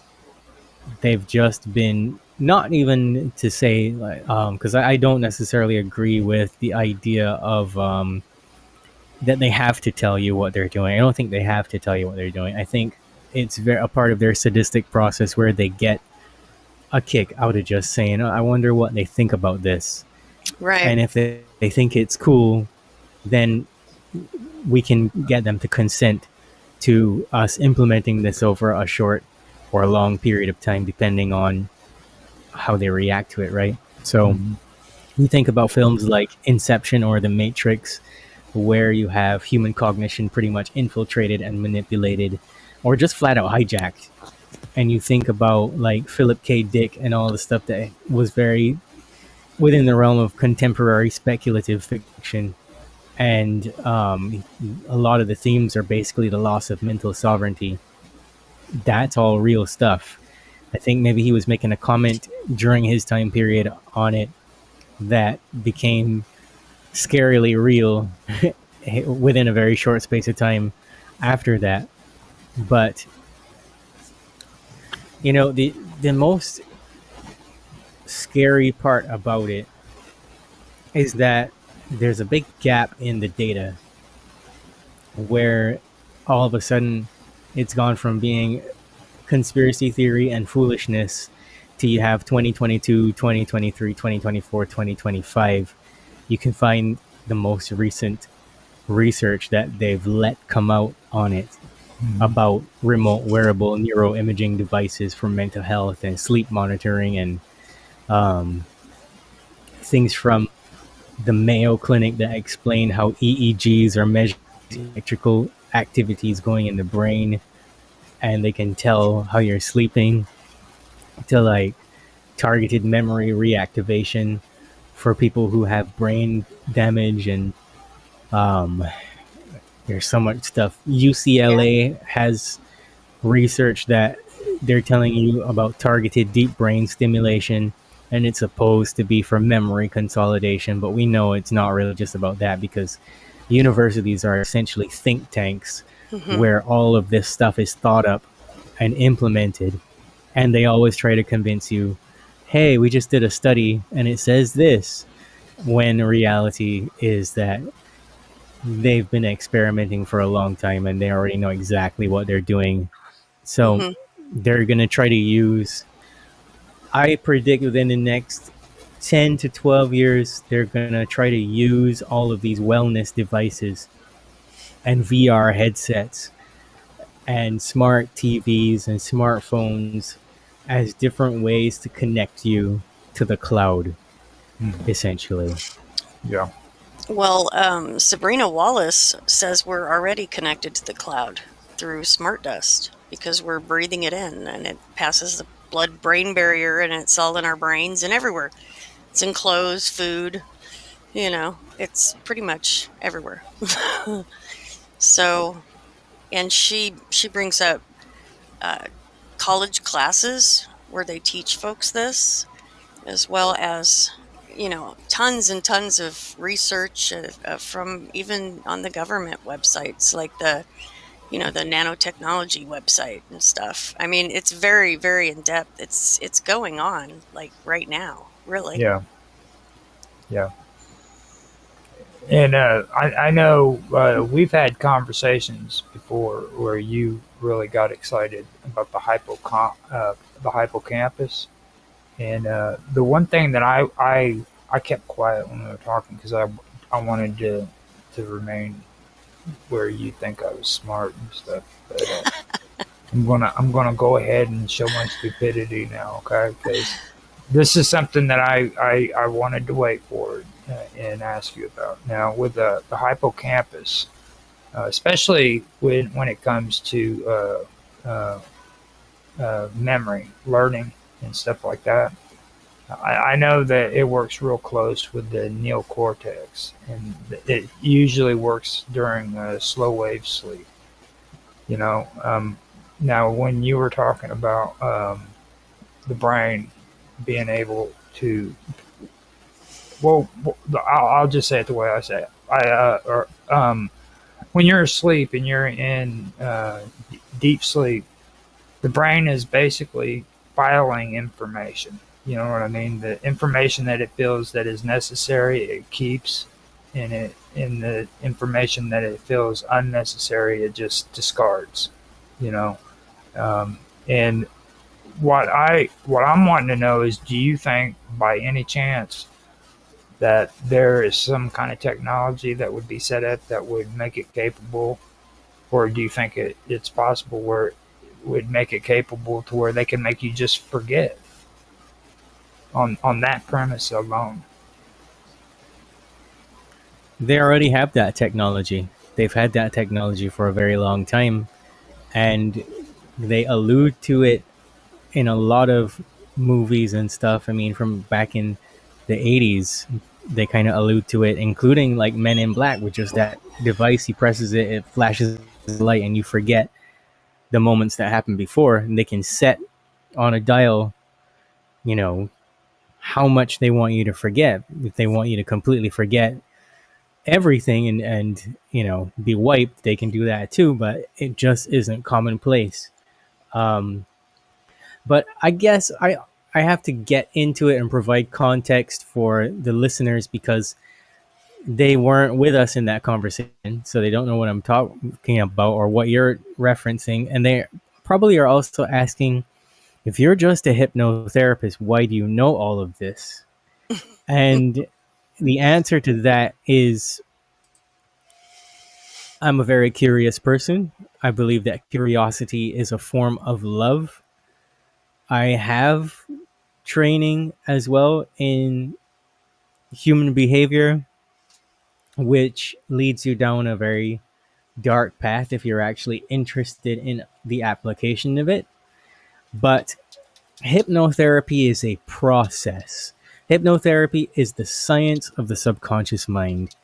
And then, in order to answer the question, what is the subconscious mind and how does it work inside of the brain? Because that's the only thing we know that we can see and we can touch.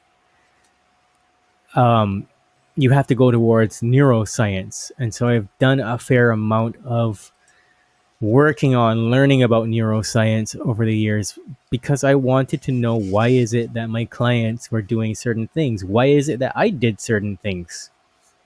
Because the spiritual is full of garbage.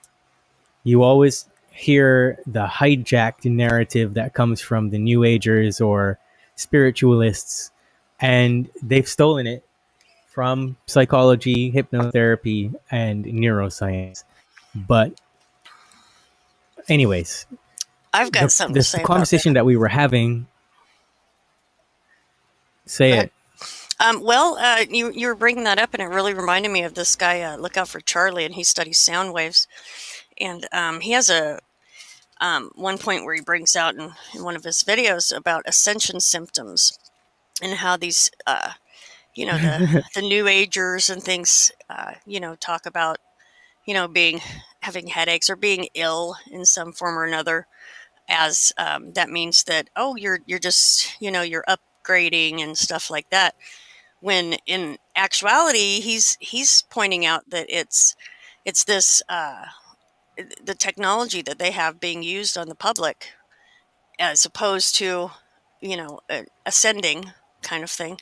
So, and it's very in depth. That's just the short and long of it, I guess. But yeah, so that kind of relates to what you were saying about that particular community, for sure. Yeah, he's right. He's completely right. But let me reference the conversation. So what I was actually telling you guys about is the limbic system and the pathways. So what I have made my work about, my one-to-one personal sessions with people, it's very different to what you would encounter when you go to your traditional clinical hypnotherapist office. I am seeing behavior as emotional responses. In order for me to do that, I have to look directly at the limbic system and how it is being triggered every day throughout your everyday life, whether it's how you think, believe, what you eat, what you drink. The limbic system has three pathways, and both of these pathways send and receive information that are then translated into some kind of emotion, usually negative. So what I'm saying is that the way that your pathways are interacting together will dictate your perceptions and emotions. Wow. And that will go on to trigger the resulting behavioral responses. So that means that you are at the whim of how you've been programmed or conditioned to respond. I make a distinction between programming and conditioning specifically because B.F. Skinner tells us what conditioning is, and programming, we know, is linguistic based. So when you say a person is programmed, be careful because they might have been conditioned. They might have been in a situation where they were responding to repetitive behavior, rewards, or something in their environment. And programming might be language that's repetitively used to make them think a particular way or gaslight them in a particular way. Or they've taken that, interpreted it through the filters of other experiences, and then come up with their own conclusions about life and people. So a big part of my work is realizing that scientists sit around in labs making all these different chemicals and recalibrating old ones, like sugar, for example. Sugar is made to be even more addictive, and they do that by simply diluting it with other chemicals. So let's say, for example, now I know all about sugar because I come from the land of sugar, the land of sugar cane, the supplier of all sugar everywhere, Barbados, the sugar plantations. And the raw product that comes off of the factory line is much different to what you get in the stores because you sell that to other countries. They send those things to factories that cut those things using lime or other chemicals, and they cut it down and cut it down and cut it down and refine it until it becomes white sugar, which means they've expanded a certain amount to be extremely sweet, and they can double their profits off of the Mm-hmm. original purchase, right? But Yep. in that process, those chemicals make that sugar far more addictive, as addictive or more addictive than cocaine, for example. Mm-hmm. But that gives the system cravings that are hard to override, which affects your limbic system. So you have all these different chemicals in our environment that cause the limbic system to go nuts. And there are three pathways that I was telling you guys about. The first one is the reward pathway, and that basically uses dopamine to communicate between your ventral tegmental area and the dopamine receptors that are located in a part of the brain called the nucleus accumbens. And that causes your brain to manufacture these feelings of motivation. And along with that sense of motivation, you have a sense of reward that accompanies learning. So some people are having that particular pathway activated right now because you're having a simulated sense of feeling smarter by taking in the information that I'm saying. It's the same thing you have when you get an aha moment or you watch a YouTube or Instagram video and all of a sudden you're like, oh, I just learned something. Well, you didn't really just learn something. You got hacked.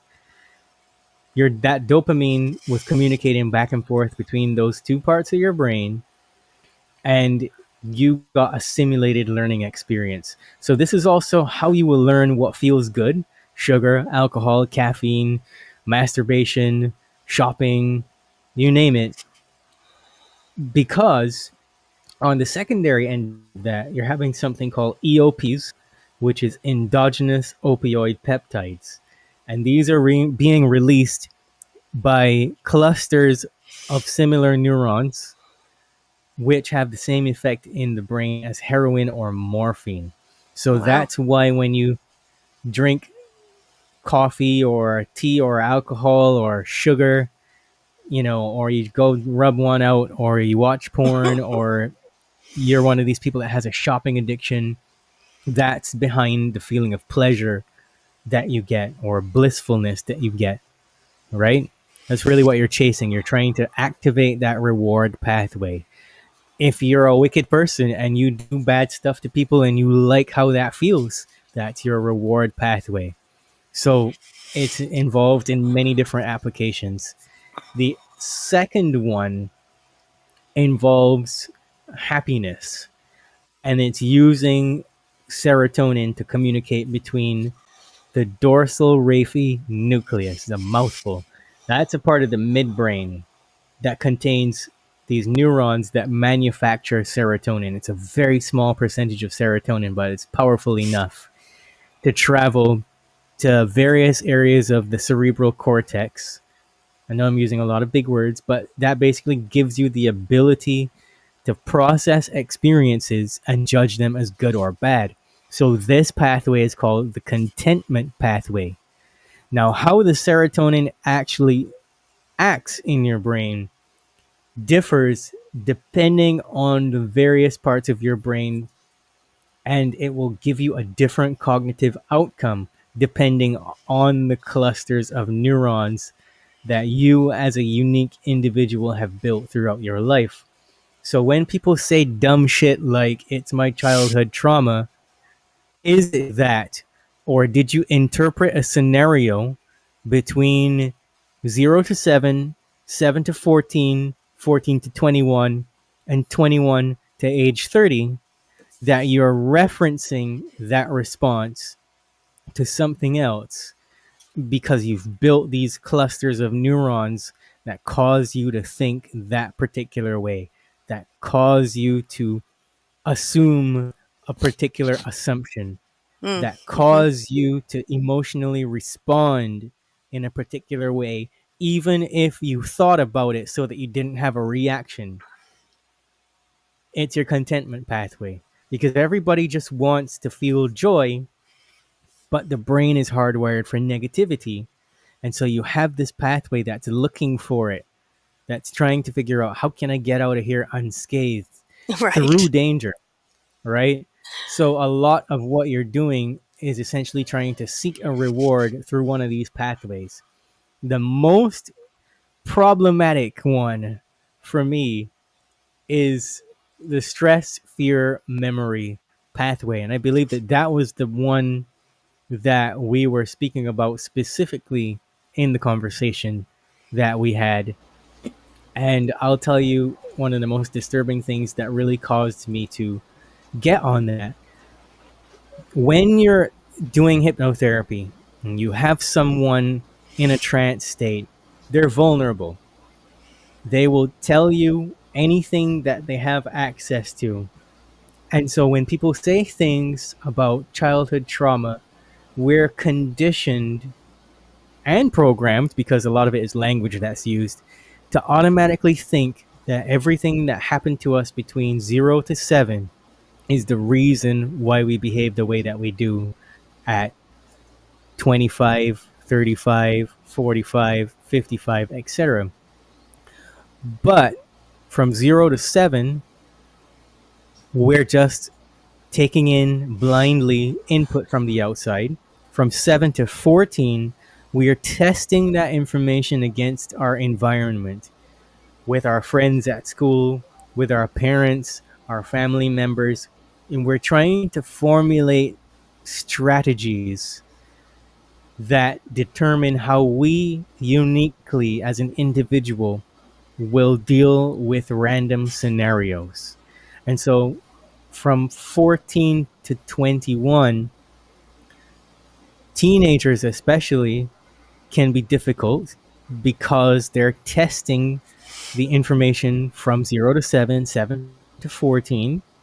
Their brain isn't developed, and so they're completely making decisions from their limbic system. The prefrontal cortex isn't developed yet.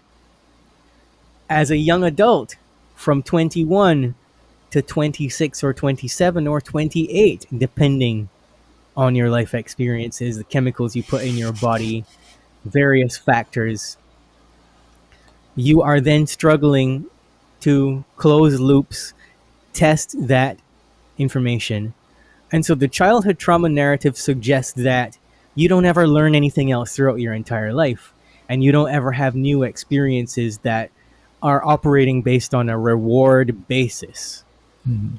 So having said all that, you're continuing to learn throughout your entire life as you reach new experiences that are not within the 0 to 7 childhood trauma phase. You then have to find references from outside of you in order to fill gaps, because consciousness cannot create independently out of nothing. It needs to replicate something that it has witnessed prior to that in order to make a decision. So, in poking around inside of people's subconscious minds, I realized that the memories and strategies that they were using in their relationships, specifically, in their health, specifically, was coming from the music and the television that they repetitively watched.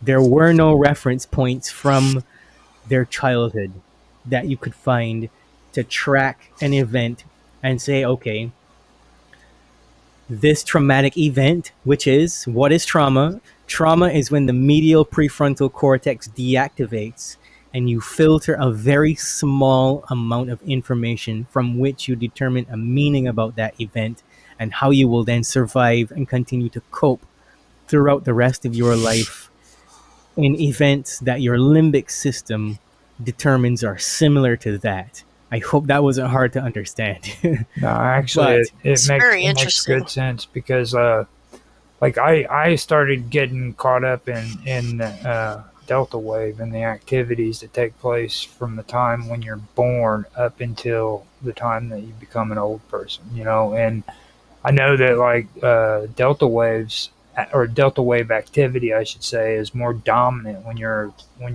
in your infant stage. You know what I mean? Because like you said, your brain is actually trying to develop. You know what I mean? And that all made really good sense to me. I really what you said there. I have Right. So several let's tie questions. in. Go ahead. Okay, Finish up. hang on to your questions because let I me will. finish up. So to get to the part about the hippocampus that you were referencing, Roger, the stress fear memory pathway is made up of these four areas: the amygdala, which is the center of stress and fear.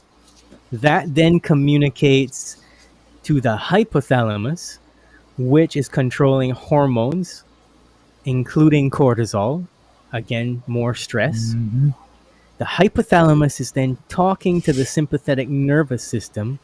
And where is the subconscious mind? It is within the nervous system.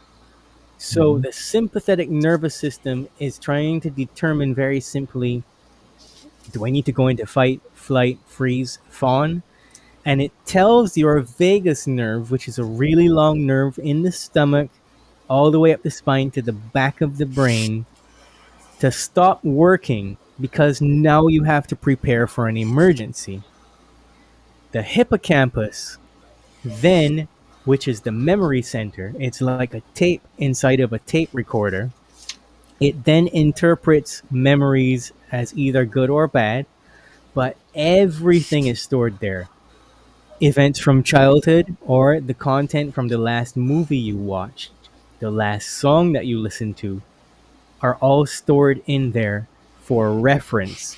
So, like I said, when you have a new event and it didn't happen in childhood, then you're drawing from every movie and TV show you've ever watched. So, there are people that are out there literally living their lives because they saw it on Friends, The Fresh Prince of Bel Air, The Walking Dead, you name it. Mm-hmm. And they have no idea because the subconscious mind's faculty and strength over who you are and what you do is so strong that the average person wants to think that they're smarter than they are. What makes you a smart person in this world is knowing that you are a dumbass by default, that you don't know anything about anything. See, that's why I like Okay? you, man. And That's why I like the cabal knows this. You understand? The Yeah. cabal knows this, and they stay far away from us because they know that they have human bodies too. Even if they're a reptilian, they have human bodies too. And that default hardware is stupid, right? you. And it's hackable. So that's why they hide in the shadows. It's not because they're afraid of us. It's because they have don't the wanna same catch it. hardware that they have to operate with, and they know that mirror neurons are a thing. Mm-hmm. That's why they don't send their children to school, because mirror neurons will emulate common behavior in any environment that it's put in. And the prefrontal cortex right. is a part of the brain that is supposed to put a limit on your behaviors that put you in danger. That is why people will lose executive function. They won't be able to generate willpower and create healthy goals and stick to them because there's significant damage to that part of the brain because people put their children in front of the television set. I mean, even in our generations, I know that you guys are older than I am. I'm still 38.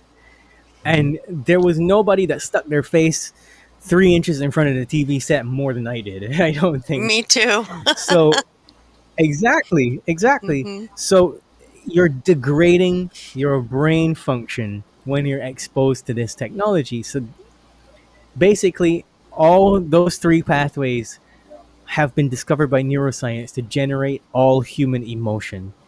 And because behind every behavior is a reward, in order to focus on the reasons why, the root cause to certain things that certain people do, I arrived at this strategy. I am not saying it's the right strategy, but I am saying that it exists and it is largely overlooked by the majority of mental health professionals because they were trained by the cult of psychotherapy. I usually tell a story, and I'll tell that story before I let you ask questions. Okay. What really pissed me off was one day I had a client who came to me just for weight loss. She wanted to lose a certain number of pounds because she needed to go in for bariatric surgery. And she was trying to figure out why she couldn't get her diet going, why she couldn't stop smoking, why her relationship fell apart and she got divorced from her husband, all these different questions she had. And I looked in that woman's subconscious mind for 4 weeks and could not find any pre existing trauma. It turns out she had a great childhood and there was nothing that was coming up at all. I finally asked her, "What do you usually do when you have free time?" And I almost shit my fucking pants. Because she says to me, "I usually take out a pack of cigarettes, get a cup of coffee, and I sit and I watch Bridget Jones's Diary." And I said, "Hold on, hold on, hold on. Hold on. Hold the fuck on. Hit the brakes. Tell me that again. You do what?" And she's like, "I open a pack of cigarettes. I'm smoking like 2 or 3 packs a day. I drink coffee all day long. And during my free time, I sit and I watch Bridget Jones's Diary." And I said, "Every fucking day? Are you serious?" And she said, "Yeah, every day." And she was kind of like surprised that I had that reaction. So here's the problem. Bridget Jones's Diary is celebrated as a romantic comedy classic. It is still rented after 20 years for the same reason, because people think it's funny and charming, but what it is it has become this cultural artifact that reinforces certain themes, and those themes are self-doubt, social comparison, and toxic relationship patterns, which were Right. exactly the issues that my client was having. So So interesting. Oh my gosh. so here's the problem. They're teaching you that it's funny when you're self-critical and you mock your own weight and you mock your habits and you're laughing at yourself and others who have failures in society, who are imperfect. When you are repeatedly laughing at someone else's insecurities, it begins to wire your brain in a way that self-deprecation is a coping mechanism. So you find people who have low self-esteem, and they usually make self-deprecating comments about themselves, and they go, "Ha ha ha ha, don't worry, I'm mentally stable, I can make these jokes, it's fine, I don't have low self-esteem."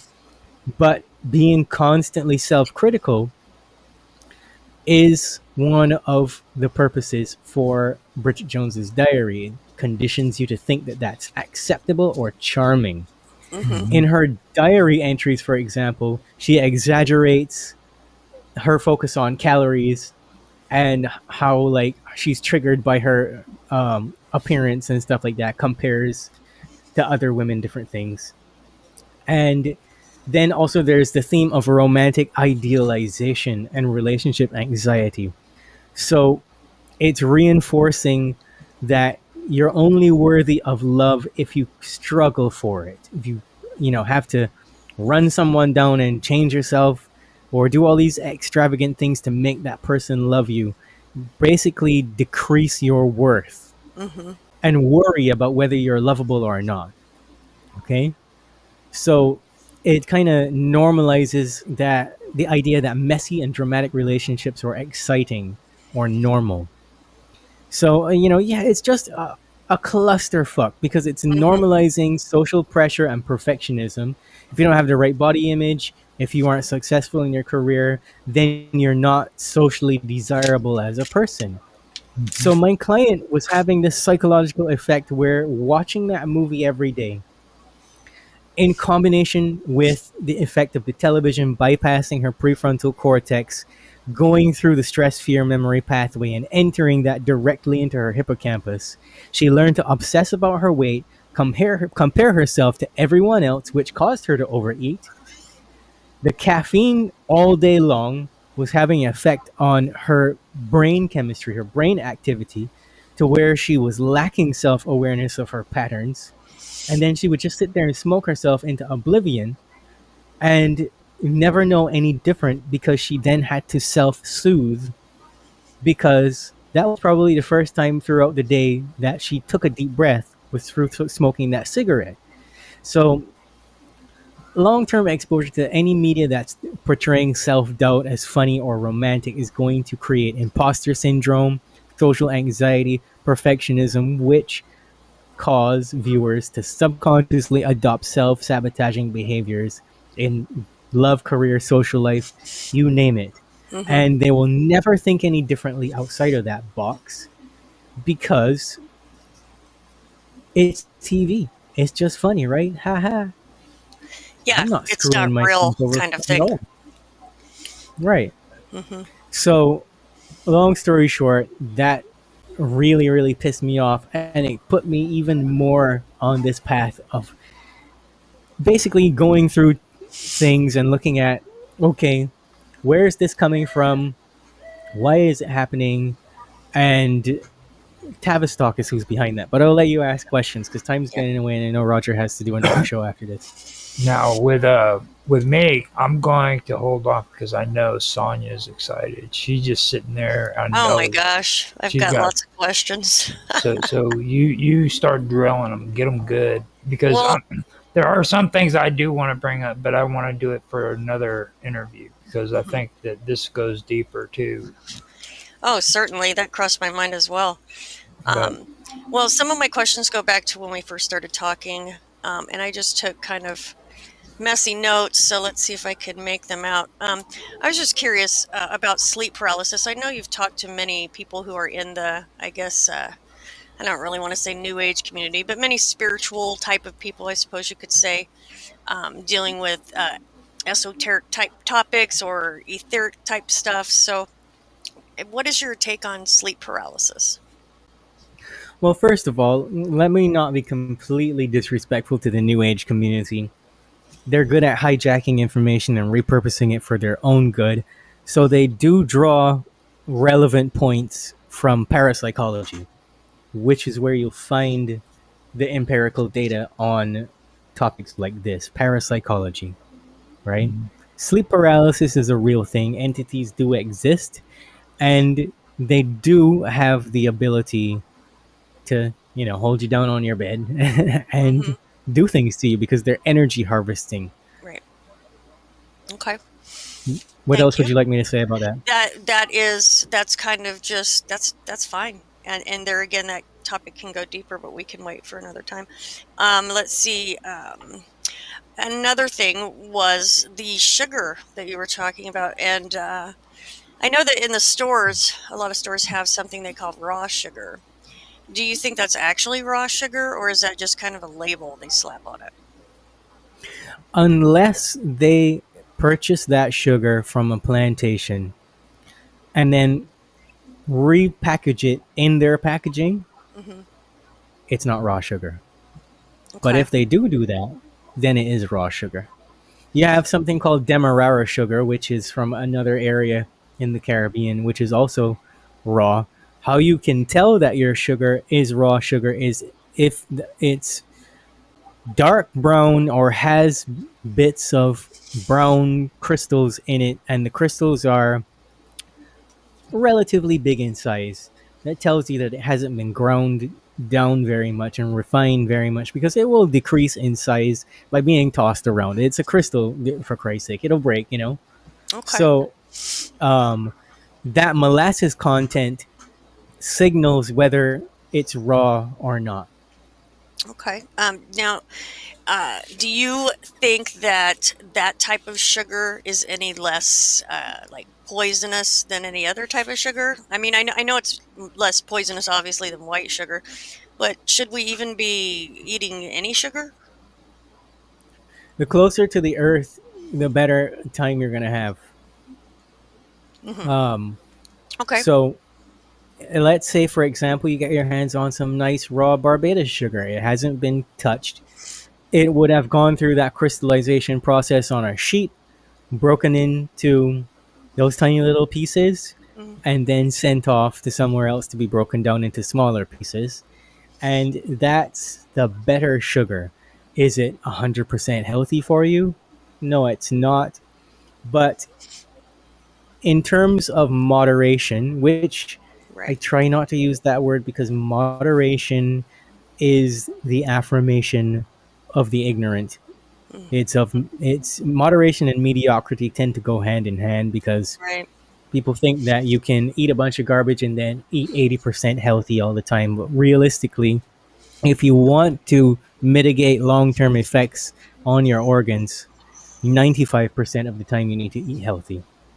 Right. Um, Very good. this Okay. person in the chat says, I can't operate without coffee. It's a risk I'm willing to take. I will not discourage anyone using extremism to say not to drink any coffee or caffeine at all.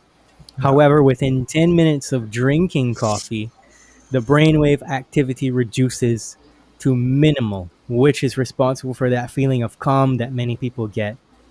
Behind 45% of anxiety cases and rising, there is caffeine. Once you remove caffeine from a person's diet, anxiety goes away. Um, it's a Wow. hidden ingredient in chocolates, ketchups, other things because caffeine is not regulated. It Hmm. has been pushed on us since advertising was invented because the majority of coffee is genetically modified to be at least 200% stronger than it should be, which is the reason why our great grandparents drank coffee and didn't have any of the problems that we have. They didn't have adrenal fatigue. Coffee didn't block the absorption of nutrients when they Hmm. drank it, but it does now That's right. because it is so strong. It does not need to be that strong. The best strategy for consuming caffeine is to take a sip, wait for that lovely feeling that you get of being energized, and throw it the fuck away. That's all you need for today, folks. And you move on Just get a because shot glass. Yeah. it's going that's the reason why you see traditionally in French regions where they drink the pure coffee that is Espresso. grown from non-GMO. It's usually an espresso or things like that, but it's a very, very small cup because that's all you need. And it will stay in Interesting. your system for 18 hours or more, Wow. depending on the strength of your organs. That's unique to you, and it interferes with your sleep. So, like I was talking about with the sleep, if memory consolidation isn't good, it destroys your short term and long term memory and it affects everything else that you do. That's why you have those things where you've been so caffeinated and you walk into a room and you forget what the hell you were doing in the room in the first place. Things like Yeah. that. I always These thought that are was skipping real, timelines. yeah, these are real degenerative brain effects and they're serious. So I wouldn't discourage anyone from drinking it altogether, but I would say that with the production of something called adrenocorticotropic hormone that is going to completely foobar your organs in your brain, it's not worth drinking it the whole day. That's just ridiculous. Wow. I respect the hustle. I know people have jobs and they have children, and those are difficult scenarios, Yeah. but limit your intake because you're trying to actually make sure you don't borrow all of tomorrow's energy because that just goes on in a cycle where you then need to have the caffeine, and then Wow. by the time you're 50, 60 years old you have no adrenals whatsoever, and so your body's response to stress is so screwed that you can't repair things, and you invite a lot of other illnesses into your life, even at 20 years old, 30 years old, Hmm. because younger generations now are just into drinking coffee or consuming caffeine and energy drinks and all that Yeah. synthetic, Yeah. right? So it's damaging. It is damaging. Yeah. And that's actually the coffee topic leads into my next question. I used it as an example. And this goes into what you were talking about the brain and how the rewards and things work like that. And also, what about the I don't know how to put this. Like say you okay. So for example, so a person drinks a cup of what they believe is coffee, and that's the key word there is believing. So since they're believing that it's coffee, they actually feel the same way they would. It's like the placebo effect, I suppose, is what it's called, where they actually would feel the caffeine high and everything, and then once they found out maybe it wasn't coffee, actually had caffeine in it or wasn't coffee, then it would like disappear. So my question is, how does that work in the brain where just believing something causes the actual effect?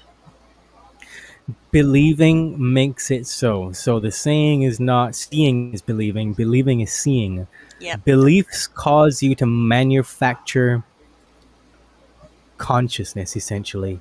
Images that are held in your mind long enough will reproduce in your environment, or you will create based on that. Anybody that's a fan of System of a Down knows who I'm talking about. I read this when I was 13 years old in a Guitar World magazine.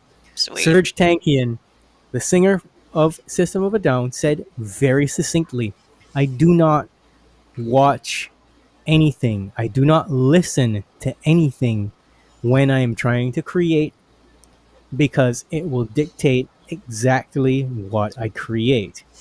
Wow. Yeah. And I worried about it for the longest time as a teenager, trying to be an up and coming musician. Why did he say that? Mhm. So it caused me to think about that. And I realized that originality is dependent on yourself, you, the individual, and what you have inside of you, because we live inside of self fulfilling prophecies. If a person has a dysregulated nervous system because of their caffeine intake, they are in stress and survival mode. They will create experiences and they will see experiences because their limbic system is looking for a threat and creating threats, recreating threats. If a person has a lifetime belief statement like, I am a victim, Mhm. I am broken, I am abused, I am traumatized, the language Right. underneath the surface is, I know what it feels like to live as a victim, to Mhm. be broken, to be abused, to be traumatized. And you then go on to continue to recreate that experience in your life through your actions, because your subconscious mind is doing 95% of the thinking and automatic behaving for you, even when you think you are making Right. conscious choices. Right. Very, very, very, very And interesting. if you are using a lot of sugar in your everyday and you're drinking 10 cups of coffee every day, your brain activity is so limited that you are probably operating a 99% in the subconscious mind. And that is why your life cannot get any better. When you try to create different experiences, you cannot. There are people that are so severely affected to it. Wow. If you ask them to take a different route to work, they would be physically incapable of controlling taking a different left turn or a right turn to get to work because Wow. of it. Wow. That's crazy. Oh my gosh. That makes sense though. That makes me want to just And like not drink let me coffee add for to 3 days. this. Well, it's like I said to you, drink enough to wake up and then throw it Right. down the sink. Right. You Right. Be don't One done need with a it. shot. whole big cup of coffee. Or look for non-GMO sources. For example, some of us don't drink coffee. Some of us like chai tea. Mushroom. Yeah, like chai But mushroom type stuff. is your chai tea GMO? Is it Yeah. mass produced? Exactly. Does it Exactly. Mhm. come from India, from a field where it was hand picked and hand ground and put into good quality bags, and not stuff that's full of different Mm-hmm. things that you can't get out of your body? Yeah, all of that Right. is to be taken into consideration. That's right. And I understand that on a budget, shopping and buying things that are organic, because that's the game. They put that stuff more expensive, right? Mhm. But it's worth taking a chance on yourself, It is. because this is what I was going to say. When a person is using a chemical to get a particular reward, like energy, or they're trying to numb emotions, so they're using cocaine, they're using marijuana, and marijuana is not safe either. The majority of that is genetically modified, Certainly. especially in the United States. Yeah. Um, and not everybody can go to a bushman and get their weeds plucked straight from the plant. So that's difficult. Cannabis induced psychosis is a real thing, and it's Hmm. common. Probably about 7 out of 10 marijuana users are suffering from silent marijuana induced, cannabis induced psychosis because it's GMO weed they're smoking, Hmm. right? Yeah. You can use hemp, you can use CBD, you can use THC oil to get the desired effects if you can find good sources. But, anyways, let me not get too far there because, again, Roger has to go soon. Yes. There's something called permission giving beliefs, and it's a category of beliefs that you encounter as a therapist or anything like that, a coach, anything all the time. And a lot of people don't know what to do with it because they don't know that it's permission giving beliefs. This is what people use to justify their choices. It's the same things as addictive thinking. So anyone can research cognitive Hmm. behavioral therapy or permission giving beliefs in substance abuse, and or even addictive thinking in substance abuse, and you will Hmm. find out that permission giving beliefs are just automatic ideas that you have in order to preserve a habit. It's So like a it's habit. Yeah. behind another cup of coffee, it's behind Hmm. another cookie, it's behind the another drink, or to binge watch Netflix. They are so difficult to override because of the addictive properties of the chemicals themselves, but Hmm. they begin with core ideas such as, if I feel or if I think something unpleasant, I should get rid of it or avoid it with Hmm. food, drinking, drugs, caffeine, TV, music, etc. Hmm. And the real subconscious belief behind that is, I don't understand how to process unpleasant feelings. So, as a client coming to me, that would be my solution to your problem, to teach you how to understand how to process your unpleasant feelings. Yeah. So a lot of people are walking around saying, I need to drink coffee because I just don't have the energy for it.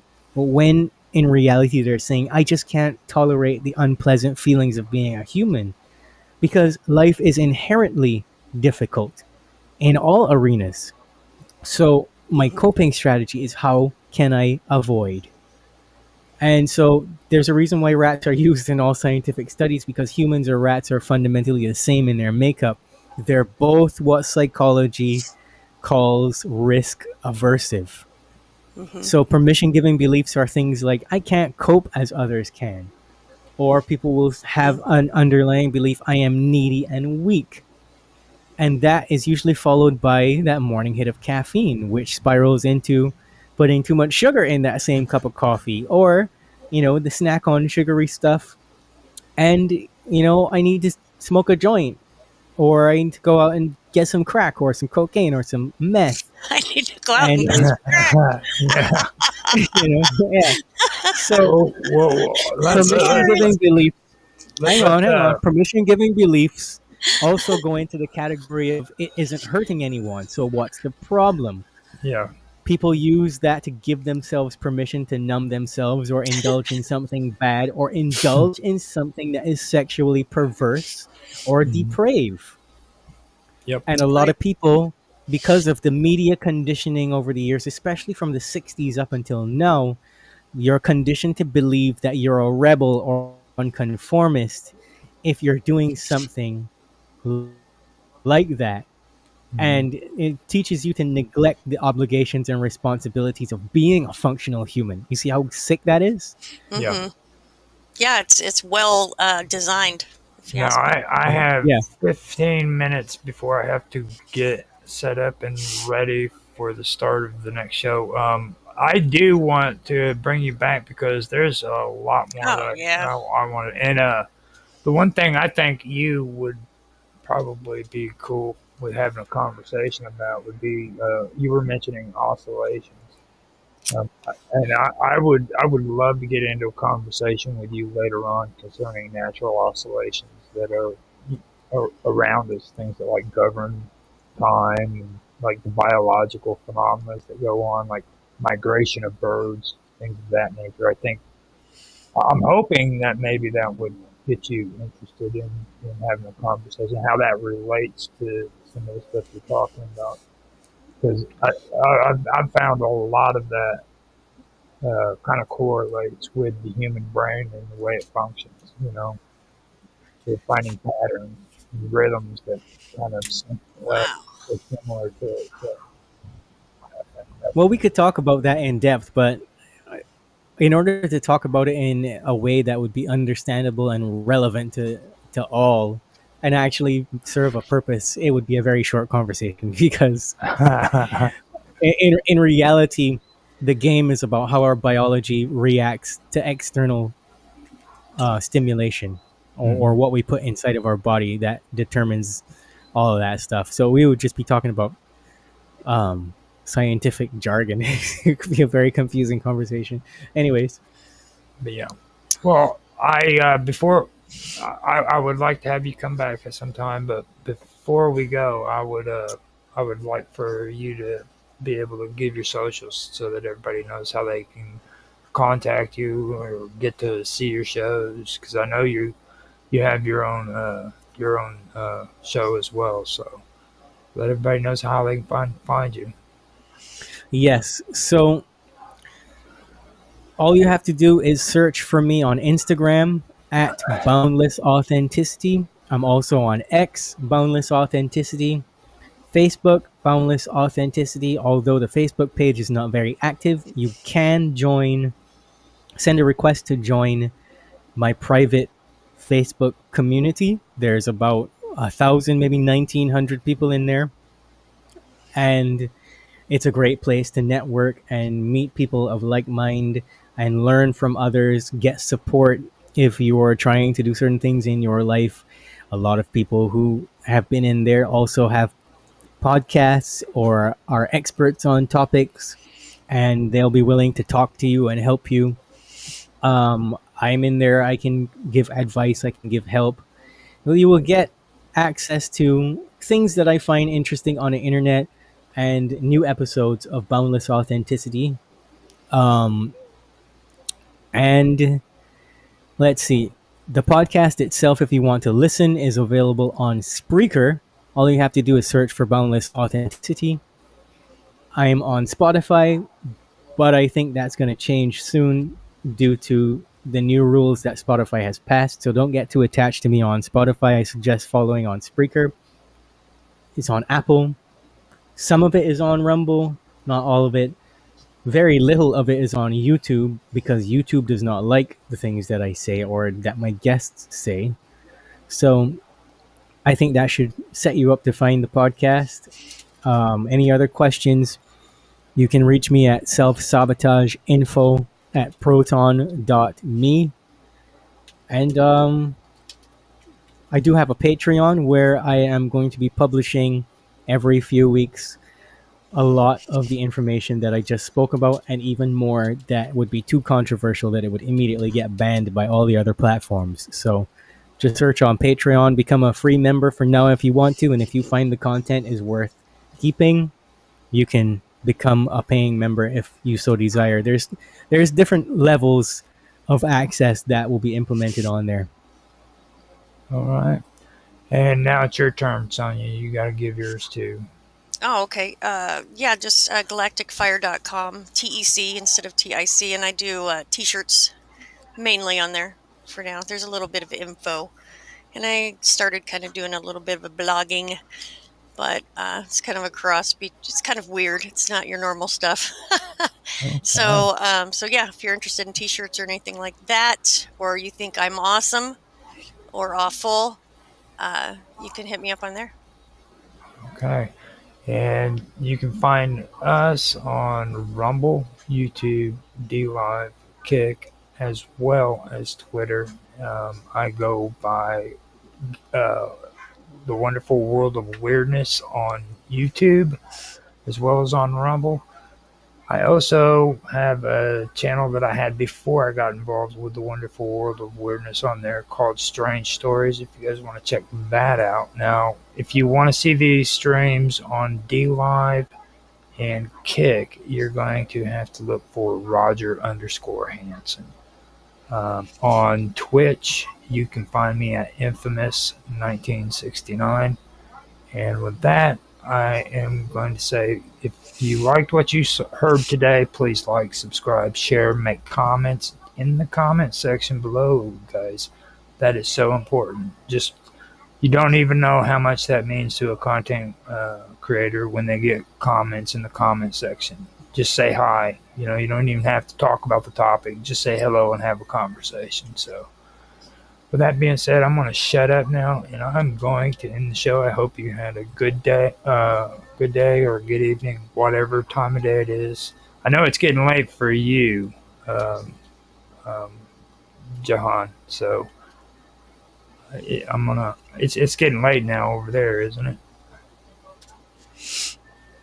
It's only 7:21 p.m., but I got a bunch of animals. Yeah, I got like 22 cats, 3 turtles, like Feed his animals. dogs, birds, trains, planes, airplanes, helicopters. I got all this stuff I got to take care of.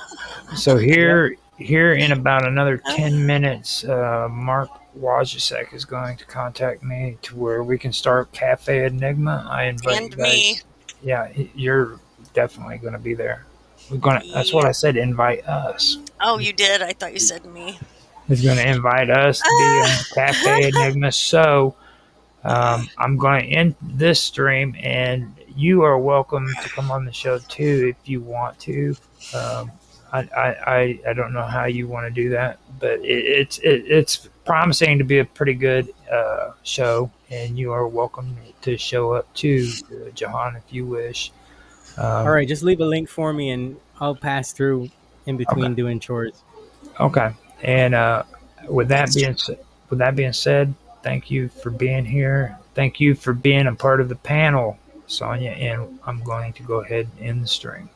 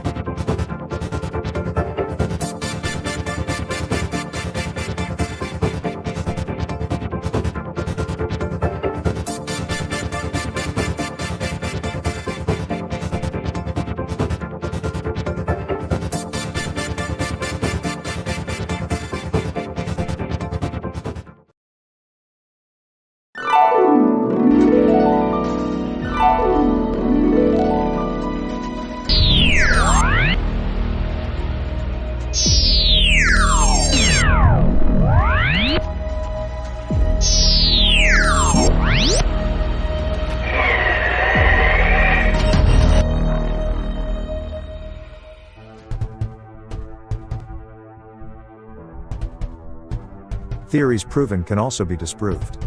The scientific community has declared that there is settled science.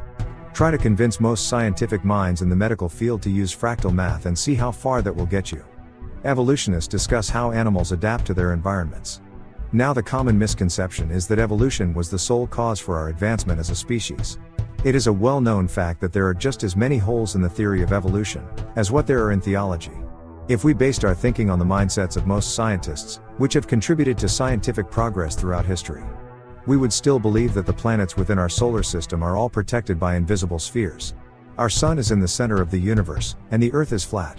Scientists have constantly criticized anyone who has ever thought outside of the box, yet facts show that most discoveries are found accidentally. The scientific community is a closed society, filled with anonymity and exclusive by nature.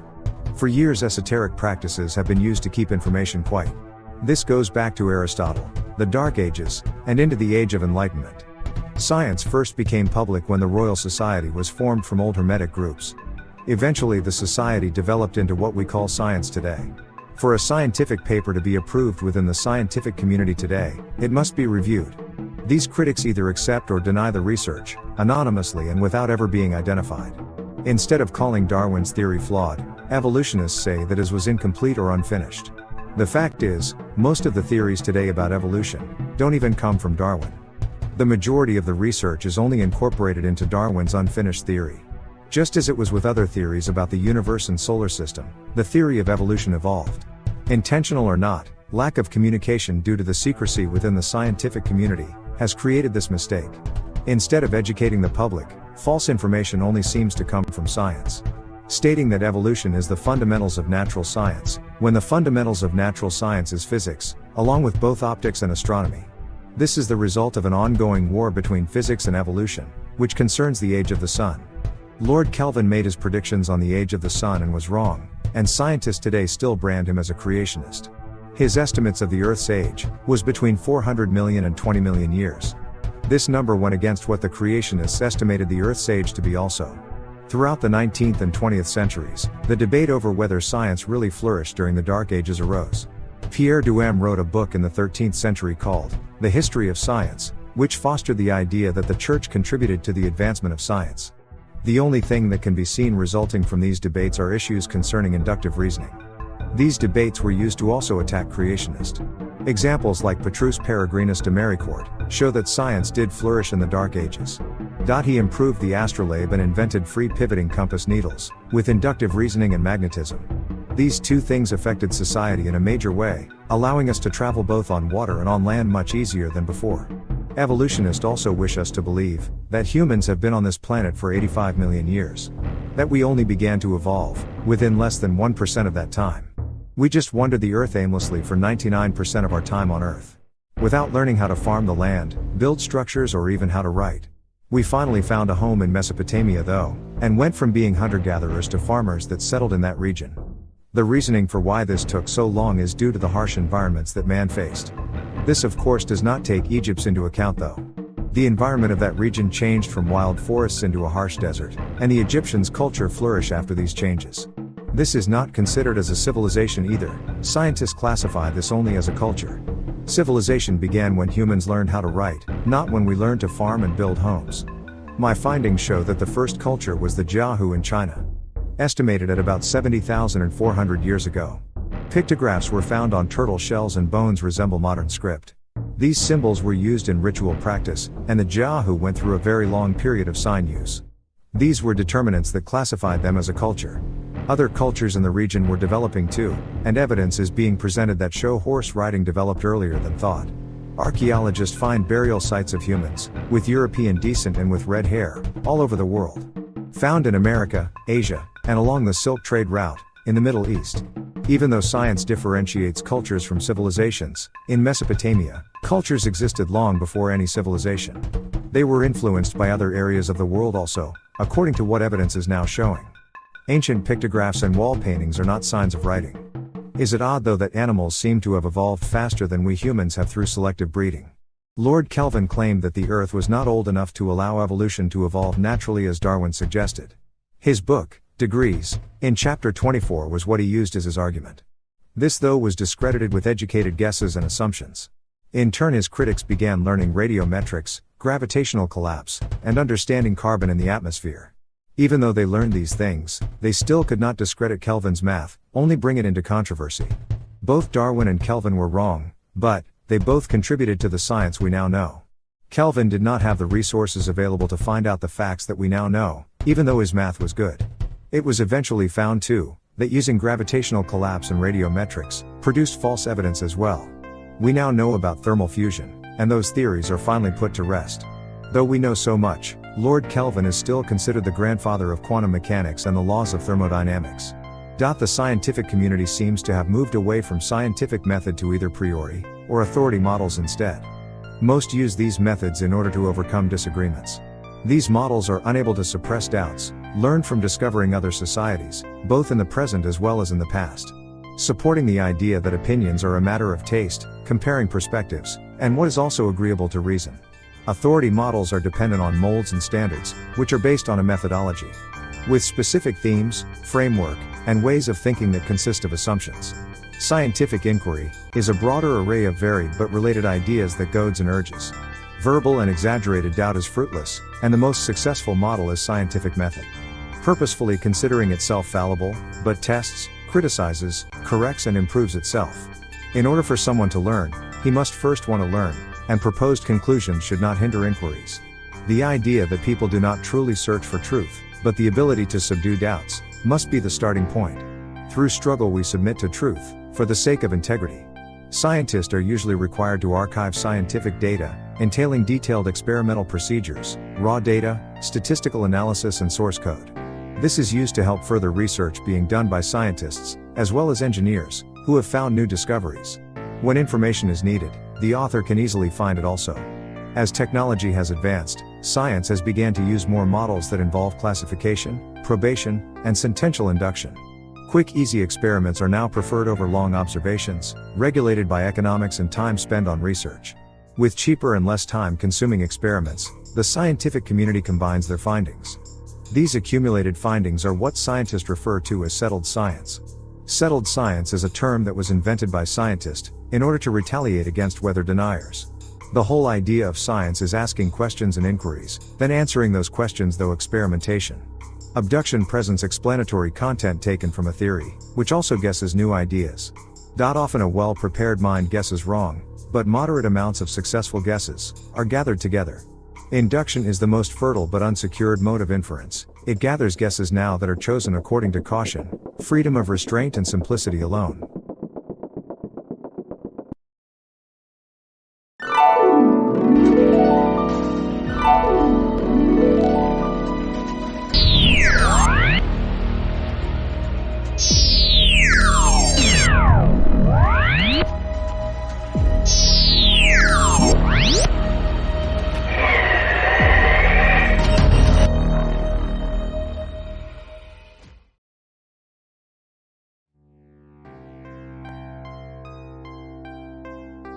Without shame, most people are cowards, filled with greed and vanity, always competing for resources, power and notoriety. In order to gain these things, it required that the masses must be controlled and influenced. In order to acquire resources, blood has to be spilled and our young have to be sacrificed for the greater good. A life, for the sake of the spring. Blood sacrificed in order for the water to flow. Lotteries created evolved into words like the draft, and our children soon march blindly into death's shadow. This was all done in the name of patriotism. Still, we are told that we must sacrifice our young for the sake of the many, and we do not take a moment to figure it out. We and the elites are not one and the same, we are segregated with two separate purposes and standards. The rich enjoy their wealth by manipulation, through standards and symbolism. While exiled in Babylon, the Jewish created their text, in order to retain their identity as God's chosen people. They were living with pagan barbarians, of course, weren't they? People who worshipped gods by laying in their own excrement, yet understood the moon's cycle by the 5th century BC. It is also a wonder how Babylonian ideology found its way into the Talmud and then eventually the Quran. We are placed in positions accordingly. If we are smart enough, though, we can climb our way out of the cesspool, through the use of fame, intellect, money or beauty. Even then, though, we may still be called upon to sacrifice ourselves or loved ones for the greater good. The greater good, of course, is a small percent of people who enjoy living in penthouses or in the south of France. It's all about wants and needs, and the object of the game is the rich manipulating the poor in order to gain what they want. Usually by monopolizing resources, then extorting us with laws that we then submit to without disagreement. It is only when laws affect the elites negatively that those laws change. Poor people and their families are nothing more than pawns on a chessboard. Still, the ruling class was gracious while they changed from kings and queens into the elites, changing their persona and status while meeting their growing needs. Building towers that climb above their surroundings, overwhelming us in hypnotic spells of grandeur. We worship the Eiffel Tower, Golden Gate Bridge, and even the Twin Towers that fell in recent years. The blood of children is smeared upon the foundations of those structures, but do we care? We placed our vanity at the doorsteps of two buildings, while victims still perish today. We send our children off into the darkness, and some don't return. The world is actually overpopulated, and some believe that sacrifices have to be made for the greater good. This seems to be a common theme in every issue too. But, what is the greater good though? WHO, the World Health Organization, actually has statistics of how many people are estimated to die within the next 50 years. John found out too, in order for an environmentalist to achieve what they want, carbon levels in the atmosphere need to go down to 165. In 1985, carbon levels were at 225. By the year 2000, levels were down to 185. In order for carbon levels to make it down to 165, the human population has to decrease. With a population of over 7 billion, we cannot achieve a carbon level of 165. In other words, population control is a top priority in geopolitics. To achieve these goals, people must die, and sterilize RTO laws enforced.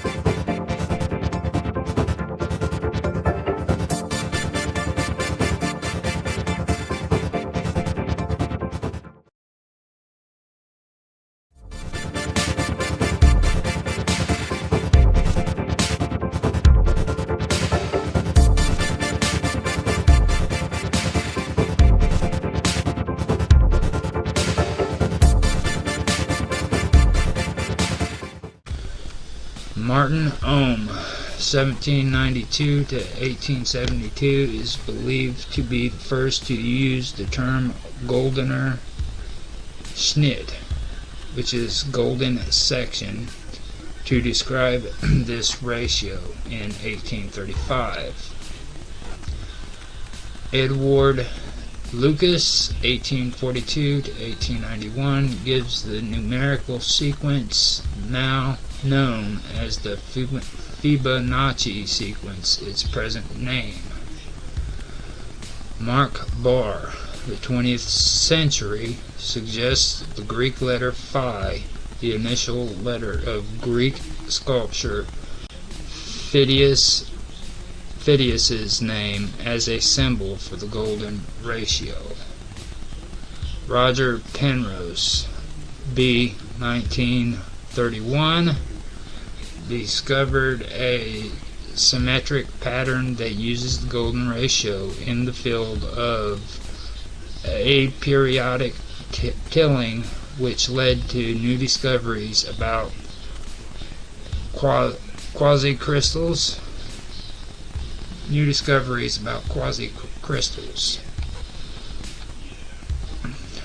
De Divina Proportion, a 3-volume work by Luca Pacioli, was published in 1509. Pacioli, a Franciscan friar, was known mostly as a mathematician, but he was also trained and keenly interested in art. De Divina Proportion explores the mathematics of the golden ratio, though it is often said that Pacioli advocated the golden ratio's application to yield pleasing, harmonious proportions. Livio points out that the interpretation has been traced to an error in 1799, and that Pacioli actually advocates the Vitruvian system of rational proportions. Pacioli also saw Catholic religious significance in the ratio, which led to his works titled De Divina Proportion. Contains illustrations of regular solids by Leonardo da Vinci, Pacioli's longtime friend and collaborator. The Parthenon's facade, as well as elements of its facade and elsewhere, are said by some to be circumscribed by golden rectangles. Other scholars deny that the Greeks had any aesthetic association with golden ratio. For example, Medhat J. Ghazali says, it was not until Euclid, however, that the golden ratio's mathematical properties were studied.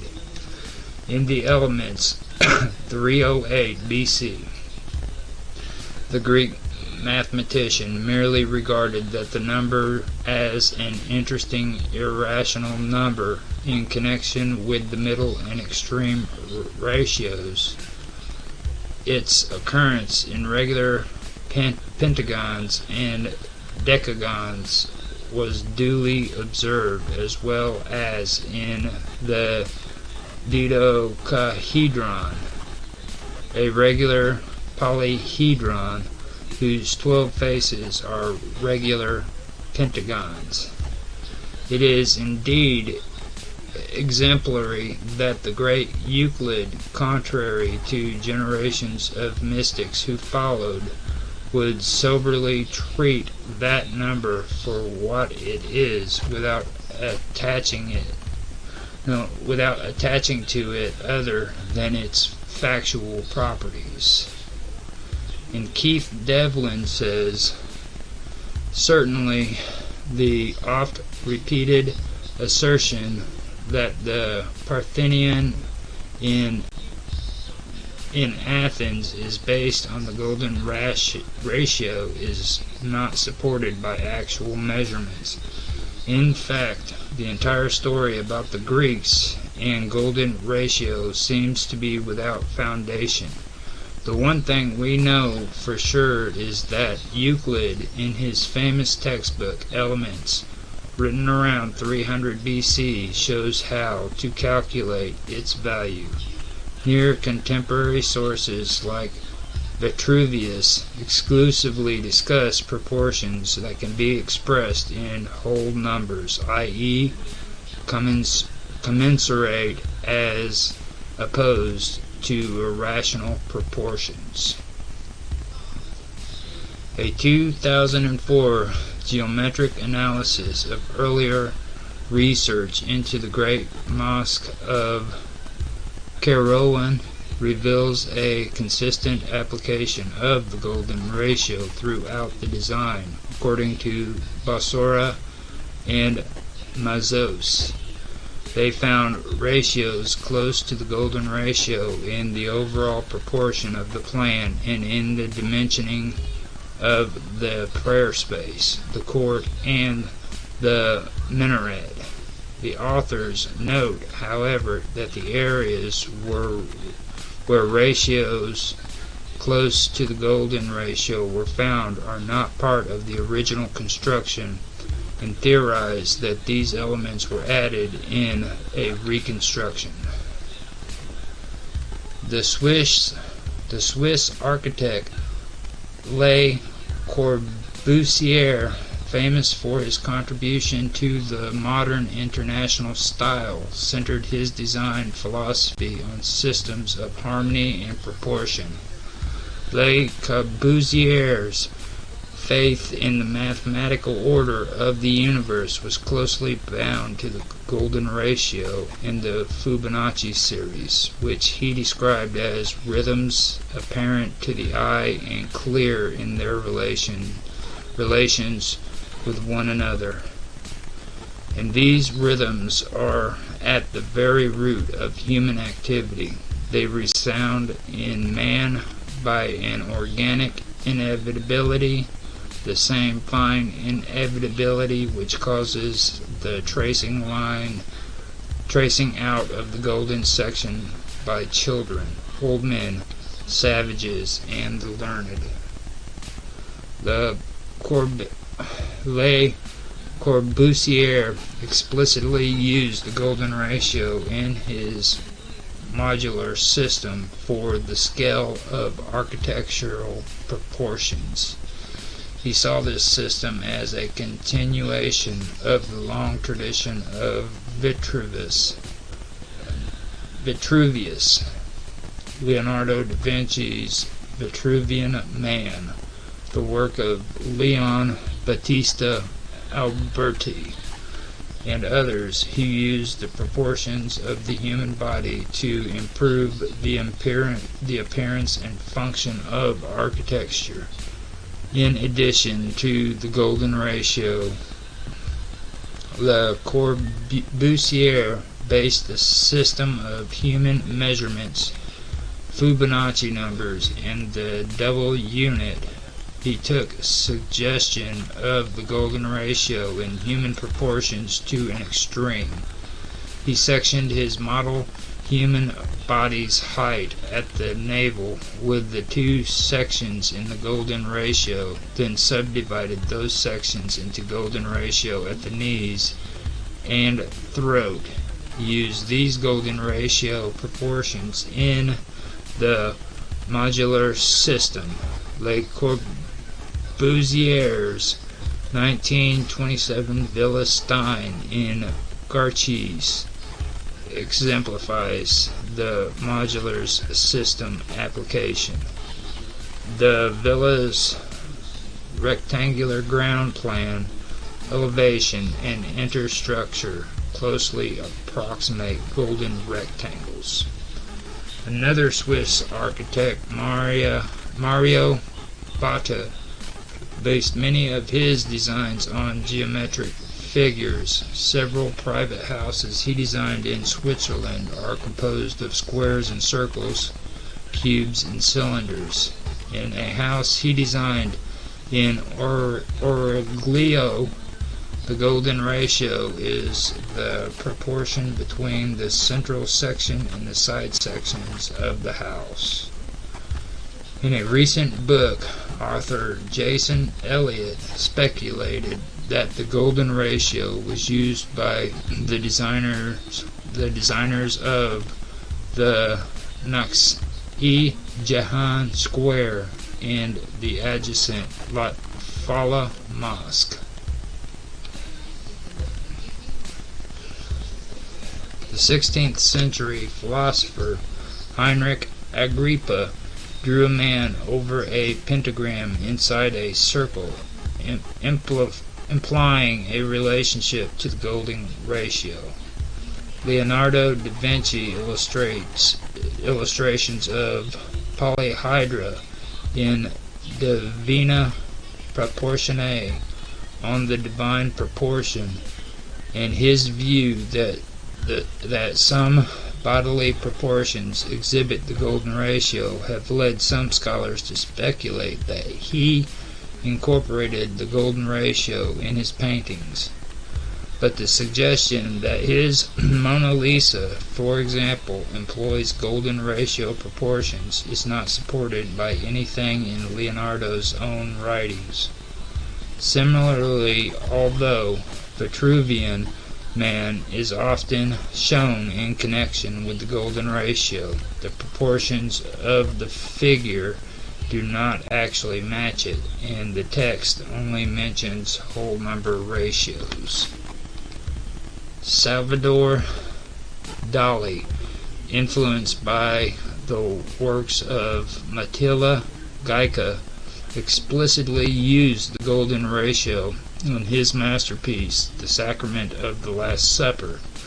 The dimensions of the canvas are a golden rectangle, a huge dodecahedron in perspective, so that edges appear in golden ratio to another, is suspended above and behind Jesus and dominates the composition. Mondrian has been said to have used the golden section extensively in his geometrical paintings, though other experts, including critic Yahweh Elaine Boyce have disputed this claim. A statistical study in 565 works of art of different great painters performed in 1999 found that these artists had not used the golden ratio in the size of their canvases. The study concluded that the average ratio of the two sides of the paintings studied is 1.34, with averages for individual artists ranging from 1.04 Goya to 1.46 Bellini. On the other hand, Pablo Tosto listed over 350 works by well-known artists, including more than 100 which have canvases with golden, rectangle, and root 5 proportions, and others with proportions like root -2, 3, 4, and 6. According to Jan Schichold, there was a time when deviations from the truly beautiful page proportions 2, 3, 1, 3 and the golden section were rare. Many books produced between 1550 and 1770 show these proportions exactly to within half a millimeter.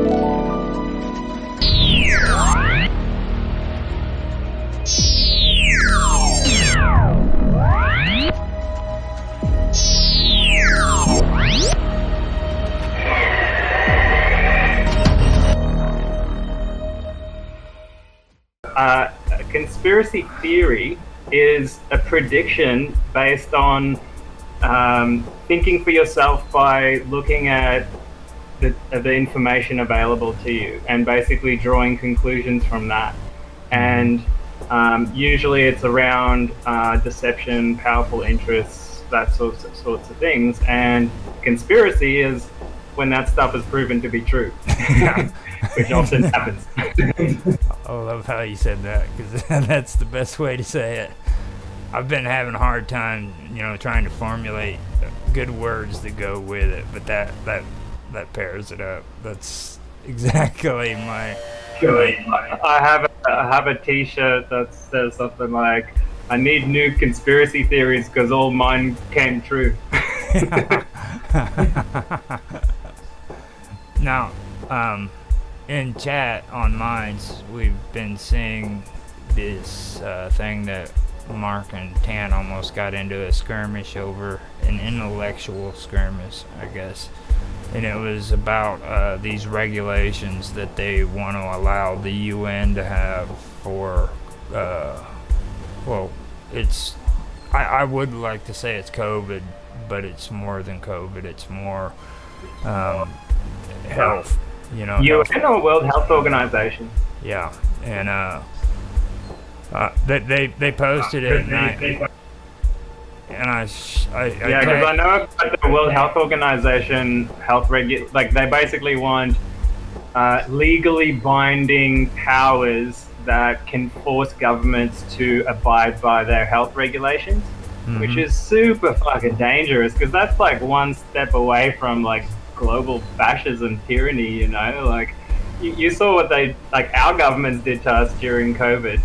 If like an international unelected body can do that to the world, that is scary shit, in my opinion. Yeah, and like the person who's writing this article is talking about an emerging totalitarian world government. Well, that's kind of what it sounds like, doesn't it? I mean, well, that's always been the plan. This was the plan from the beginning. That's why they created these international bodies, you know, and we'll go into that when we get to the history. But, you know, all these things that are funded by these global elites, Rockefellers, people like that. And, that was their initial, justification for doing it. You know, and when it comes to that too, you know, you always hear people talk about the Rockefellers, they talk about the Rothschilds, but like especially when it comes to Jacob Schiff, there's a family that everybody always leaves out, and I always find it mysterious why they do that, you know, and that's the Warburgs. They're big players in this whole thing, you know. They go all the way back to World War I and possibly even before that. So I just wanted to mention that. So you want me to go ahead and read on?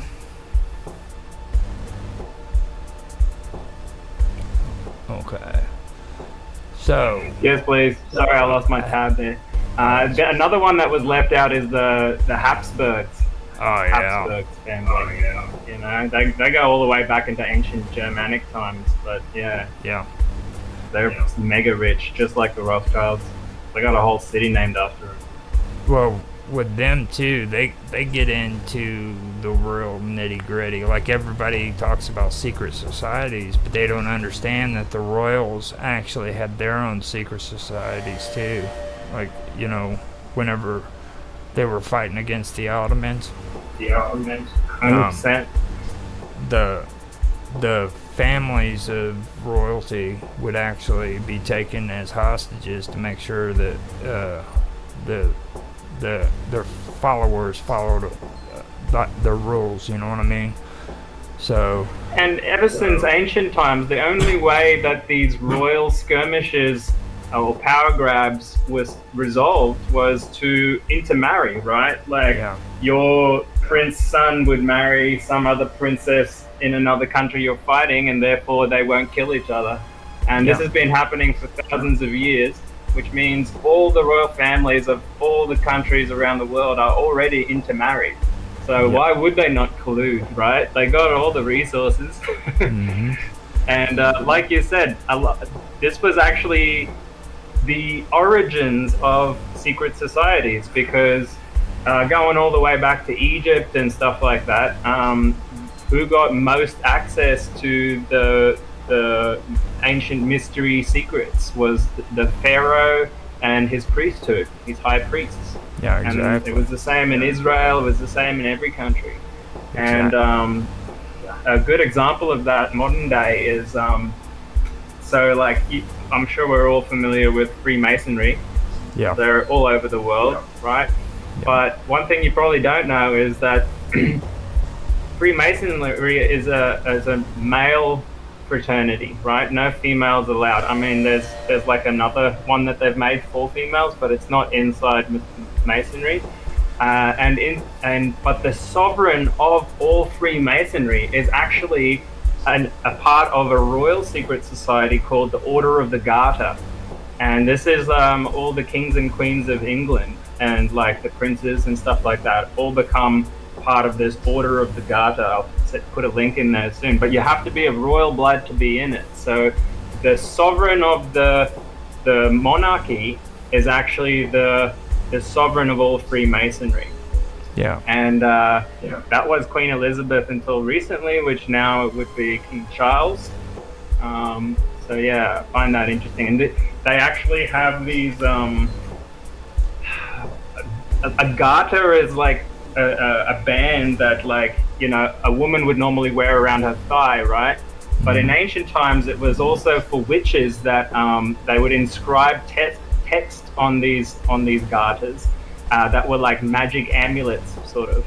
And the royal garter in the Order of the Garter says something in Latin that means evil unto those that think evil of it. which is kind of like cursing those that try to oppose them, you know. Yeah. And this goes all the way back to the witch kings and queens of England in the old days, which actually originated probably from ancient Egypt as well. So it's interesting because the Masons see themselves as those who preserve the ancient mysteries, okay, that came from all over the world, mainly Egypt, maybe a little bit of Babylon places.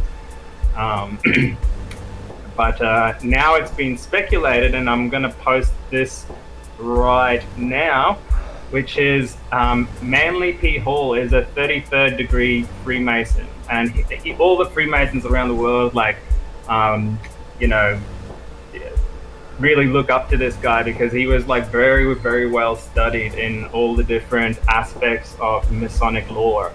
And he did a really good, the best I've ever seen, talk on the Illuminati and its origins. And I highly recommend giving it a listen, because most people ascribe the New World Order agenda to the Freemasons. And it turns out that Freemasonry in the higher degrees are actually tied into the Illuminati, along with a whole bunch of other secret societies around the world. It's sort of like the top of the pyramid is the Illuminati, and then a bunch of other secret societies. The information trickles down to them, and it's basically different layers of separation, so you don't really know who's in control. The Illuminati is not over the Masons. The Masons are actually dated back further than the Illuminati's knowledge is, to be honest. The Illuminati actually derived from a guy, Adam, what's up? That's the official story, Adam Weishaupt in Bavaria, but that's not as far back as it actually goes. That's just what the normal people are allowed to know. The Illuminati, listen to that Manly P. Hall talk, right? He's a 33 degree Mason, and he talks about how the Illuminati goes way further back.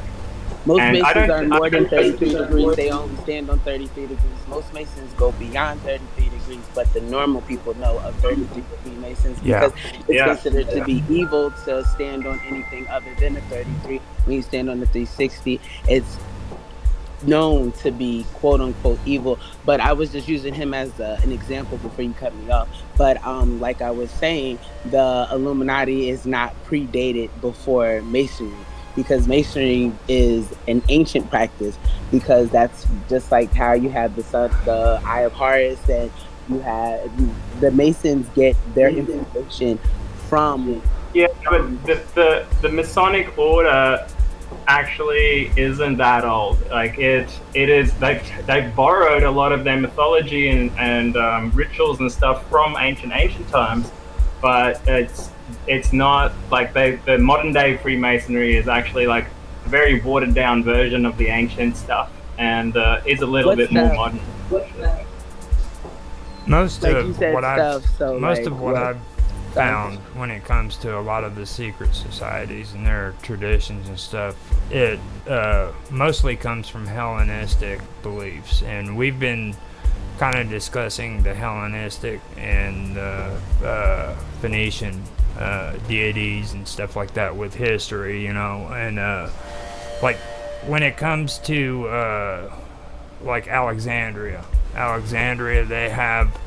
they're not as old as the older you know, tombs and stuff, but they're modern for ancient Egypt. And what they have is like these statues that step forward with one foot and one hand out, you know what I mean? Now that is a Masonic sign. That's one of the codes they have, you know what I mean? Outside symbols. of the Masons and outside of the Illuminati, who are the other secret societies that you people are aware of, or that not so normal, I guess, people are aware of, as Mr. Robot insinuated? Because apparently there's supposed to be a bunch of... I insinuated too, because like... I was just asking a question. Like, have you heard of Order of the Golden Fleece? Yes. Okay. Now, the Order of the Golden Fleece That was all royalty, you know. Most people don't even know anything The about crown and yeah, but I'm just saying that's not Illuminati. So wouldn't they That's have my more whole power point. than the Illuminati? That's my whole. See, in the Illuminati, there's She no said the evidence. Illuminati was at the top. My point was Illuminati is not at the There's top. no evidence whatsoever that the I've got a Illuminati list really, here. I'm trying to find it. really existed. I mean, it's you've got What does writings. Illuminati mean again? You What got does Illuminati mean again? you've got It means the illuminated, the Illuminati. Oh, okay. like enlightened, basically. Now, see, It comes from the idea that once you achieve initiation, you're able to become an enlightened being, like a god, like in a human form. Okay, and who does the initiating? Like, where is this That's my initiation? Well, each secret society. So this comes all the way back to like, the Temple of Delphi and ancient Egypt. They had these mystery schools, right? Ancient mystery schools, which basically was a type of ceremony that they did in secret that helped initiate you. Basically, it was like a psychedelic trip that they did back then, and it turns on your psychic senses, and you're able to see energy. You're basically able to talk to higher consciousnesses, and you become like a priest. That's why a lot of people that have been through that type of things became like polymaths and like really well-renowned scholars. Plato, for example, Pythagoras.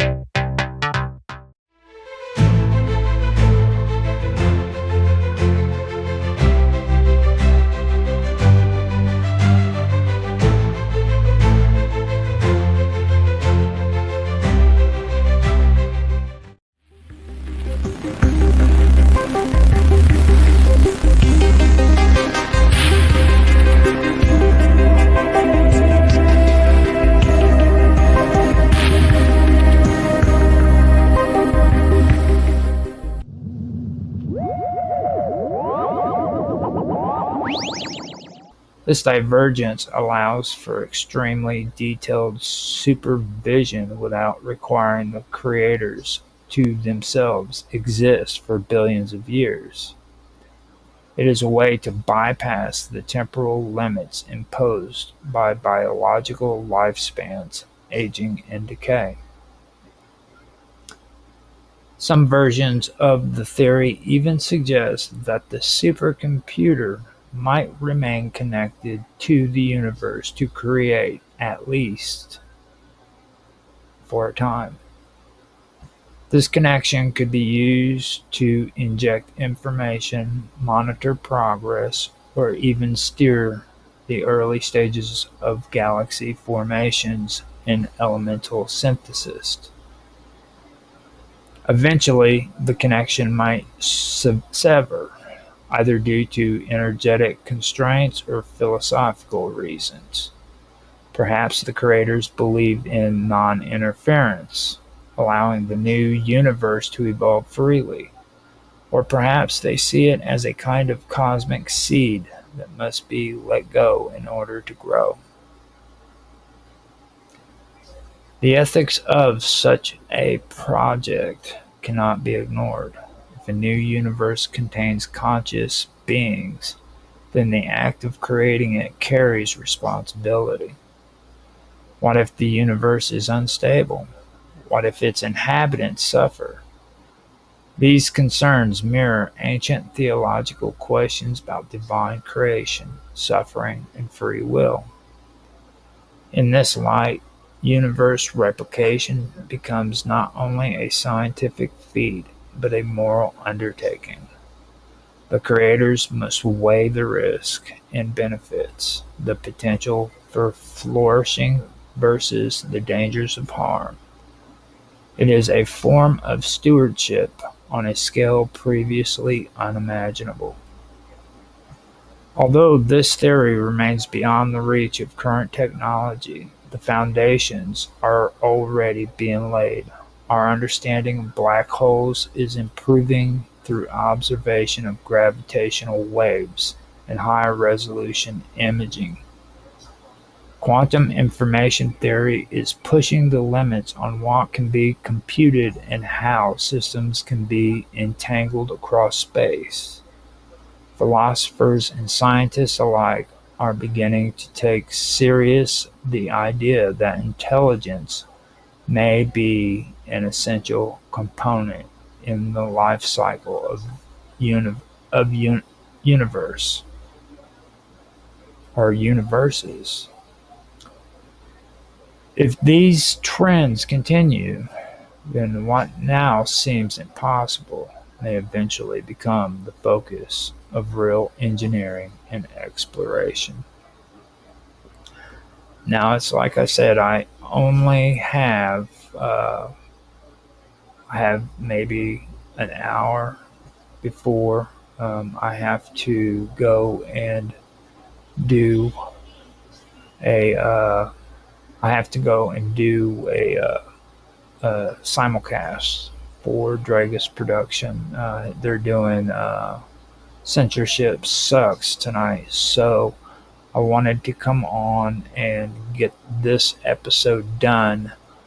And also, I wanted to point out that this is a part of the topic that I brought up in the last episode. Now, the last episode, I was talking about astro engineering, and there is a theoretical scientific theory. Yeah, well, it's just a theory, I guess, and it's called the developmental singularity hypothesis. Now, this is actually a pretty interesting topic, and here before long, I would love to get into this more, and I will be bringing it up on other streams and stuff. Now, I do have more topics on the subject, and I am wanting to get into it and start getting into this, but I am also wanting to cover more stuff that seems to be weird science as well. So what I'm doing is I'm breaking them up into roughly about 3 topics so that I can have 3 topics that I can go over in one episode. And this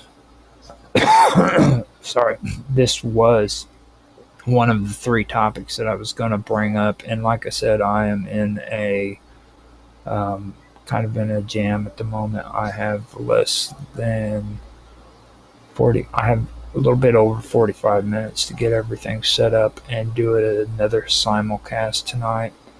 I ended up having electric out or internet. The internet went out just before 5 o'clock, so I didn't have any time to I wasn't able to do my stream, and I had it timed to where I could be on at 5 p.m. my time to do my stream, and then be able to have a little bit of time in between before I did that simulcast. And tonight I was only able to get on just around 5:45, which really messed up my timing. So I decided that I was going to come in and I was going to bring this up and read it, bring the topic up. Now, I had heard about this theory a while back, and it's taken me forever to actually find it.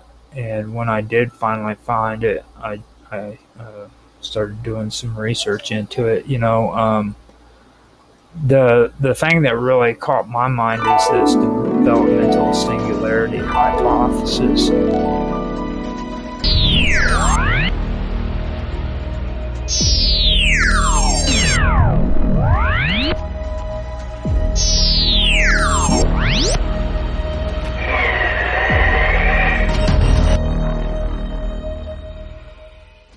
that's actually interesting in its own self, where it talks about instead of exploring out into space, we start going inward, and it describes how we've been doing our technology. It kind of shows that in a physical way, how like our phones, like if you look at how small our phones are getting, or how they were at one time, now they're kind of flat, but they're still bigger. You know what I mean? But even though they're bigger in that sense, they're still flat. And the whole point of that is our technology is getting smaller. Things aren't as big and bulky as what they used to be, and it seems that we are actually going compact.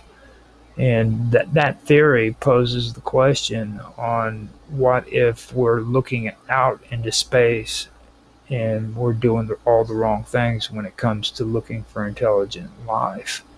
And that is very, very profound, especially whenever you really get into the whole ufology thing, because you start picking up on these little videos and these little articles that people talk about, like on Mars. There's some people who believe that Martians are actually little bitty people. They're small, and there is life on Mars, but they're small. And that's why whenever you go on and you see photos of Mars and they point out this little bitty image, or part of the image that looks like a little bitty creature, that's why they point that out, is because that's kind of what they're going after with Mars, kind of like this developmental singularity hypothesis, where they actually make themselves smaller than what we are. You know what I mean? So that does make a pretty interesting topic. You know what I mean? So I think that is something that I've always been interested in. When I first heard it, it was from this one guy. He was on YouTube, and I still can't remember the name of his website or the name of his channel on YouTube, but he had like a speech problem, and he was a scientist.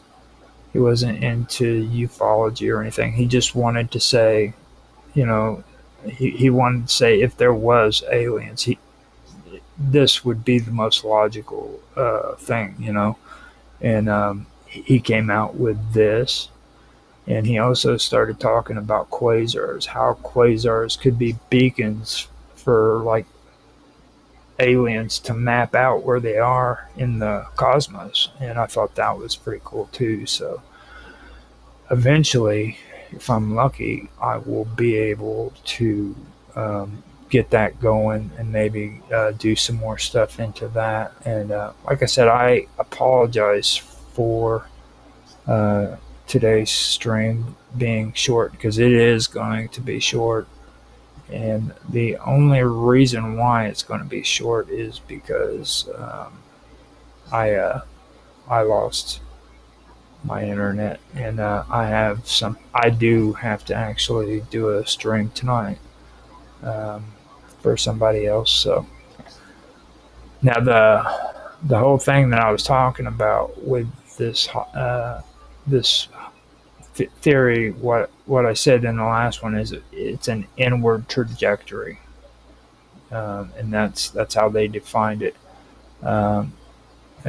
It's a space-time energy matter compression, where instead of us growing out and trying to travel the stars, which everybody knows that it's going to take a lot to get any significant amount of distance. But instead of doing that, we start thinking of compression rather than exploration, basically. You know what I mean? Look at the inner space rather than the outer space. And that is what I did last week. It said in that one, it said, in this process, as civilizations become more intelligent, their use of space becomes more compact. Their interaction with time becomes faster and more deliberate. Their energy usage becomes more refined, and their relationship with matter becomes increasingly optimized. And that was a part of what I was looking for. But the truth of the matter is when it comes down to it, it's actually this week's topic. This is the one that I was really, really fascinated with the idea that there's a theory, there's an actual theory out where they're talking about actually having a universe created uh, near a black hole, and like everything in nature, no matter what, has to go through the process and of decay. You know what I mean? Material comes into the world and it has to decay. And that's just, I mean, science has confirmed that, you know.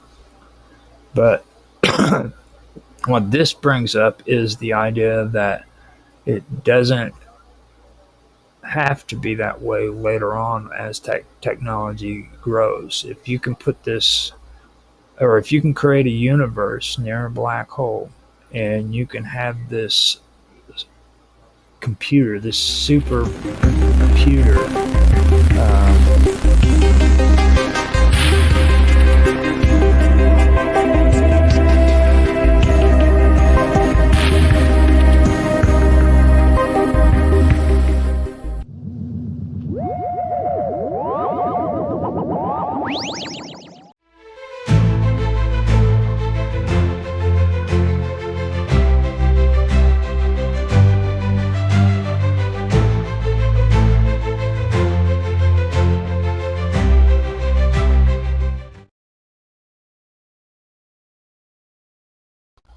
okay, getting everything set up and ready, waiting for the streams to kick in so I can do an audio test real quick.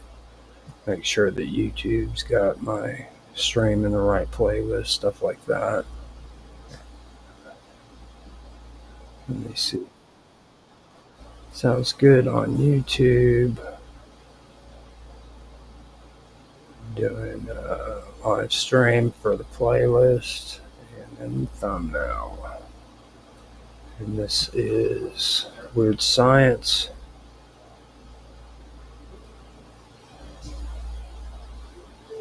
I don't even know for sure if I have any photos for, or thumbnails for Weird Science, to be honest with you. Yeah.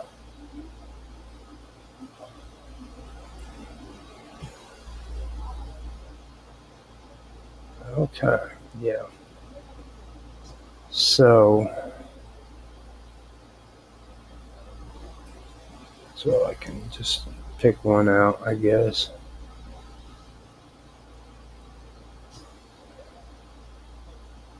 Go ahead. Oh, no. I ain't even gonna play around like that. Heck. Yeah, they don't even. I'll just go ahead and leave it at that. Gotta excuse me today, too. I have a bit of a head cold, so I am not thinking all that well. I almost went and started streaming, or I actually went and started getting it set up to do Censorship Sucks, which is later on today. I thought I had to do that one, so I'm kind of not all there at the moment. Okay, checking the audio. Audio is good on Kick. Audio is good on YouTube.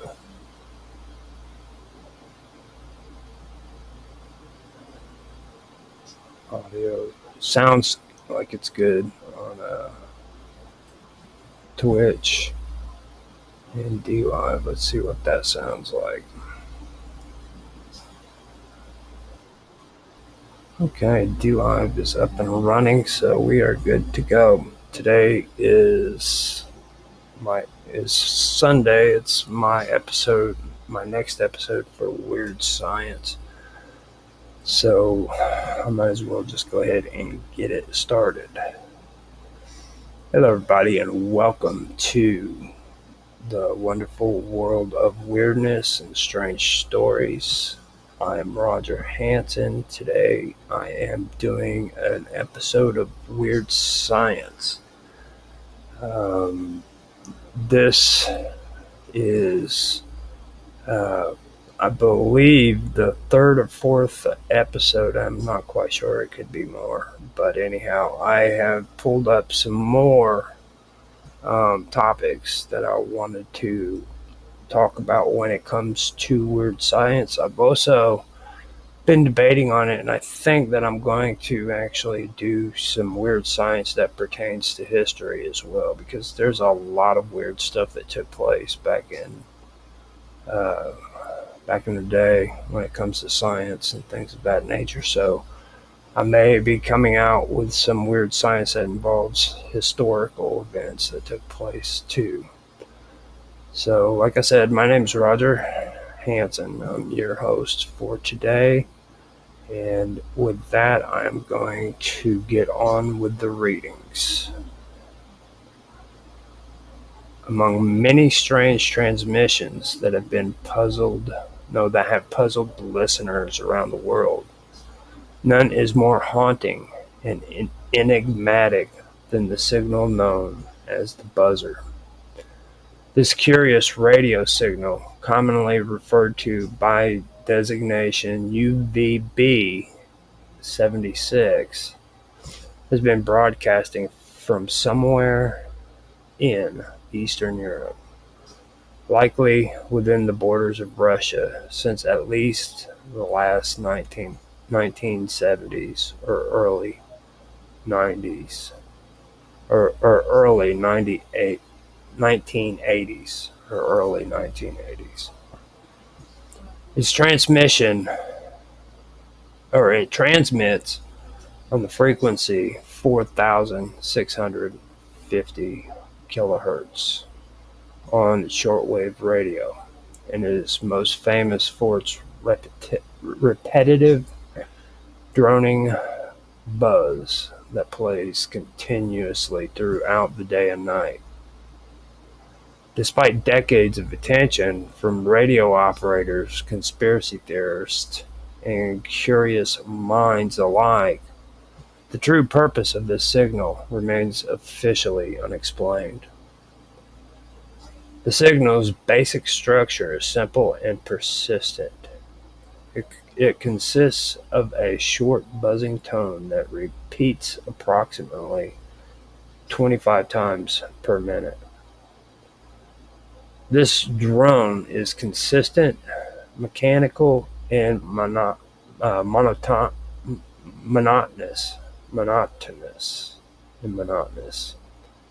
lasting day after day without interruption. However, at irregular intervals, the buzzing stops and is replaced by voice transmissions.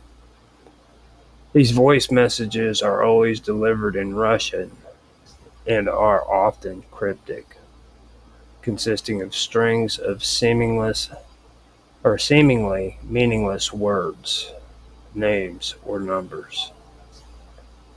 For example, a typical message might say something like Anna 19, Irvin Takan 073, followed by a pause and then a resumption of the buzzing.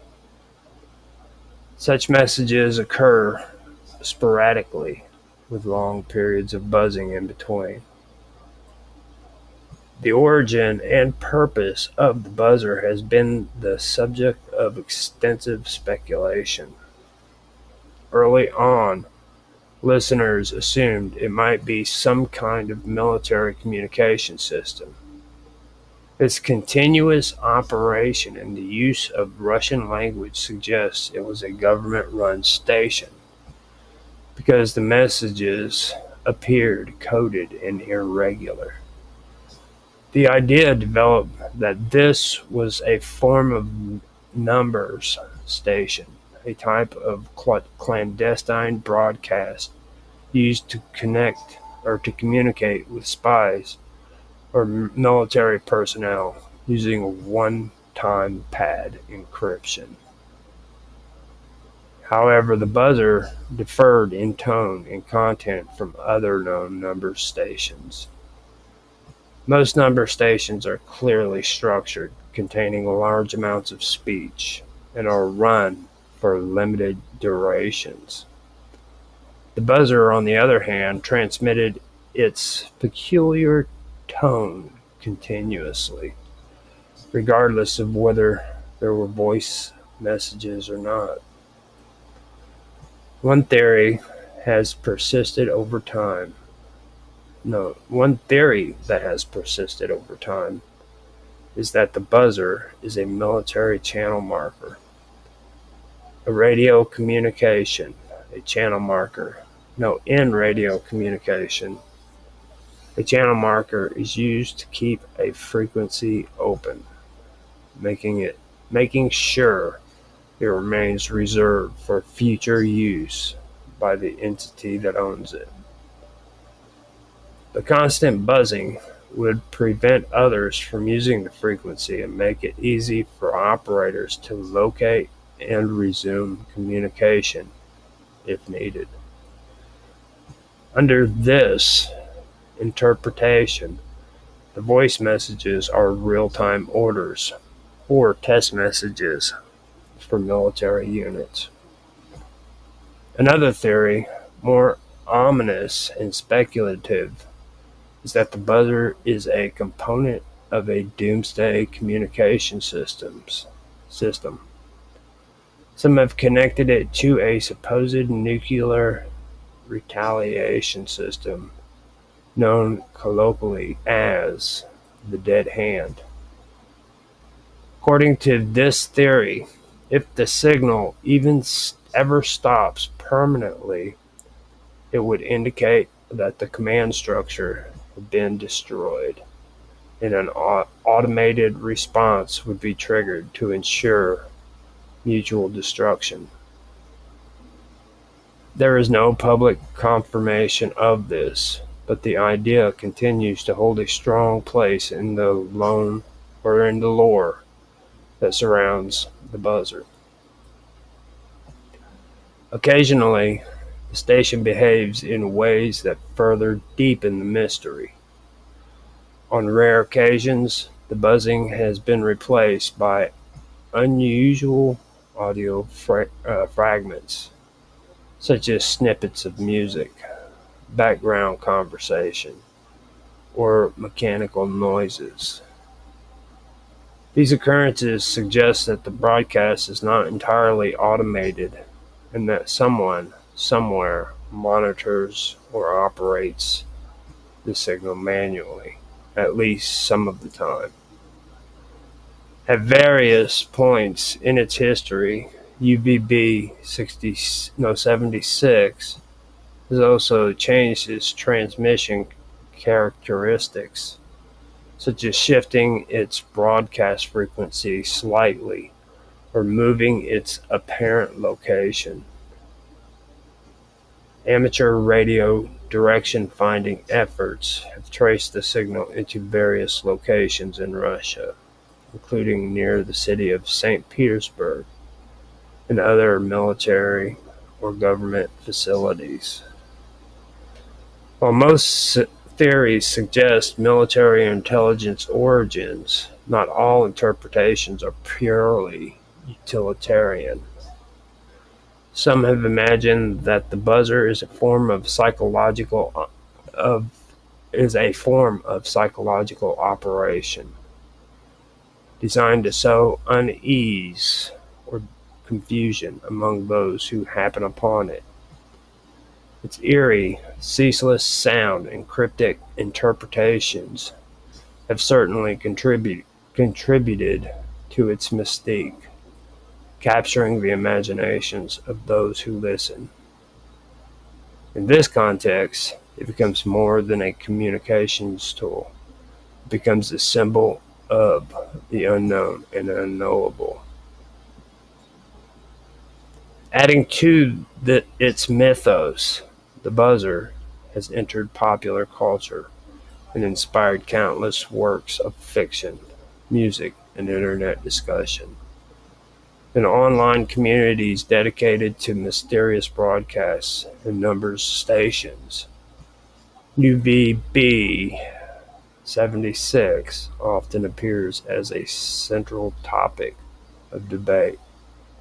Some users monitor the frequency 24 hours a day, sharing any anomalies or new voice messages with others.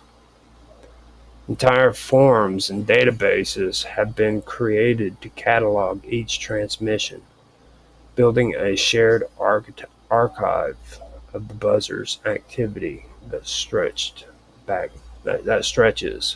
decades.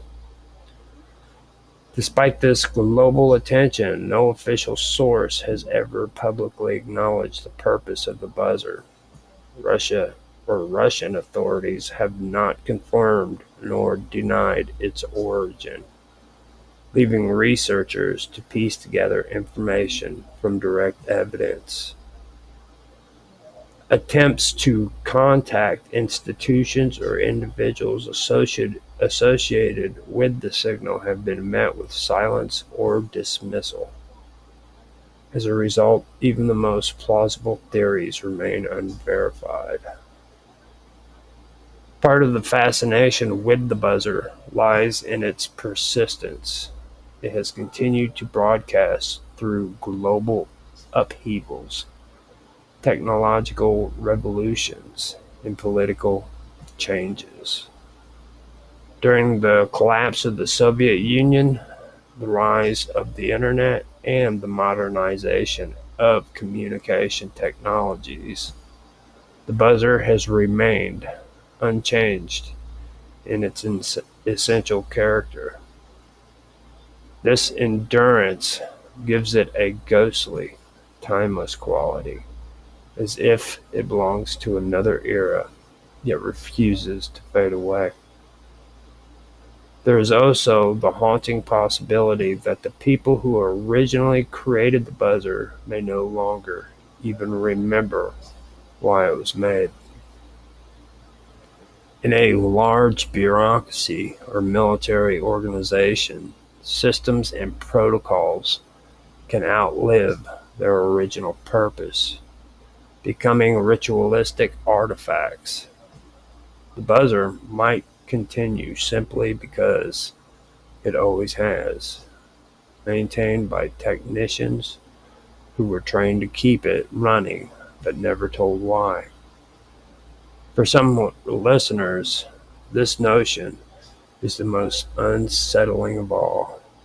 A machine that hums forever without meaning, maintained out of habit or fear of consequences, embodies a kind of modern existential dread. It reflects how technology can outpace our understanding and how institutions can become divorced from the human needs they were meant to serve.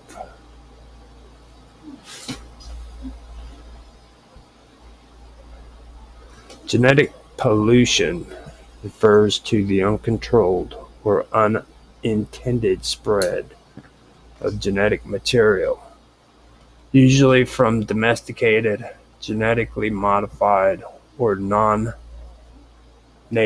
species into wild populations. This phenomenon has raised serious concerns among ecologists, geneticists, conservationists, and farmers because it can alter the genetic integrity of natural species, sometimes in irreversible and harmful ways.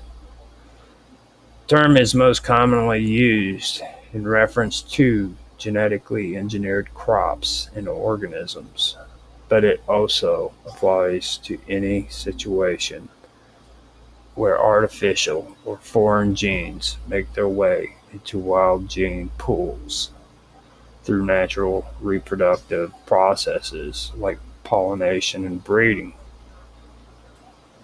The basic mechanisms of genetic pollution is simple. When a plant or animal that carries engineered or selectively bred genes produces with a wild relative, its genetic material may be passed on to offspring. This gene flow can happen through wild insects, water. No, this flow can happen through wind, insects, water, or animal carriers. In the case of plants, pollen from a genetically modified crop can travel and fertilize wild or native plant varieties, introducing genes that were never part of the wild population's evolutionary history. Similarly, domesticated animals released into the wild, intentionally or accidentally, can breed with their wild counterparts and introduce altered traits into the population. One of the most prominent and controversial examples of genetic pollution comes from genetically engineered crops. In many countries, especially those with large-scale industrial agriculture, crops like corn, soybean, canola, and cotton have been genetically modified to resist pests, tolerate herbicides, or even improve yields. These modified plants can and often do cross-pollinate with nearby non-modified or wild relatives. Once the modified genes enter the wild gene pool, they are difficult or impossible to remove. This has led to legal, ecological, and agricultural challenges. Organic farms, for instance, face the threat of contamination, which can disqualify their produce from organic certification and affect marketability. The ecological consequences of genetic pollution can be profound. One major concern is the potential loss of genetic diversity. Wild populations rely on a broad genetic base to adapt to changing environmental conditions, resist diseases, maintain overall ecosystem balance. When foreign genes, especially those tailored for specific traits, enter a wild population, they may outcompete or replace native genes. This can lead to what is known as genetic swamping, where the wild genome is gradually diluted or replaced. Over time, this reduces the evolutionary flexibility and resilience of the population, making it more vulnerable to disease, climate change, and other pressures. Another risk involves the creation of hybrid organisms that possess a mix of wild and domesticated traits. These hybrids may have unpredictable fitness in natural environments. In some cases, they may be less capable of surviving and reproducing, leading to a decline in the overall population. In other cases, they may be more aggressive or better adapted in ways that allow them to dominate local ecosystems, outcompeting other species and upsetting the ecological balances. For example, a genetically modified fish that grows faster than its wild relatives could outcompete them for food and breeding space, leading to population crashes. Genetic pollution also poses risks to indigenous indigenous knowledge systems and cultural heritage. In many parts of the world, traditional farming communities have developed and maintained unique crop varieties over generations, adapted to specific soils, climates, and cultural needs. These heirloom varieties represent a deep reservoir of genetic diversity and cultural identity. When genetically modified crops are introduced nearby, the risk of cross-pollination threatens the purity and uniqueness of these traditional strains. Once contamination occurs, it may not be possible to restore the original variety, resulting in permanent loss of agricultural heritage. Legal and ethical issues further complicate the picture. In some cases, companies that hold patents or genetically modified organisms that hold patents on, in some cases, companies that hold patents on genetically modified organisms have pursued legal action against farmers whose fields were found to contain patent genes, even if the contamination was accidental. This has raised serious questions about responsibility, ownership, and liability. Should a farmer be punished for genetic drift they did not intend or control? Should corporations bear responsibility for preventing their proprietary genes from spreading into ecosystems and private lands? Efforts to prevent genetic pollution are ongoing but face many challenges. Isolation, distances between genetically modified and non-modified crops are one strategy, but pollen can travel long distances depending on wind patterns and pollinators. Physical barriers and buffer zones can help, but they are not foolproof. Seed banks and preservation programs aim to conserve pure genetic lines, but these too require rigorous protection and documentation. In animal populations, preventing escape from fish farms or livestock enclosures is critical, but escapes still occur due to natural disasters, human error, or infrastructure failure.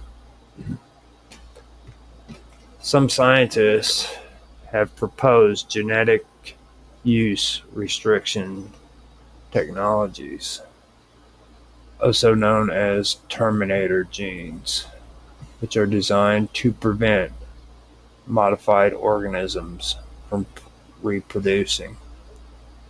These methods, however, have faced ethical opposition and have not been widely adopted.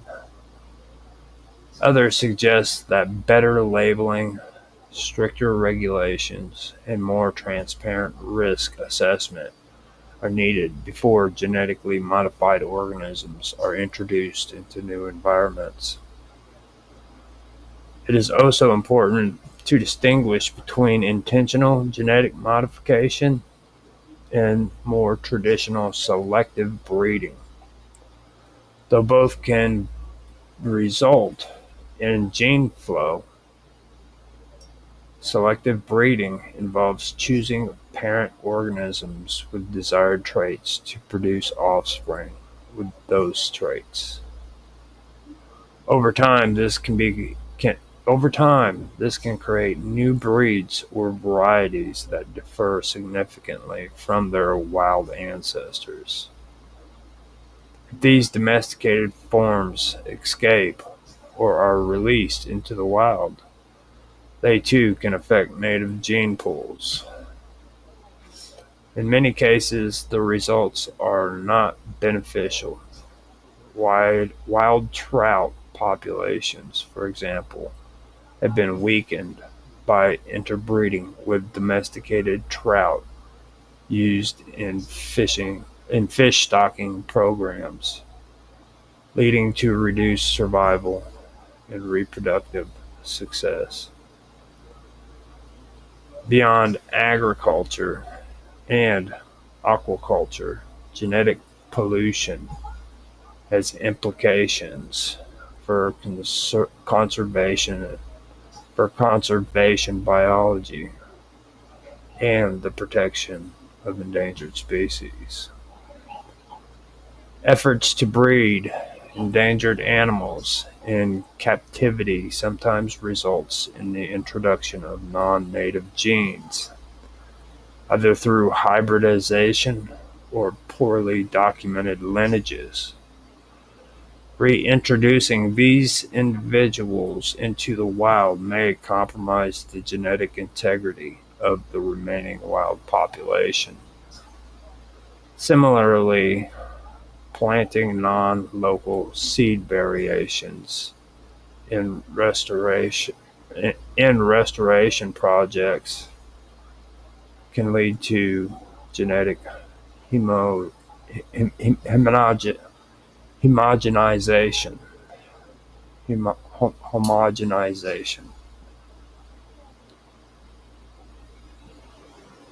where local adaptations are lost. In the broader philosophical sense, genetic pollution reflects a fundamental tension between human technological progress and the natural world. Our ability to manipulate genes has far outpaced our ability to foresee and control the long-term consequences of those manipulations. As with many other environmental issues, the damage is often subtle, slow-moving, and difficult to reverse once it begins. The challenge lies in balancing innovation with caution, recognizing that once a gene escapes into the wild, it becomes part of a larger ecological story that cannot be undone.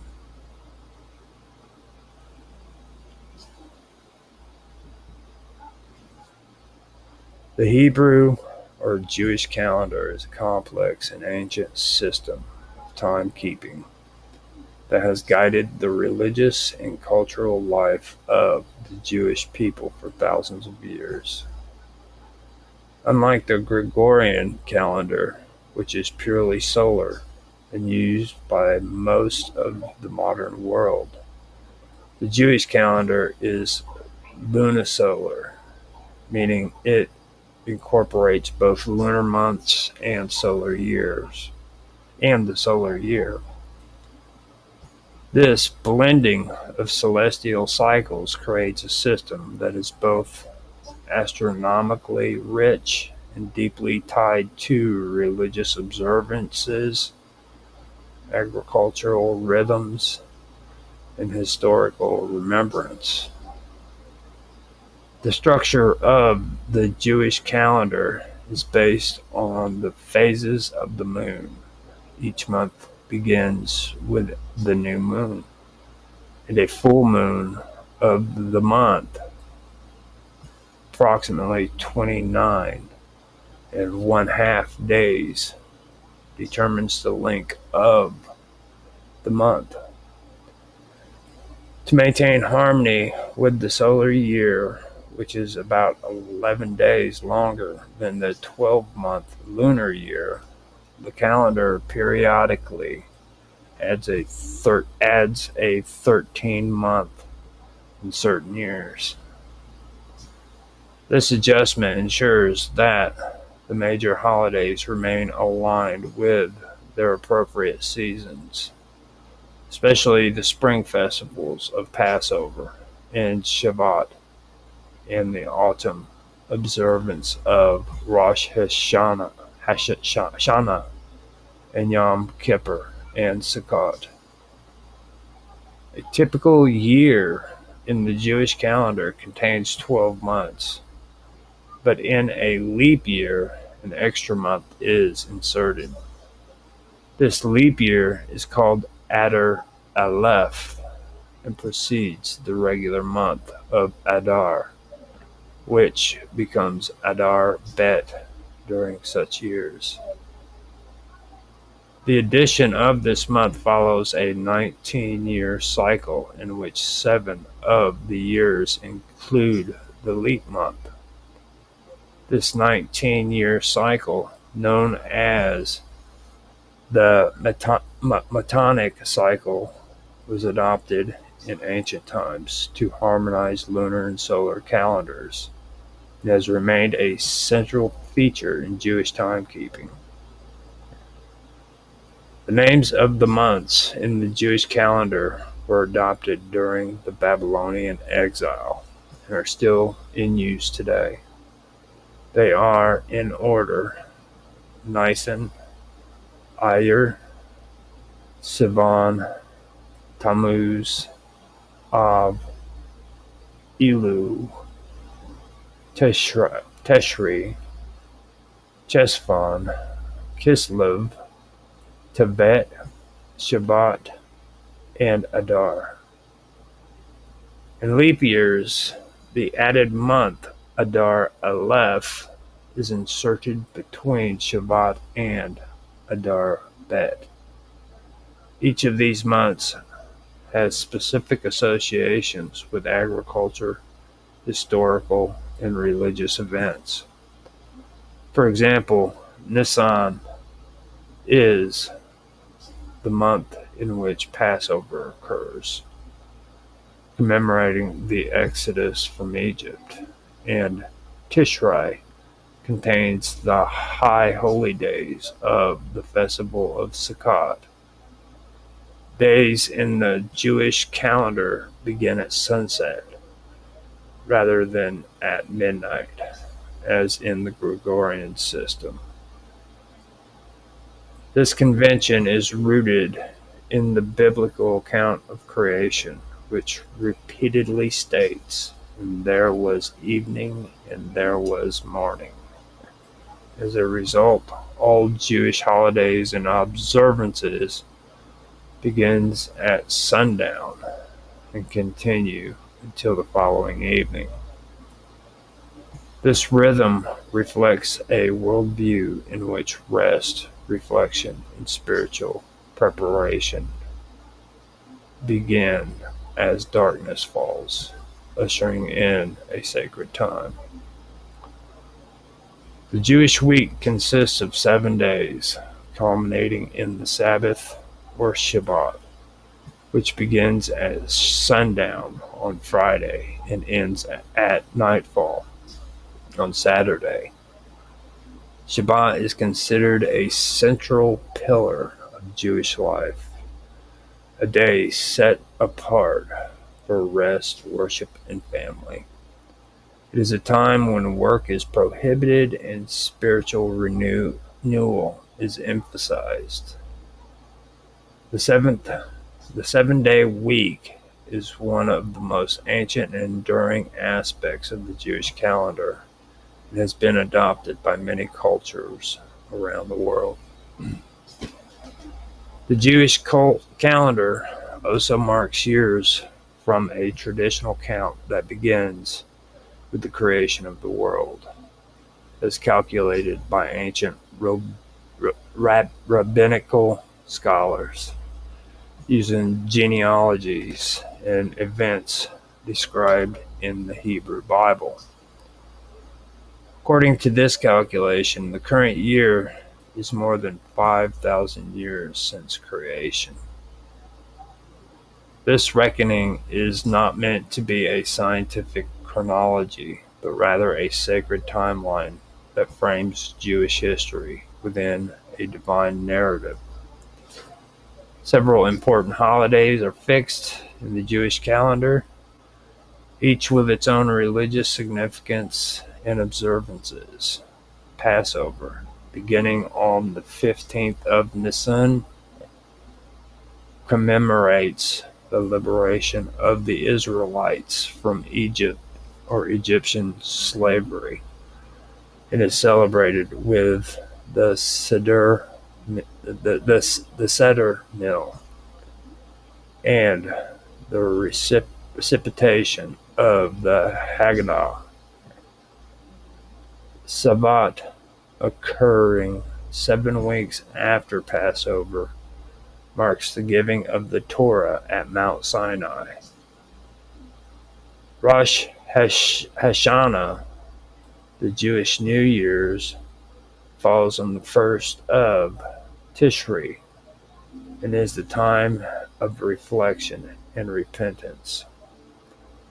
Yom Kippur, the Day of Atonement, follows 10 days later and is the most solemn day of the year, devoted to fasting, prayer, and seeking forgiveness. Sukkot, a harvest festival, begins 5 days after Yom Kippur and is observed by dwelling in temporary structures called Sukkot. Other holidays include Hanukkah, which celebrates the rededication of the Temple of Jerusalem and the miracle of the oil, and Purim, which commemorates the deliverance of the Jews from a plot of extermination in the ancient Persian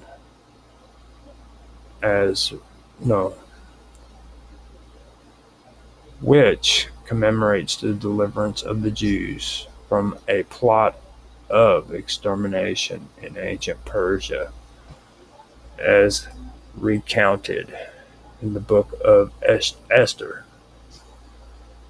These holidays fall on specific days or dates in the Jewish calendar and vary from year to year in the Gregorian calendar due to the differences between lunar and solar cycles.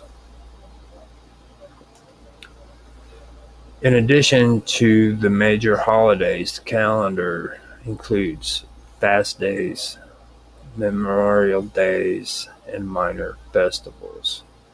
Tisha B'Av, the 9th of Av, is a day of mourning for the destruction of the first and second temples in Jerusalem.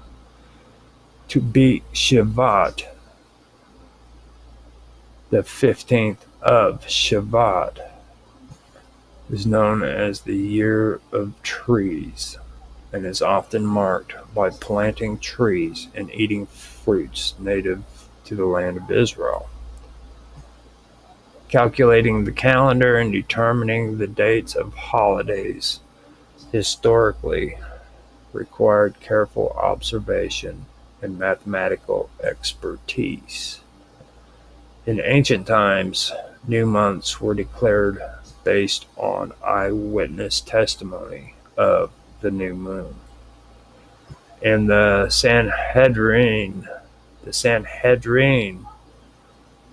the high court in Jerusalem, would have officially proclaimed the start of the month. Over time, as the diaspora spread and central authority waned, the calendar was fixed using a mathematical algorithm developed by Hillel II in the 4th century. This fixed calendar is still used today and enables Jews around the world to observe holidays at the same time, regardless of location. The Julian calendar stands as one of the most significant reforms in the history of timekeeping. And its introduction marked a turning point in how the Western world measured and organized time. Before the Julian reform, the Roman calendar was a chaotic and politically manipulated system, prone to irregularities and inconsistencies. Julius Caesar recognized the need for order and standardization, Julius Caesar, recognizing the need for order and standardization, implemented the new calendar in the year 46 before the Common Era, a year that would later become known as the last year of confusion due to the extraordinary adjustments made to bring the calendar back into alignment with the seasons. The pre-Julian Roman calendar was a lunar-based system that included 12 months, but was regularly manipulated by adding or omitting days or even entire months. These decisions were often made by pontifices, religious officials who had the power to lengthen or shorten the calendar to favor political outcomes. This led to widespread confusion and made it difficult for the general population to track dates and plan agricultural or civic activities. The system had fallen out of sync with the solar year. And by the time of Julius Caesar's rule, the misalignment was significant enough to warrant drastic corrections. Caesar, advised by the Alexandrian astronomer Sosigenes, sought to create a calendar that would be based on a solar year rather than the lunar cycle. The solar year, or the time it takes the Earth to complete one orbit around the Sun, was understood to be slightly longer than 365 days. Sosigenes recommended adopting a calendar of 365 days, with an additional day added every 4th year to account for the fractional discrepancy,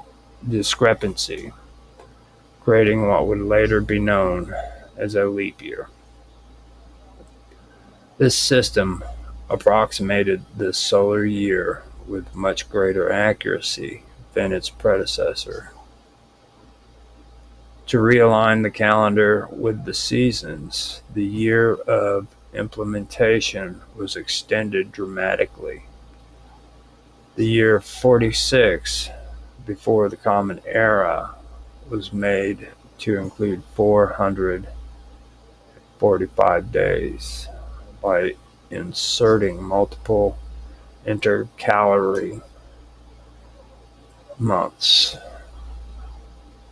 This drastic measure effectively reset the calendar, aligning it properly with the solar cycle and restoring the intended timing of the festivals and agricultural events.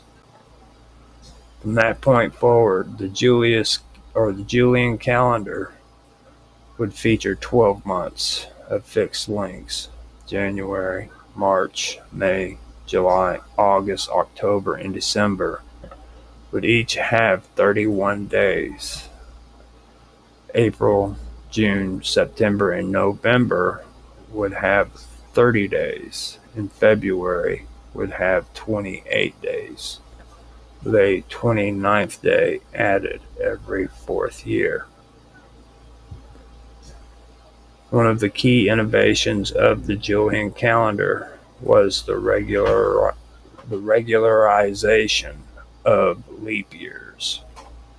Every fourth year, an additional day would be added to February, making that year 366 days long.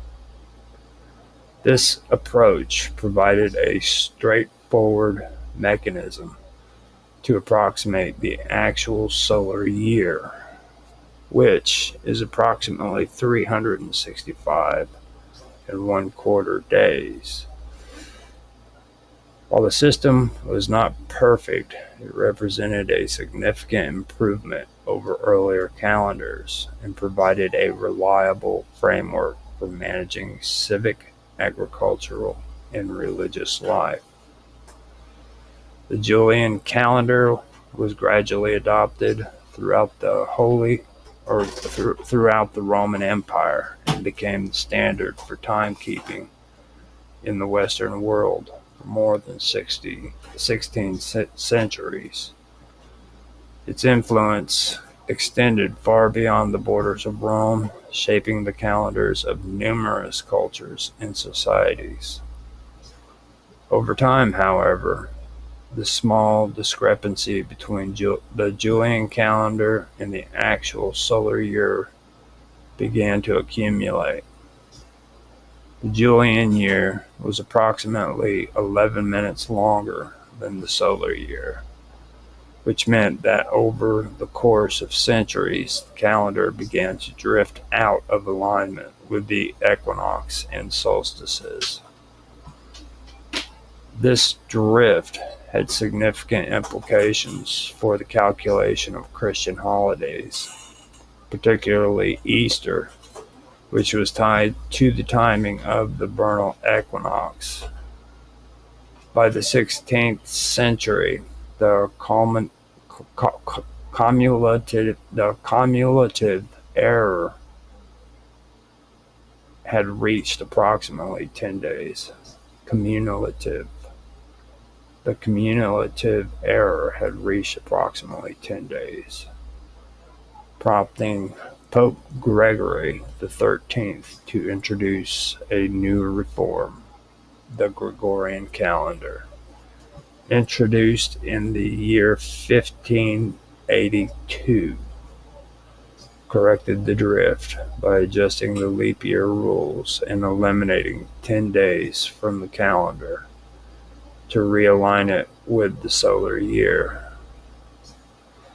Despite this reform, the Julian calendar continued to be used in many parts of the world for centuries. The Julian calendar remains in use today in some religious and cultural contexts.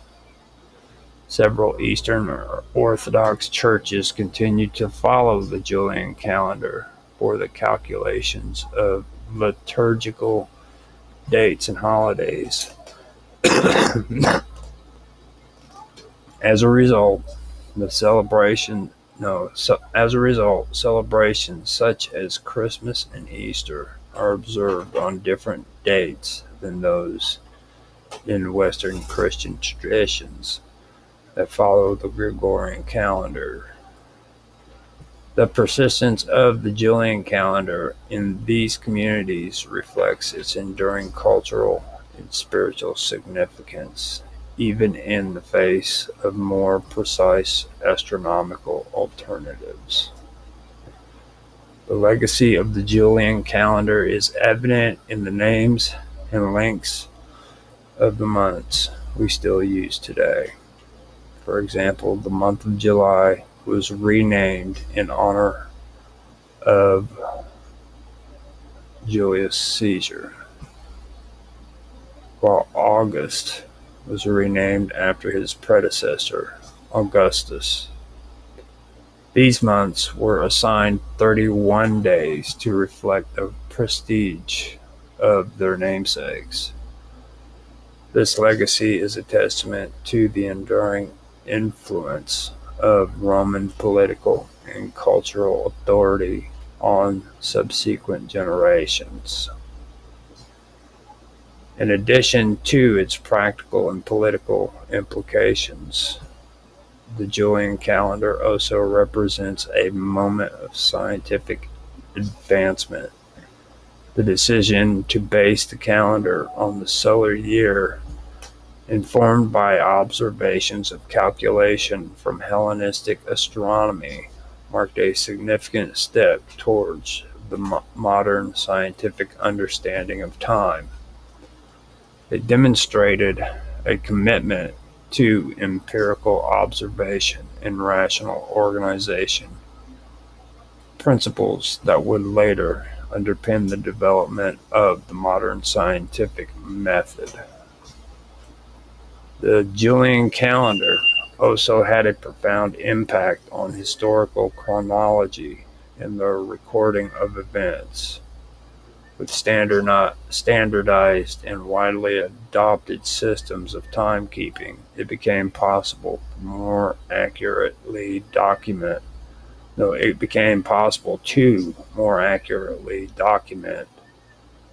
passage of time, coordinate events across vast territories, and preserve historical records in a consistent format. This facilitated the development of more coherent historical narratives and enabled the synchronization of civic, religious, and agricultural schedules across the empire. Despite its eventual replacement in most parts of the world, the Julian calendar's influence remains visible in many aspects of contemporary life. The names of the months, the structure of the year, and even the concept of leap years all trace their origins to the reforms initiated by Julius Caesar. Moreover, the debates and discussions that surrounded the calendar reforms of both the Julian and Gregorian systems highlight the complex interplay between science, religion, and politics in shaping how societies understand and measure time.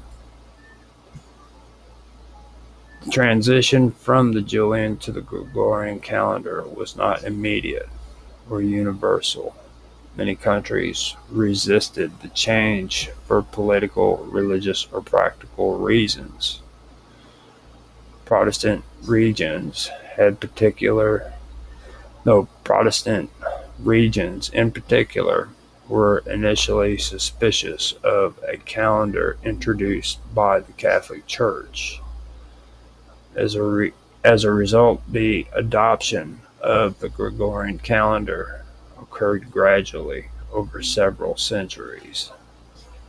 Britain and its colonies, for example, did not make the switch until the mid-18th century, by which time the discrepancy had grown to 11 days. This delay led to public confusion and protests, with some people believing that they had lost days from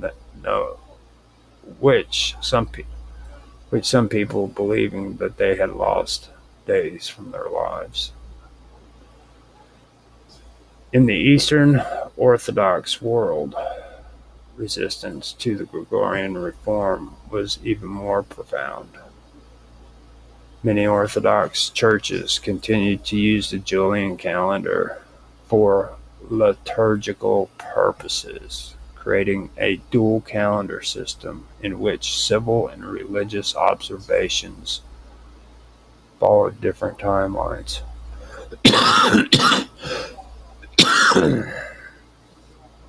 This coexistence of calendars reflects the enduring cultural and theological distinctions that continue to shape religious identity and practice. The Gregorian calendar, widely used across most of the modern world, stands as one of the most influential timekeeping systems in history. It stands as one of the most influential timekeeping systems in history.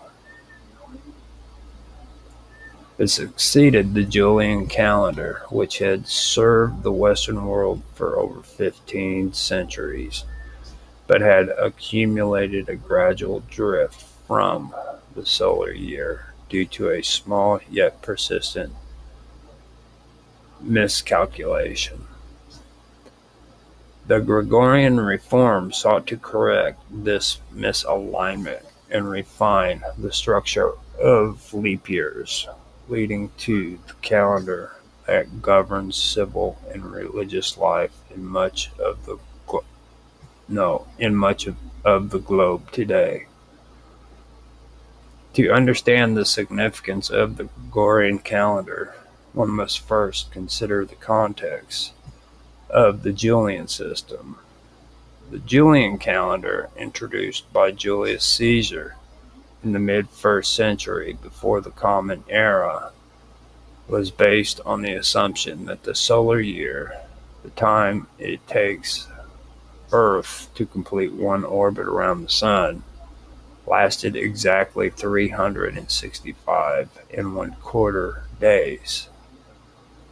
To approximate this, the calendar added an extra day every fourth year, creating what became known as a leap year. This method brought a greater sense of order and predictability to Roman and later Christian societies. However, the solar year is slightly shorter than 365 and 1/4 days. Its true length is closer to 365 days, 5 hours, 48 minutes, and 46 seconds.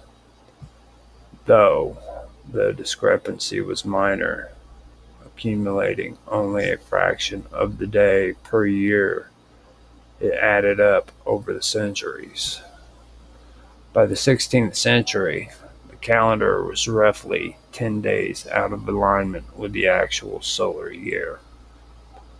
This drift affected the timing of the equinox and solstices, which in turn disrupted the calculation of important religious holidays, especially Easter. The Council of Nicaea in the early 4th century had established that Easter should be celebrated on the Sunday following the first full moon after the vernal equinox.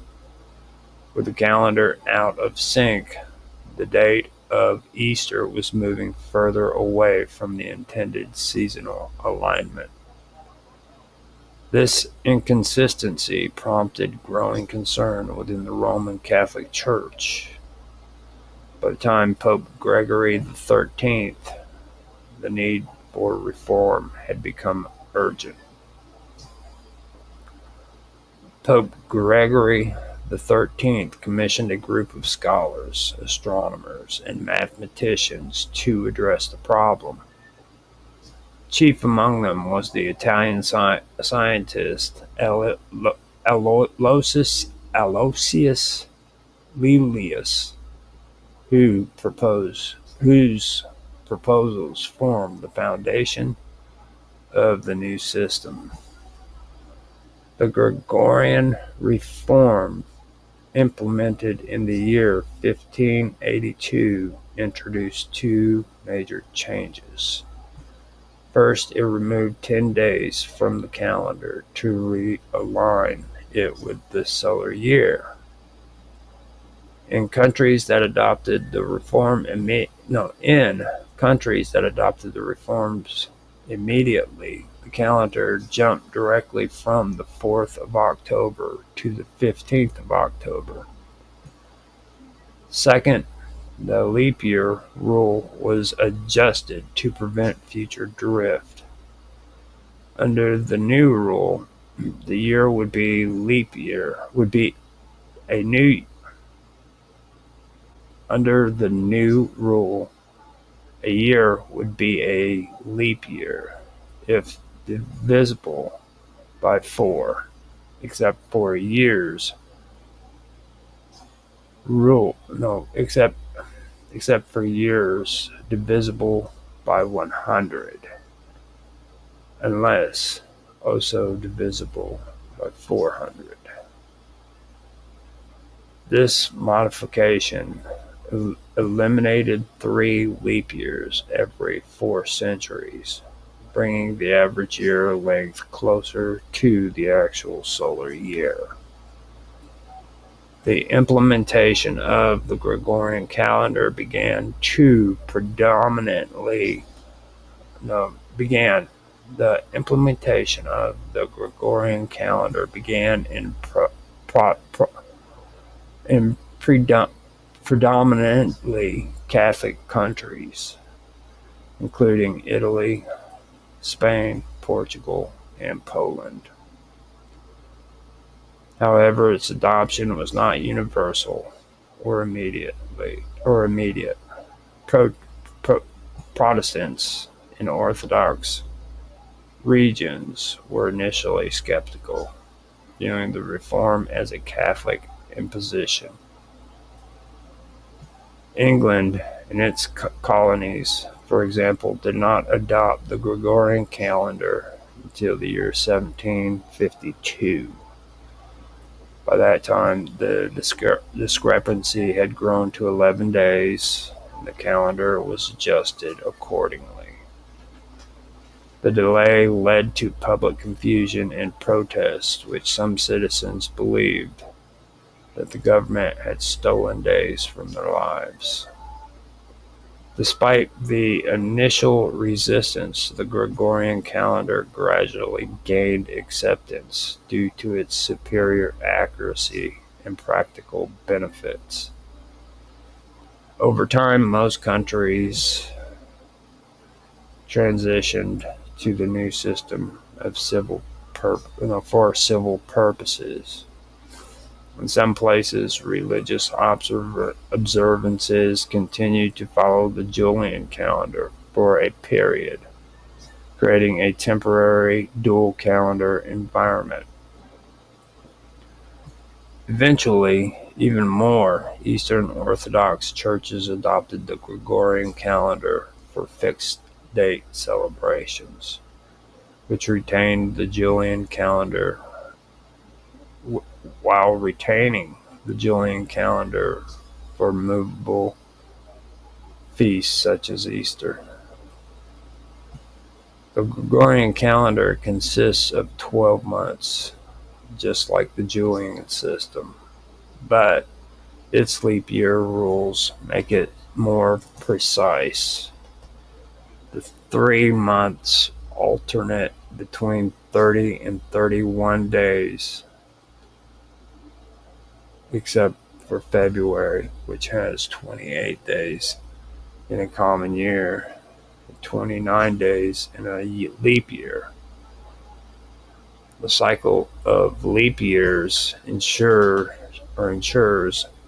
that the calendar remains closely aligned with the Earth's revolutions around the Sun, minimizing seasonal drift.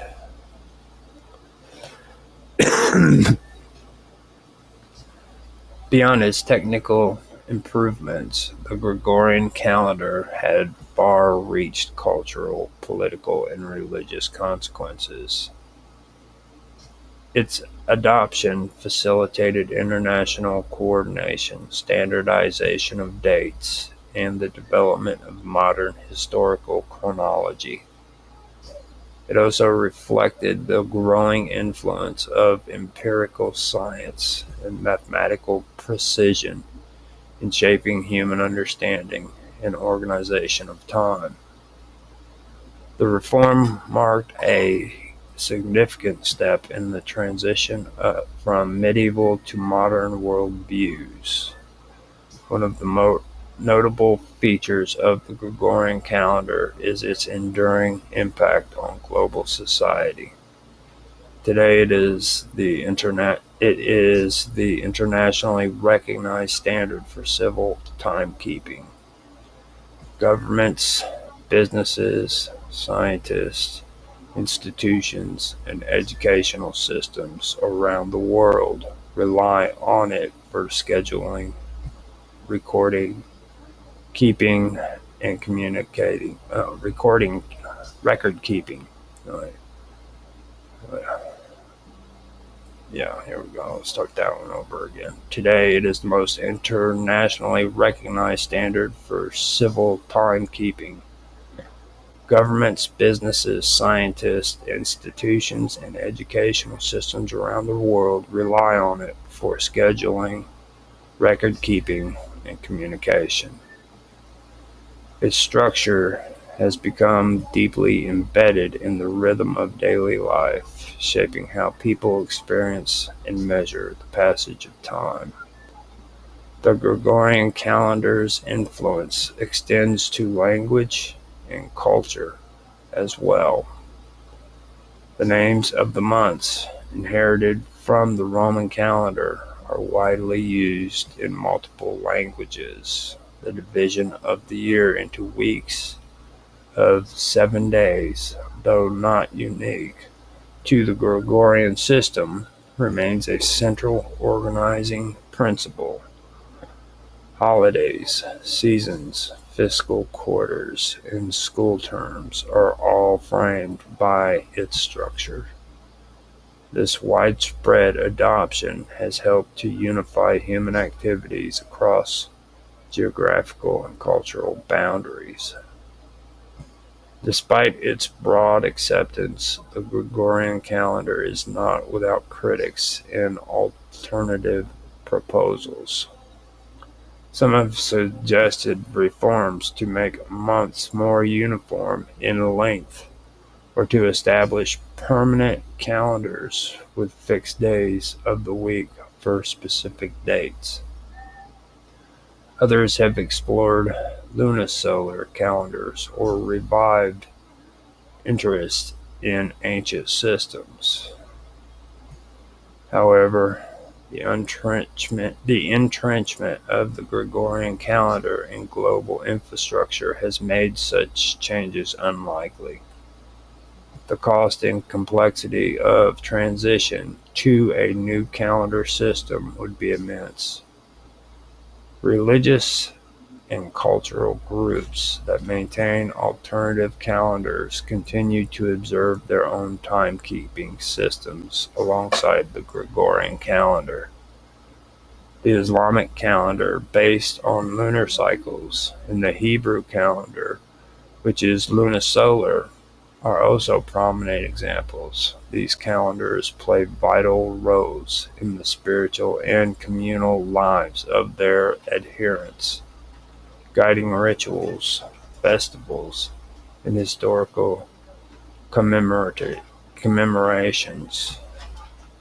In many cases, these systems coexist with the Gregorian calendar, illustrating the diversity of temporal frameworks in human society. Success of the Gregorian calendar lies in its balance of astronomical occurrences, administrative simplicity, and historical continuity.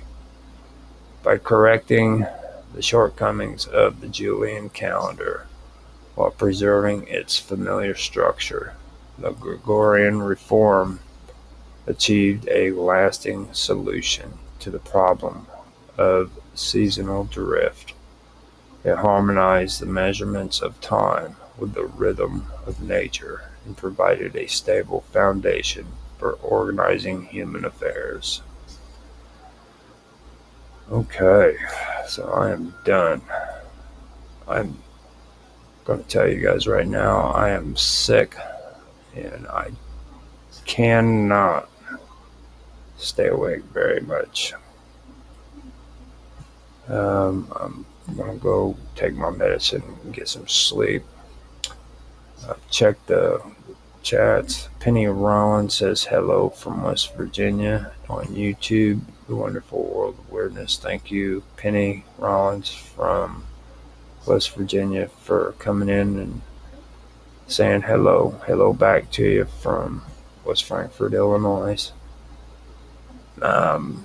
Other than that, we are good to go. I hope you guys enjoyed. If you did, please like, subscribe, share, make comments. We are streaming on Rumble, YouTube, Twitch, DLive, and Kick. So if you guys want to check us out on there, you're more than welcome. You can also find us on Teams at Live with Roger Hanson, or on Discord at The Wonderful World of Weirdness. We're also on Elements Matrix. You can find us at Live with Roger Hanson there too. Thank you guys for watching. I'm going to get off of here and go take my medicine. I hope you guys have a good day, and hopefully I'll have one later on too when I start feeling better. So I will talk to you later, guys. Have a good night.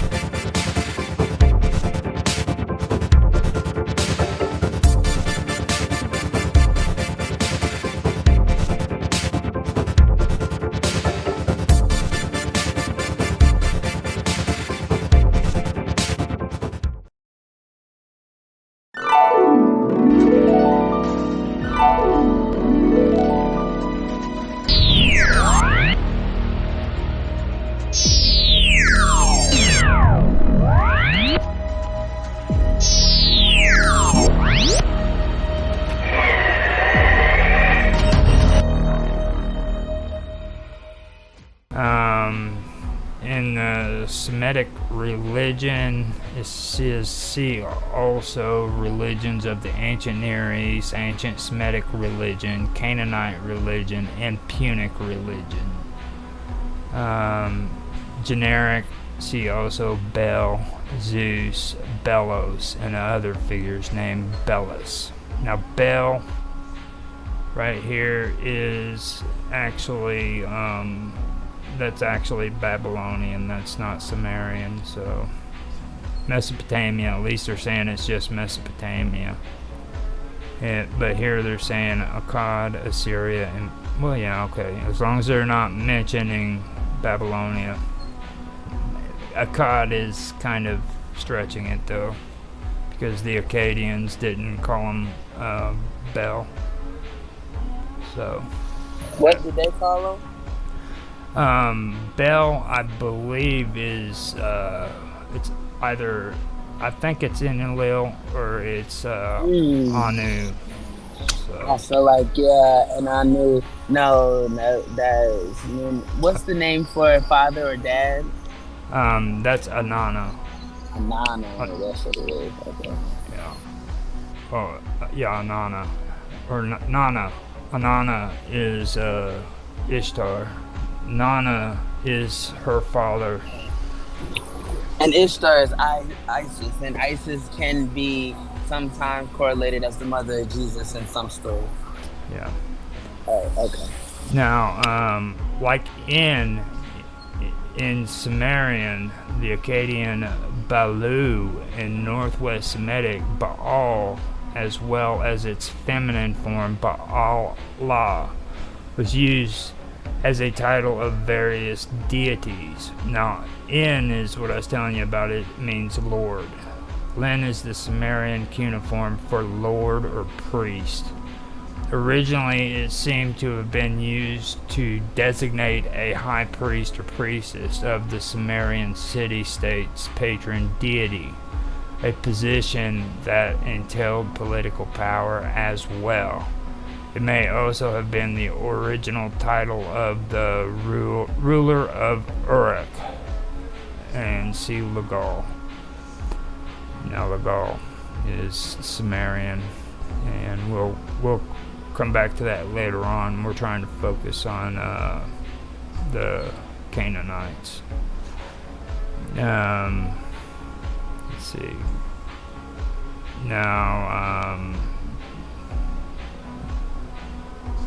like in the Sumerian, the Akkadian Baal, and the Northwest Semitic Baal, as well as the feminine Baal, was used as title for deities in Mesopotamia and Semitic pantheons. Only a definitive article, genitive, or epithet or context could establish which particular god was meant. Baal was also used as a proper name for the third millennium, by the third millennium BCE. This is for Hadad. When he appears in a list of deities at Abu Salabik, most modern scholarships asserts that this Baal, usually distinguished as the Lord Ha-Baal, was identical with the storm and fertility god Hadad. It also appears in the form of Baal Hadu. Scholars propose that as the cult of Hadad increased in importance, his true name came to be seen as too holy for any but the high priest to speak aloud, and the alias Lord Baal was used instead, as Bel was used for Marduk. Now see, I don't believe they got that right, because Marduk and Bel were two separate deities. Instead of Bel was used for Marduk among the Babylonians, and Adonai for Yahweh among the Israelites. Yeah, Bel and Marduk were two different deities altogether. So, Bel is actually Enlil, which is Lord of the Sky. And that is where Bel comes from. It was changed from Enlil to Bel because the Babylonians thought of the old pantheon as nameless gods. So they dropped in stature, you know what I'm saying? So the Babylonians decided to name their gods, and that's when they came up with Marduk, who took the place of the nameless gods. So. Okay, that makes sense. Then. Yeah. And I've actually had to bring it up to people because you'll hear them like saturate these stories with names that should have been used for the Babylonians instead of the Sumerians, and then vice versa. And then the Assyrians too, they're different than the Babylonians. So you got three cultures that are just, their stories are getting saturated into one another, and there's time periods.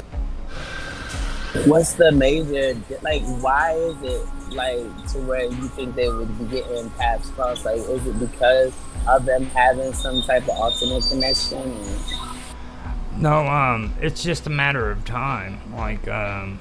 Between Inanna and Ishtar, you're talking a good 2, maybe 3,000 years. You know what I mean? That's like us and the Roman Empire. You know what I mean? So, of course, names are going to change, and your beliefs in that deity is going to change over time. You know what I mean? So, I think that's really what it was. As time went by, the names changed, and the deity itself had changed too, But you still have to make that distinction. This is Inanna, this is Ishtar, two separate deities with the same name, because they did change from this point to this point. There were changes, you know. And the same goes with Bel and Enlil, you know, two completely different deities by the time the Babylonians came along. I mean, the Sumerians were long forgotten by the time the Babylonians came around, so they were still using their language for scholars and to write on tablets and stuff, but other than that, they didn't use the Sumerian language. It was all Semitic. So it's the timeline that shows the actual differentiation as opposed to anything else. That's how you can tell it's different cultures. But at the same time, they use the wrong ones. They took different names to describe the wrong. It's really cool too when you can actually see a name and you can say, look, that's during that time period, and this is during this time period, you know, because before I couldn't do that stuff, but now I can tell just by the name of these deities what time period they were in, you know. I can also tell, okay, now they're talking about the Sumerians and they're saying Marduk, so I know that they're not being factual, because they're not actually doing the research and finding out Marduk had nothing to do with the Sumerians, you know. It's pretty cool is all I'm saying, that I can actually tell that now, because before, if I listen to people, I can get sucked into a lot of the historical inaccuracies and think that it's true, you know. I like that. So that's why it's always important to do your own research, no matter what someone's telling you. Something I had to learn, the future of nostalgia and purpose. They got a song about it. They were like, fake friends write the wrong answers on the mirror. From you saw Slumdog Millionaire before, right? And the dude was about to win, and the host of the show came in there and wrote the answer on the mirror, and it was the wrong answer. So he only had two left. He was down to 50-50, and it was like the answer was like B or D, and I think he wrote D or whatever the letter he wrote on the mirror was the wrong answer. And because the host and the guy that was in the chair was in the bathroom together, and he was just like, make it easy on yourself. And he wrote the wrong answer in the mirror, and then the dude went back and he said the opposite of what he told him, and he ended up winning the money. And so fake friends like the wrong answers in the mirror for me. Anyway, go ahead. yeah. Now, a minority proposed that Baal was a native Canaanite deity whose cult was identified with or absorbed aspects of Adad. Regardless of their original relationship, by the first millennium BCE, the two were distinct. Hadad was worshipped by the Aramaeans and Baal by the Phoenicians and other Canaanites. The Phoenician Baal is generally identified as El. Now, that has a citation next to it, but I mean, Baal is Lord, so El is actually the same thing. El is the term that's used for Lord as well. El is the Northwest Semitic word meaning God or deity. So yeah, Lord God.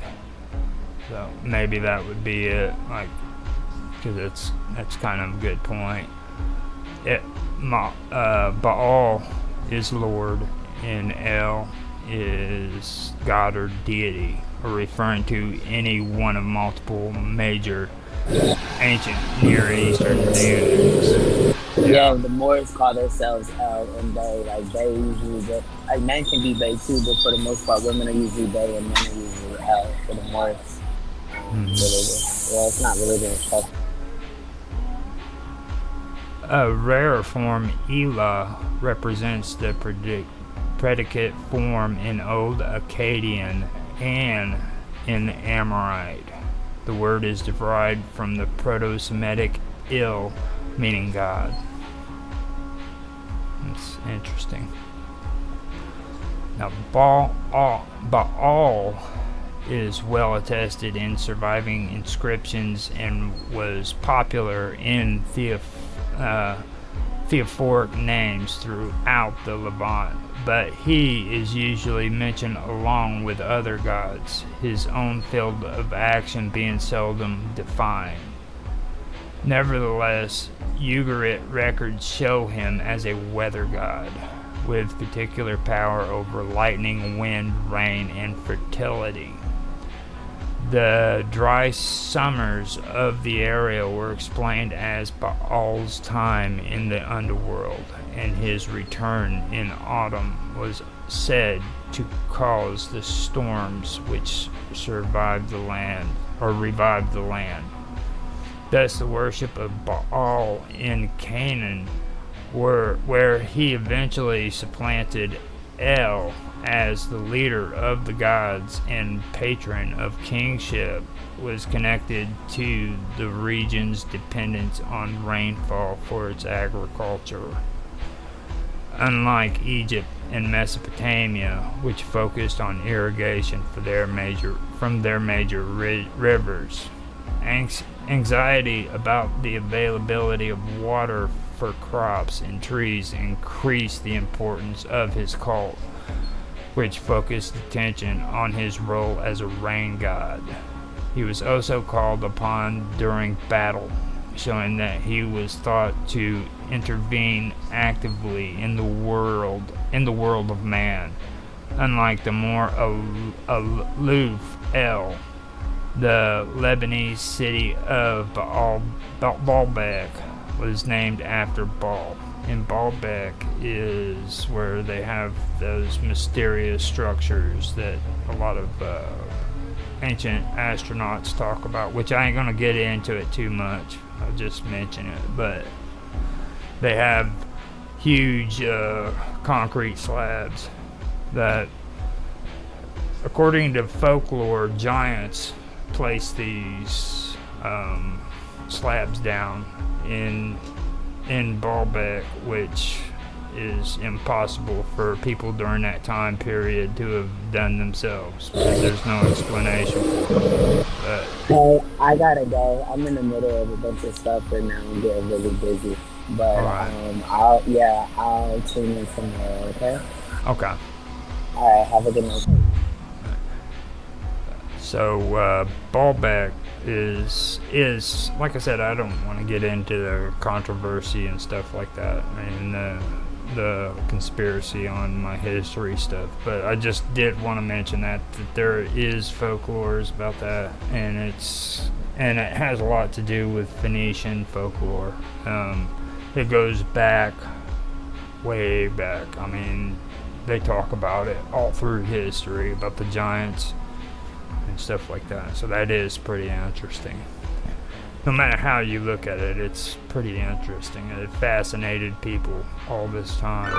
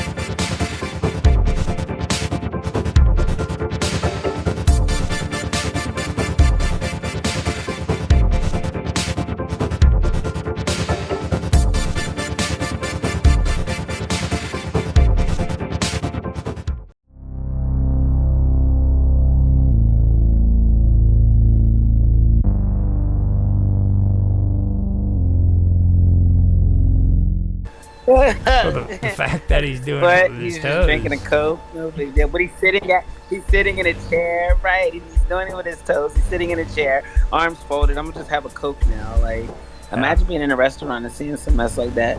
Like, what are you doing, guy? You just want to use your hands today. I don't want to use my hands today. I understand. What about walking into a restaurant like that?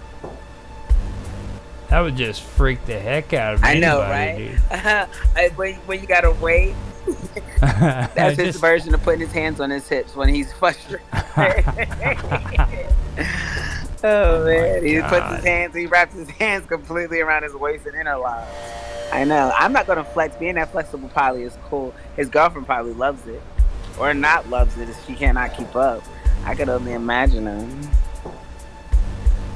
And then I wonder if that's something he's saying. He's training himself. So like, can you learn to be that flexible? There's like, but I feel like something has to be like within your composite, like to make you that bendable. Because so anyone could be that flexible, or is there some type of there's something else going on there? Yeah, like I don't think just anybody who wants to do it can go to that extent. And he even said that he knew he was flexible even when he was younger. You know. Well, no, it was Gary. Yeah, he's the one that said as a kid he knew something was wrong with his skin. Yeah, but he said the same thing that he took martial arts classes. He said something similar about when he took martial arts classes as a kid. Yeah, he noticed that he was flexible, a lot more flexible than what most people were. Now, the village boy of Rajasthan, Janjuni districts started taking martial arts lessons in 1999 in a bid to learn Chan's acrobatic fighting style. He became a source of motivation for me, shop assistant Vijay claims. His bending obsession stems from watching Jackie Chan movies when he was a youngster. The village boy for Rajasthan Jujanu district started taking martial arts lessons in 1999, and they're just doing it over again. Yeah. It was during these lessons he discovered the extent of his flexibility and started experimenting. And they already covered that in the previous ones. Yeah. After seeing the tennis racket stunt on Guinness Book of World Records, he became curious and bought a tennis racket the next day. Okay, yeah. Yeah, he said that's all they did. They just went ahead and recopied. They didn't even really do a good job at making this blog, man. They screwed up on a couple of spots. But at least they got the footage. Can you see that? Wow, yeah. He's doing that right there. I know somebody that can do that, but that's like a yoga. That's like a yoga pose. Mm-hmm. I know a lot of girls in yoga that can do that. Yeah, that's a yoga pose. You need to get them on here. Start telling them. Well, they don't really. I just know them from knowing.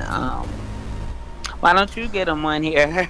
It's just random people in yoga class. Hey, do you want to? You go to yoga class? I go to yoga class. Some random guy that you have no idea about. No, say, they're like, because I do yoga. We do a stream and we talk about strange things and like yoga moves and contortionists or something that we're into. Would you guys be willing to come on and talk about it? I'm not asking anyone to come on your stream from yoga classes. Yeah. I'm just telling you that now. I'm not gonna do that. I'm not gonna be used as a middleman for girl. No, I'm not. I'm not for girls to be sexually exploited because they do yoga. You're gonna have to kind of like go to your own yoga classes. That's not my cup of tea. You're like, don't be sexually. It's not my cup of tea. But Let's see. Right. Yeah, because it's not really strange. Yoga is like actually natural and like, you know what I mean? It But would you- really just be because I mean, like, oh, you've wanna- got to train for I'm it. not putting women in a position to That's be. not really sexually exploitation. These people train for years for that stuff. You know what I'm saying? It's like I've actually watched contortionists actually do what they do, women and men, okay, and it's completely freaking amazing to me. I don't exploit women for sex, okay? That just doesn't happen. No, the things but that I'm they just saying, do I'm not. is They're gonna be like, amazing. "What's so strange about me doing yoga?" It is pretty. I was like, I don't think it's strange, but it's like middleman. Like I said, I wouldn't even know. You know. So you'd market that better than me. Like I don't find it strange. It's normal to me. You know what I mean? But to you, it's strange. So I wouldn't give it a look at try. market for something like Seriously, that. give it a Something strange. try. Yeah, the guy drinking out of his feet. Well, give it a try. Yeah, I probably This won't. is But hard yeah, stuff. I'm just- This is hard stuff. I mean, like right there. You know what I'm saying? Oh Look yeah, at- I know. That's why I go to the classes. Look at it. He's got his Right. toes holding I the couldn't bottle. imagine. I mean, that is freaking amazing, dude. Why? Yeah, There ain't no I'm way. more amazed about his foot being wrapped around his neck. Well, both. I mean, My foot's yeah, like yeah. I mean, I guess yeah. I've seen people pick stuff up with their feet. That part, yeah. That I've seen people do that kind of normal. That wrapping his whole entire leg above his head and around his neck. Never in my life. well, you Never gotta in my also. life. That's what makes him like a rare Look at- commodity type thing to me. There's soda inside there too. Okay, that's weight. Yeah, he's drinking. He's really drinking. And I Yeah. mean, his toes That's what I'm are saying. Now that's holding. wild. His toes are holding that bottle, like literally. He's like your hand, your entire hand would hold it. You know what I mean? Like take a soda and just try to lift it up with your 2 fingers, and you'll see what I'm saying. There's weight there. Right. You know, that's Like he's flexible and strong. It's usually either or. Like that's crazy because he's flexible and strong, and like it's usually either or. You gotta be, you know what I mean, strong if you're sitting here, like you know what I mean, to be Yeah. able to carry weight. I could imagine working out your fingers, working out your toes. Like, do you think he does toe curls to get his toes strong? Like, what makes him I to where his feet are guarantee you he strong is. just because he's flexible? I would guarantee you he is. You should reach out to him on his Facebook and get him in for an interview. That'd be more effective than some random yoga girl. You need to be hitting him up and being like, hey, come on my strangeness show. We did this. You know what I mean? That's the type of inboxes you should be sending. Asking him to show up. We need his, like, how do you do that, guy? They do have extra stuff down here, I think. It says, least interested in his father's clothes shop business. VJ wants to achieve fame by working on martial arts. No, it tells you that his father has a clothing shop business. I added a this was in 2012. Yeah. I wonder if anything else happened. This is pretty much all I could find. It was so from long ago. 2012 is like 11 years. Yeah, but we can do a freaking I wonder where he's at recap. now. We could do a recap if I can get in touch with him and have him maybe come on and say what's happened between the time then until now. You know, that would be an idea. Yeah, and like why it kind of disappeared. Type. Yeah. Mm-hmm. Yeah. And then they VJ said that Gary guy still holds the record currently. does he? Okay. Yeah, now- in the Guinness Book of World Records. See, I thought it was something that was since. Yeah. Let me. Oh, I gotta back out of that picture. Completed. Yeah. I don't think anybody's taken over his record that I know of. I haven't seen anything else on it. I mean, it'd be kind of difficult. I wonder, yeah, if other people have that type of disorder, and if they do, what's the extremity of theirs? That'd be something to add towards it as well. Well, Like, it's like- other people with this disorder would be blah blah blah blah. No, like I said, I've seen another guy that had tattoos and he had piercings all over his body and stuff, and he could do the skin thing. So I know there's at least 2 of them.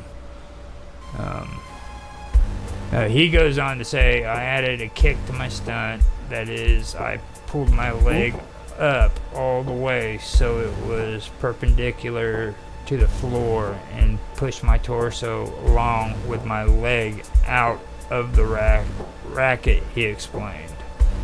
It was such a stunt that I couldn't breathe for a moment while doing it.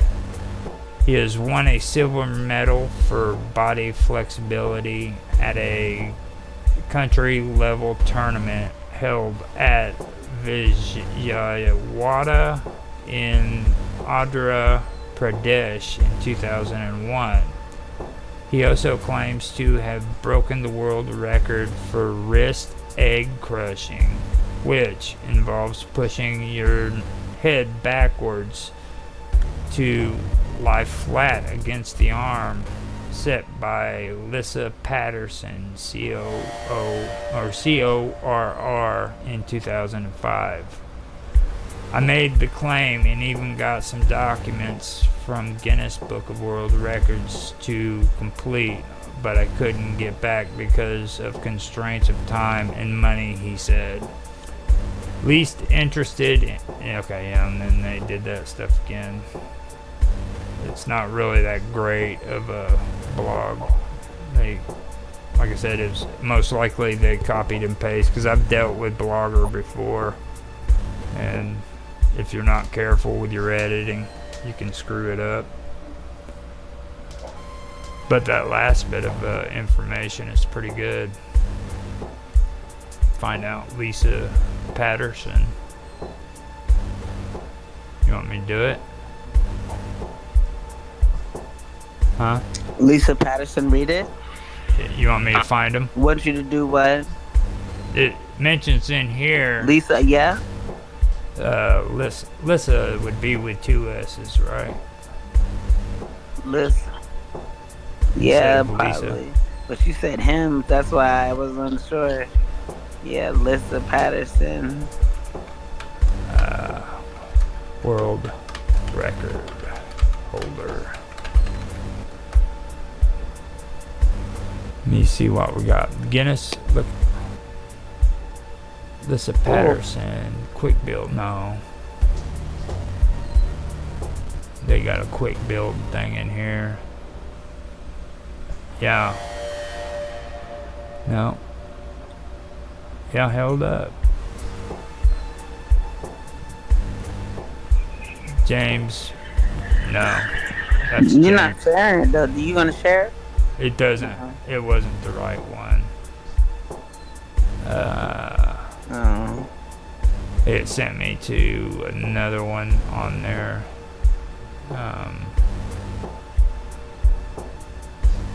Yeah, and they sent me to a James Patterson, which was completely not what I was looking for. But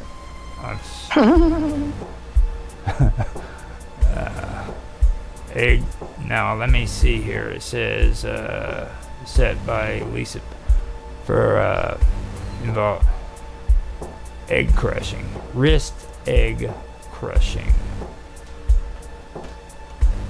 I can find wrist egg crushing. Put that in the search engine, see what it comes up with. Real life, no. Lisa Pattern. Yeah, here we go. High res pictures, Getty's images, Lisa Patterson photo.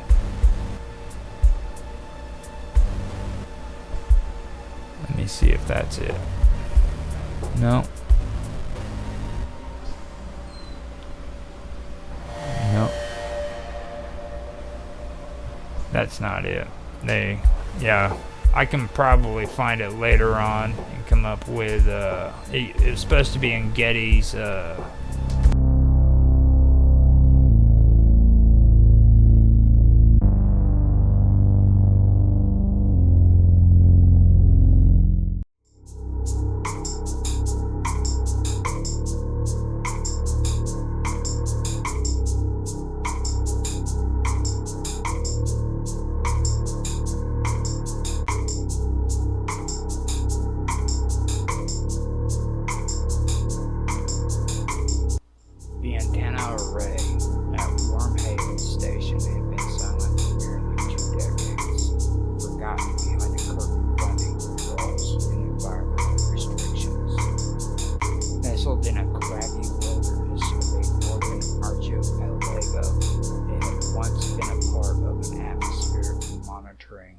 initiative, a project meant to study solar winds and geomagnetic flux.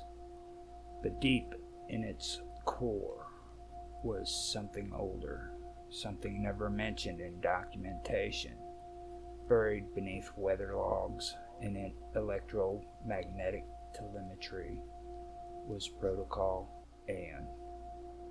In its final phase, the project had aimed to create a controlled atmospheric tear in the ionosphere, a ripple that could allow subatomic signals to reach what the scientists then called non-local thresholds. It had been terminated when unexpected interference disrupted communications. Some claimed a signal answered back. 2 decades later, Dr. Iron Cause, a specialist in cognitive neurology and biointerface design, was given access to Wormhaven. Her team was commissioned to test the neuron path inductive system, a device that merged living neural tissue with an atmospheric broadcast relay. On paper, it was about long-distance brain-to-brain communication. In reality, they were testing the resonance of the dead.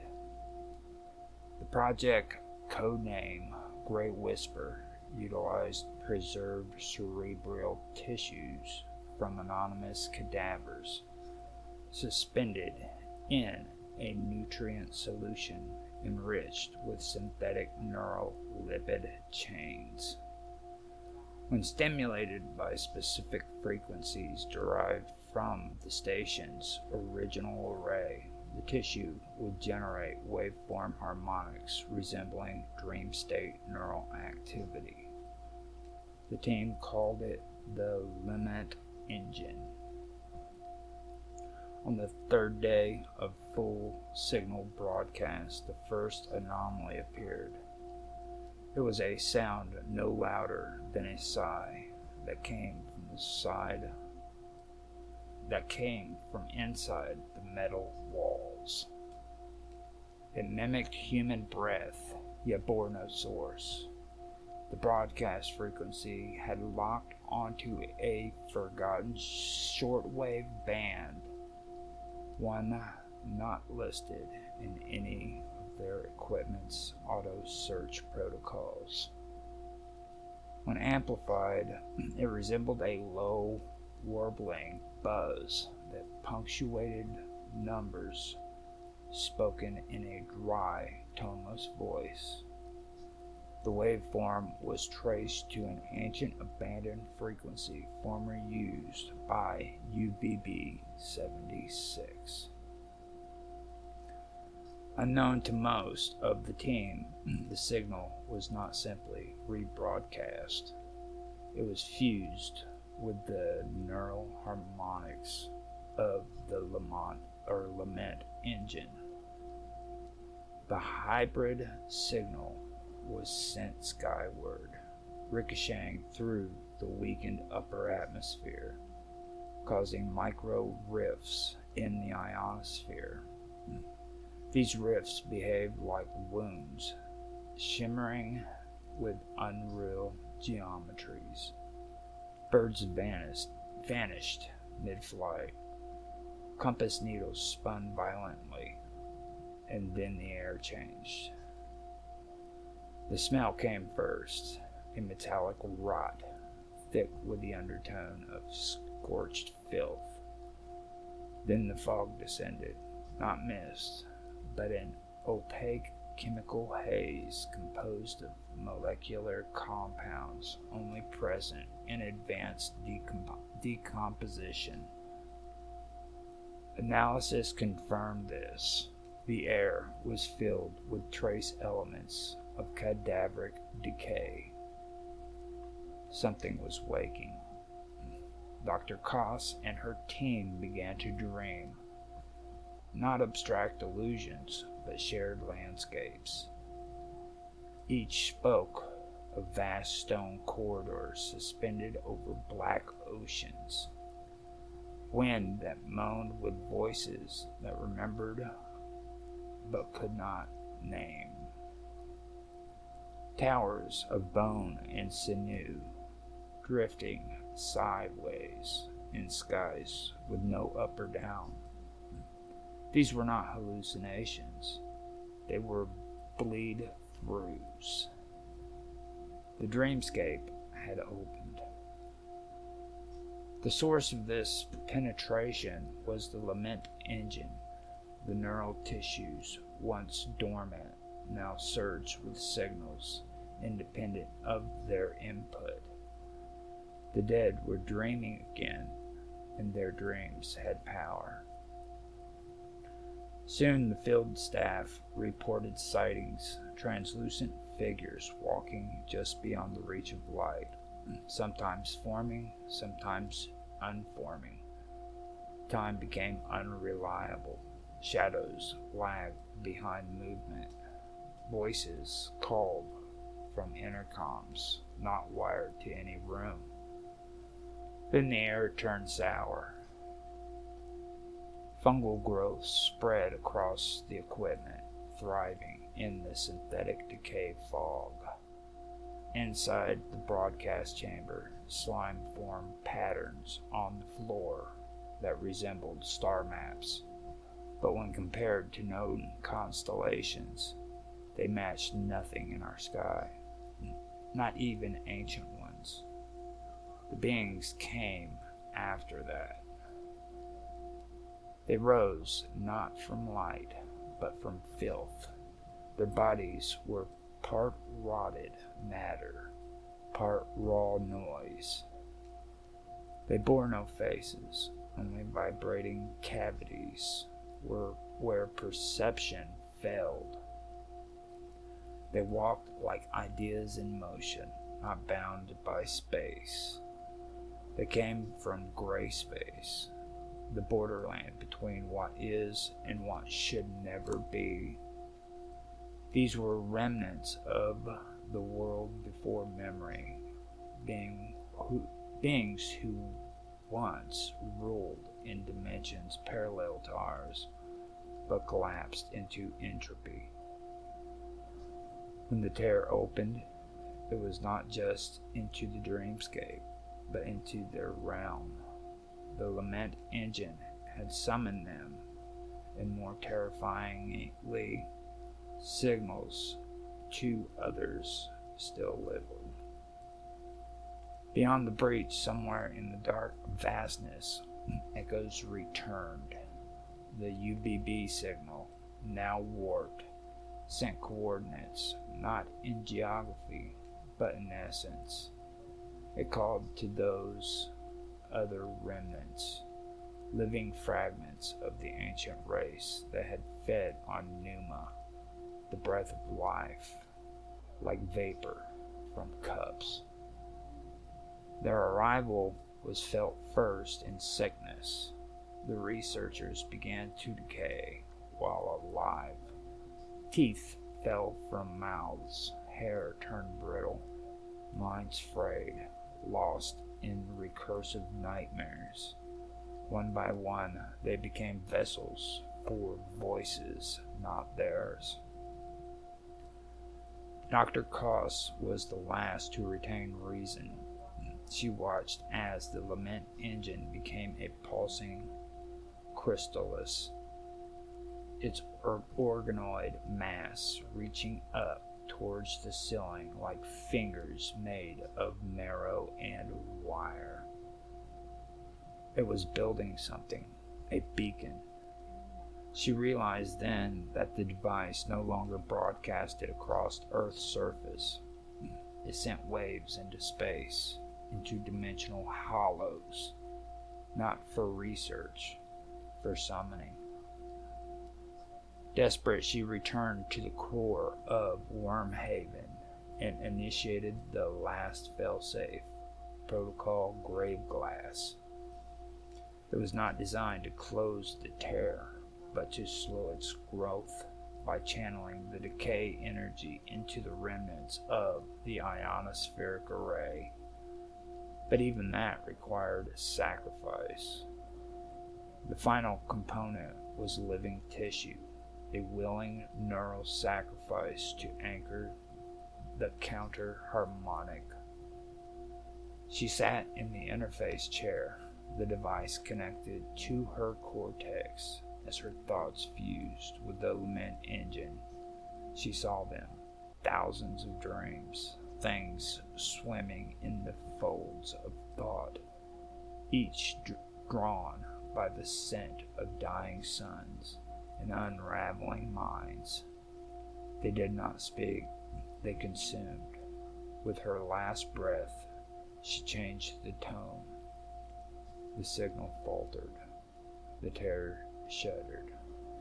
The beings recoiled, but only just. The broadcast continues now, though no one dares admit it. Somewhere between static and silence, the signal persists, and those who listen too closely find themselves seeing places not meant for human eyes. Dreamscapes with no waking, echoes with no source. The air still smells wrong near Wormhaven, and the sky there never quite stops humming.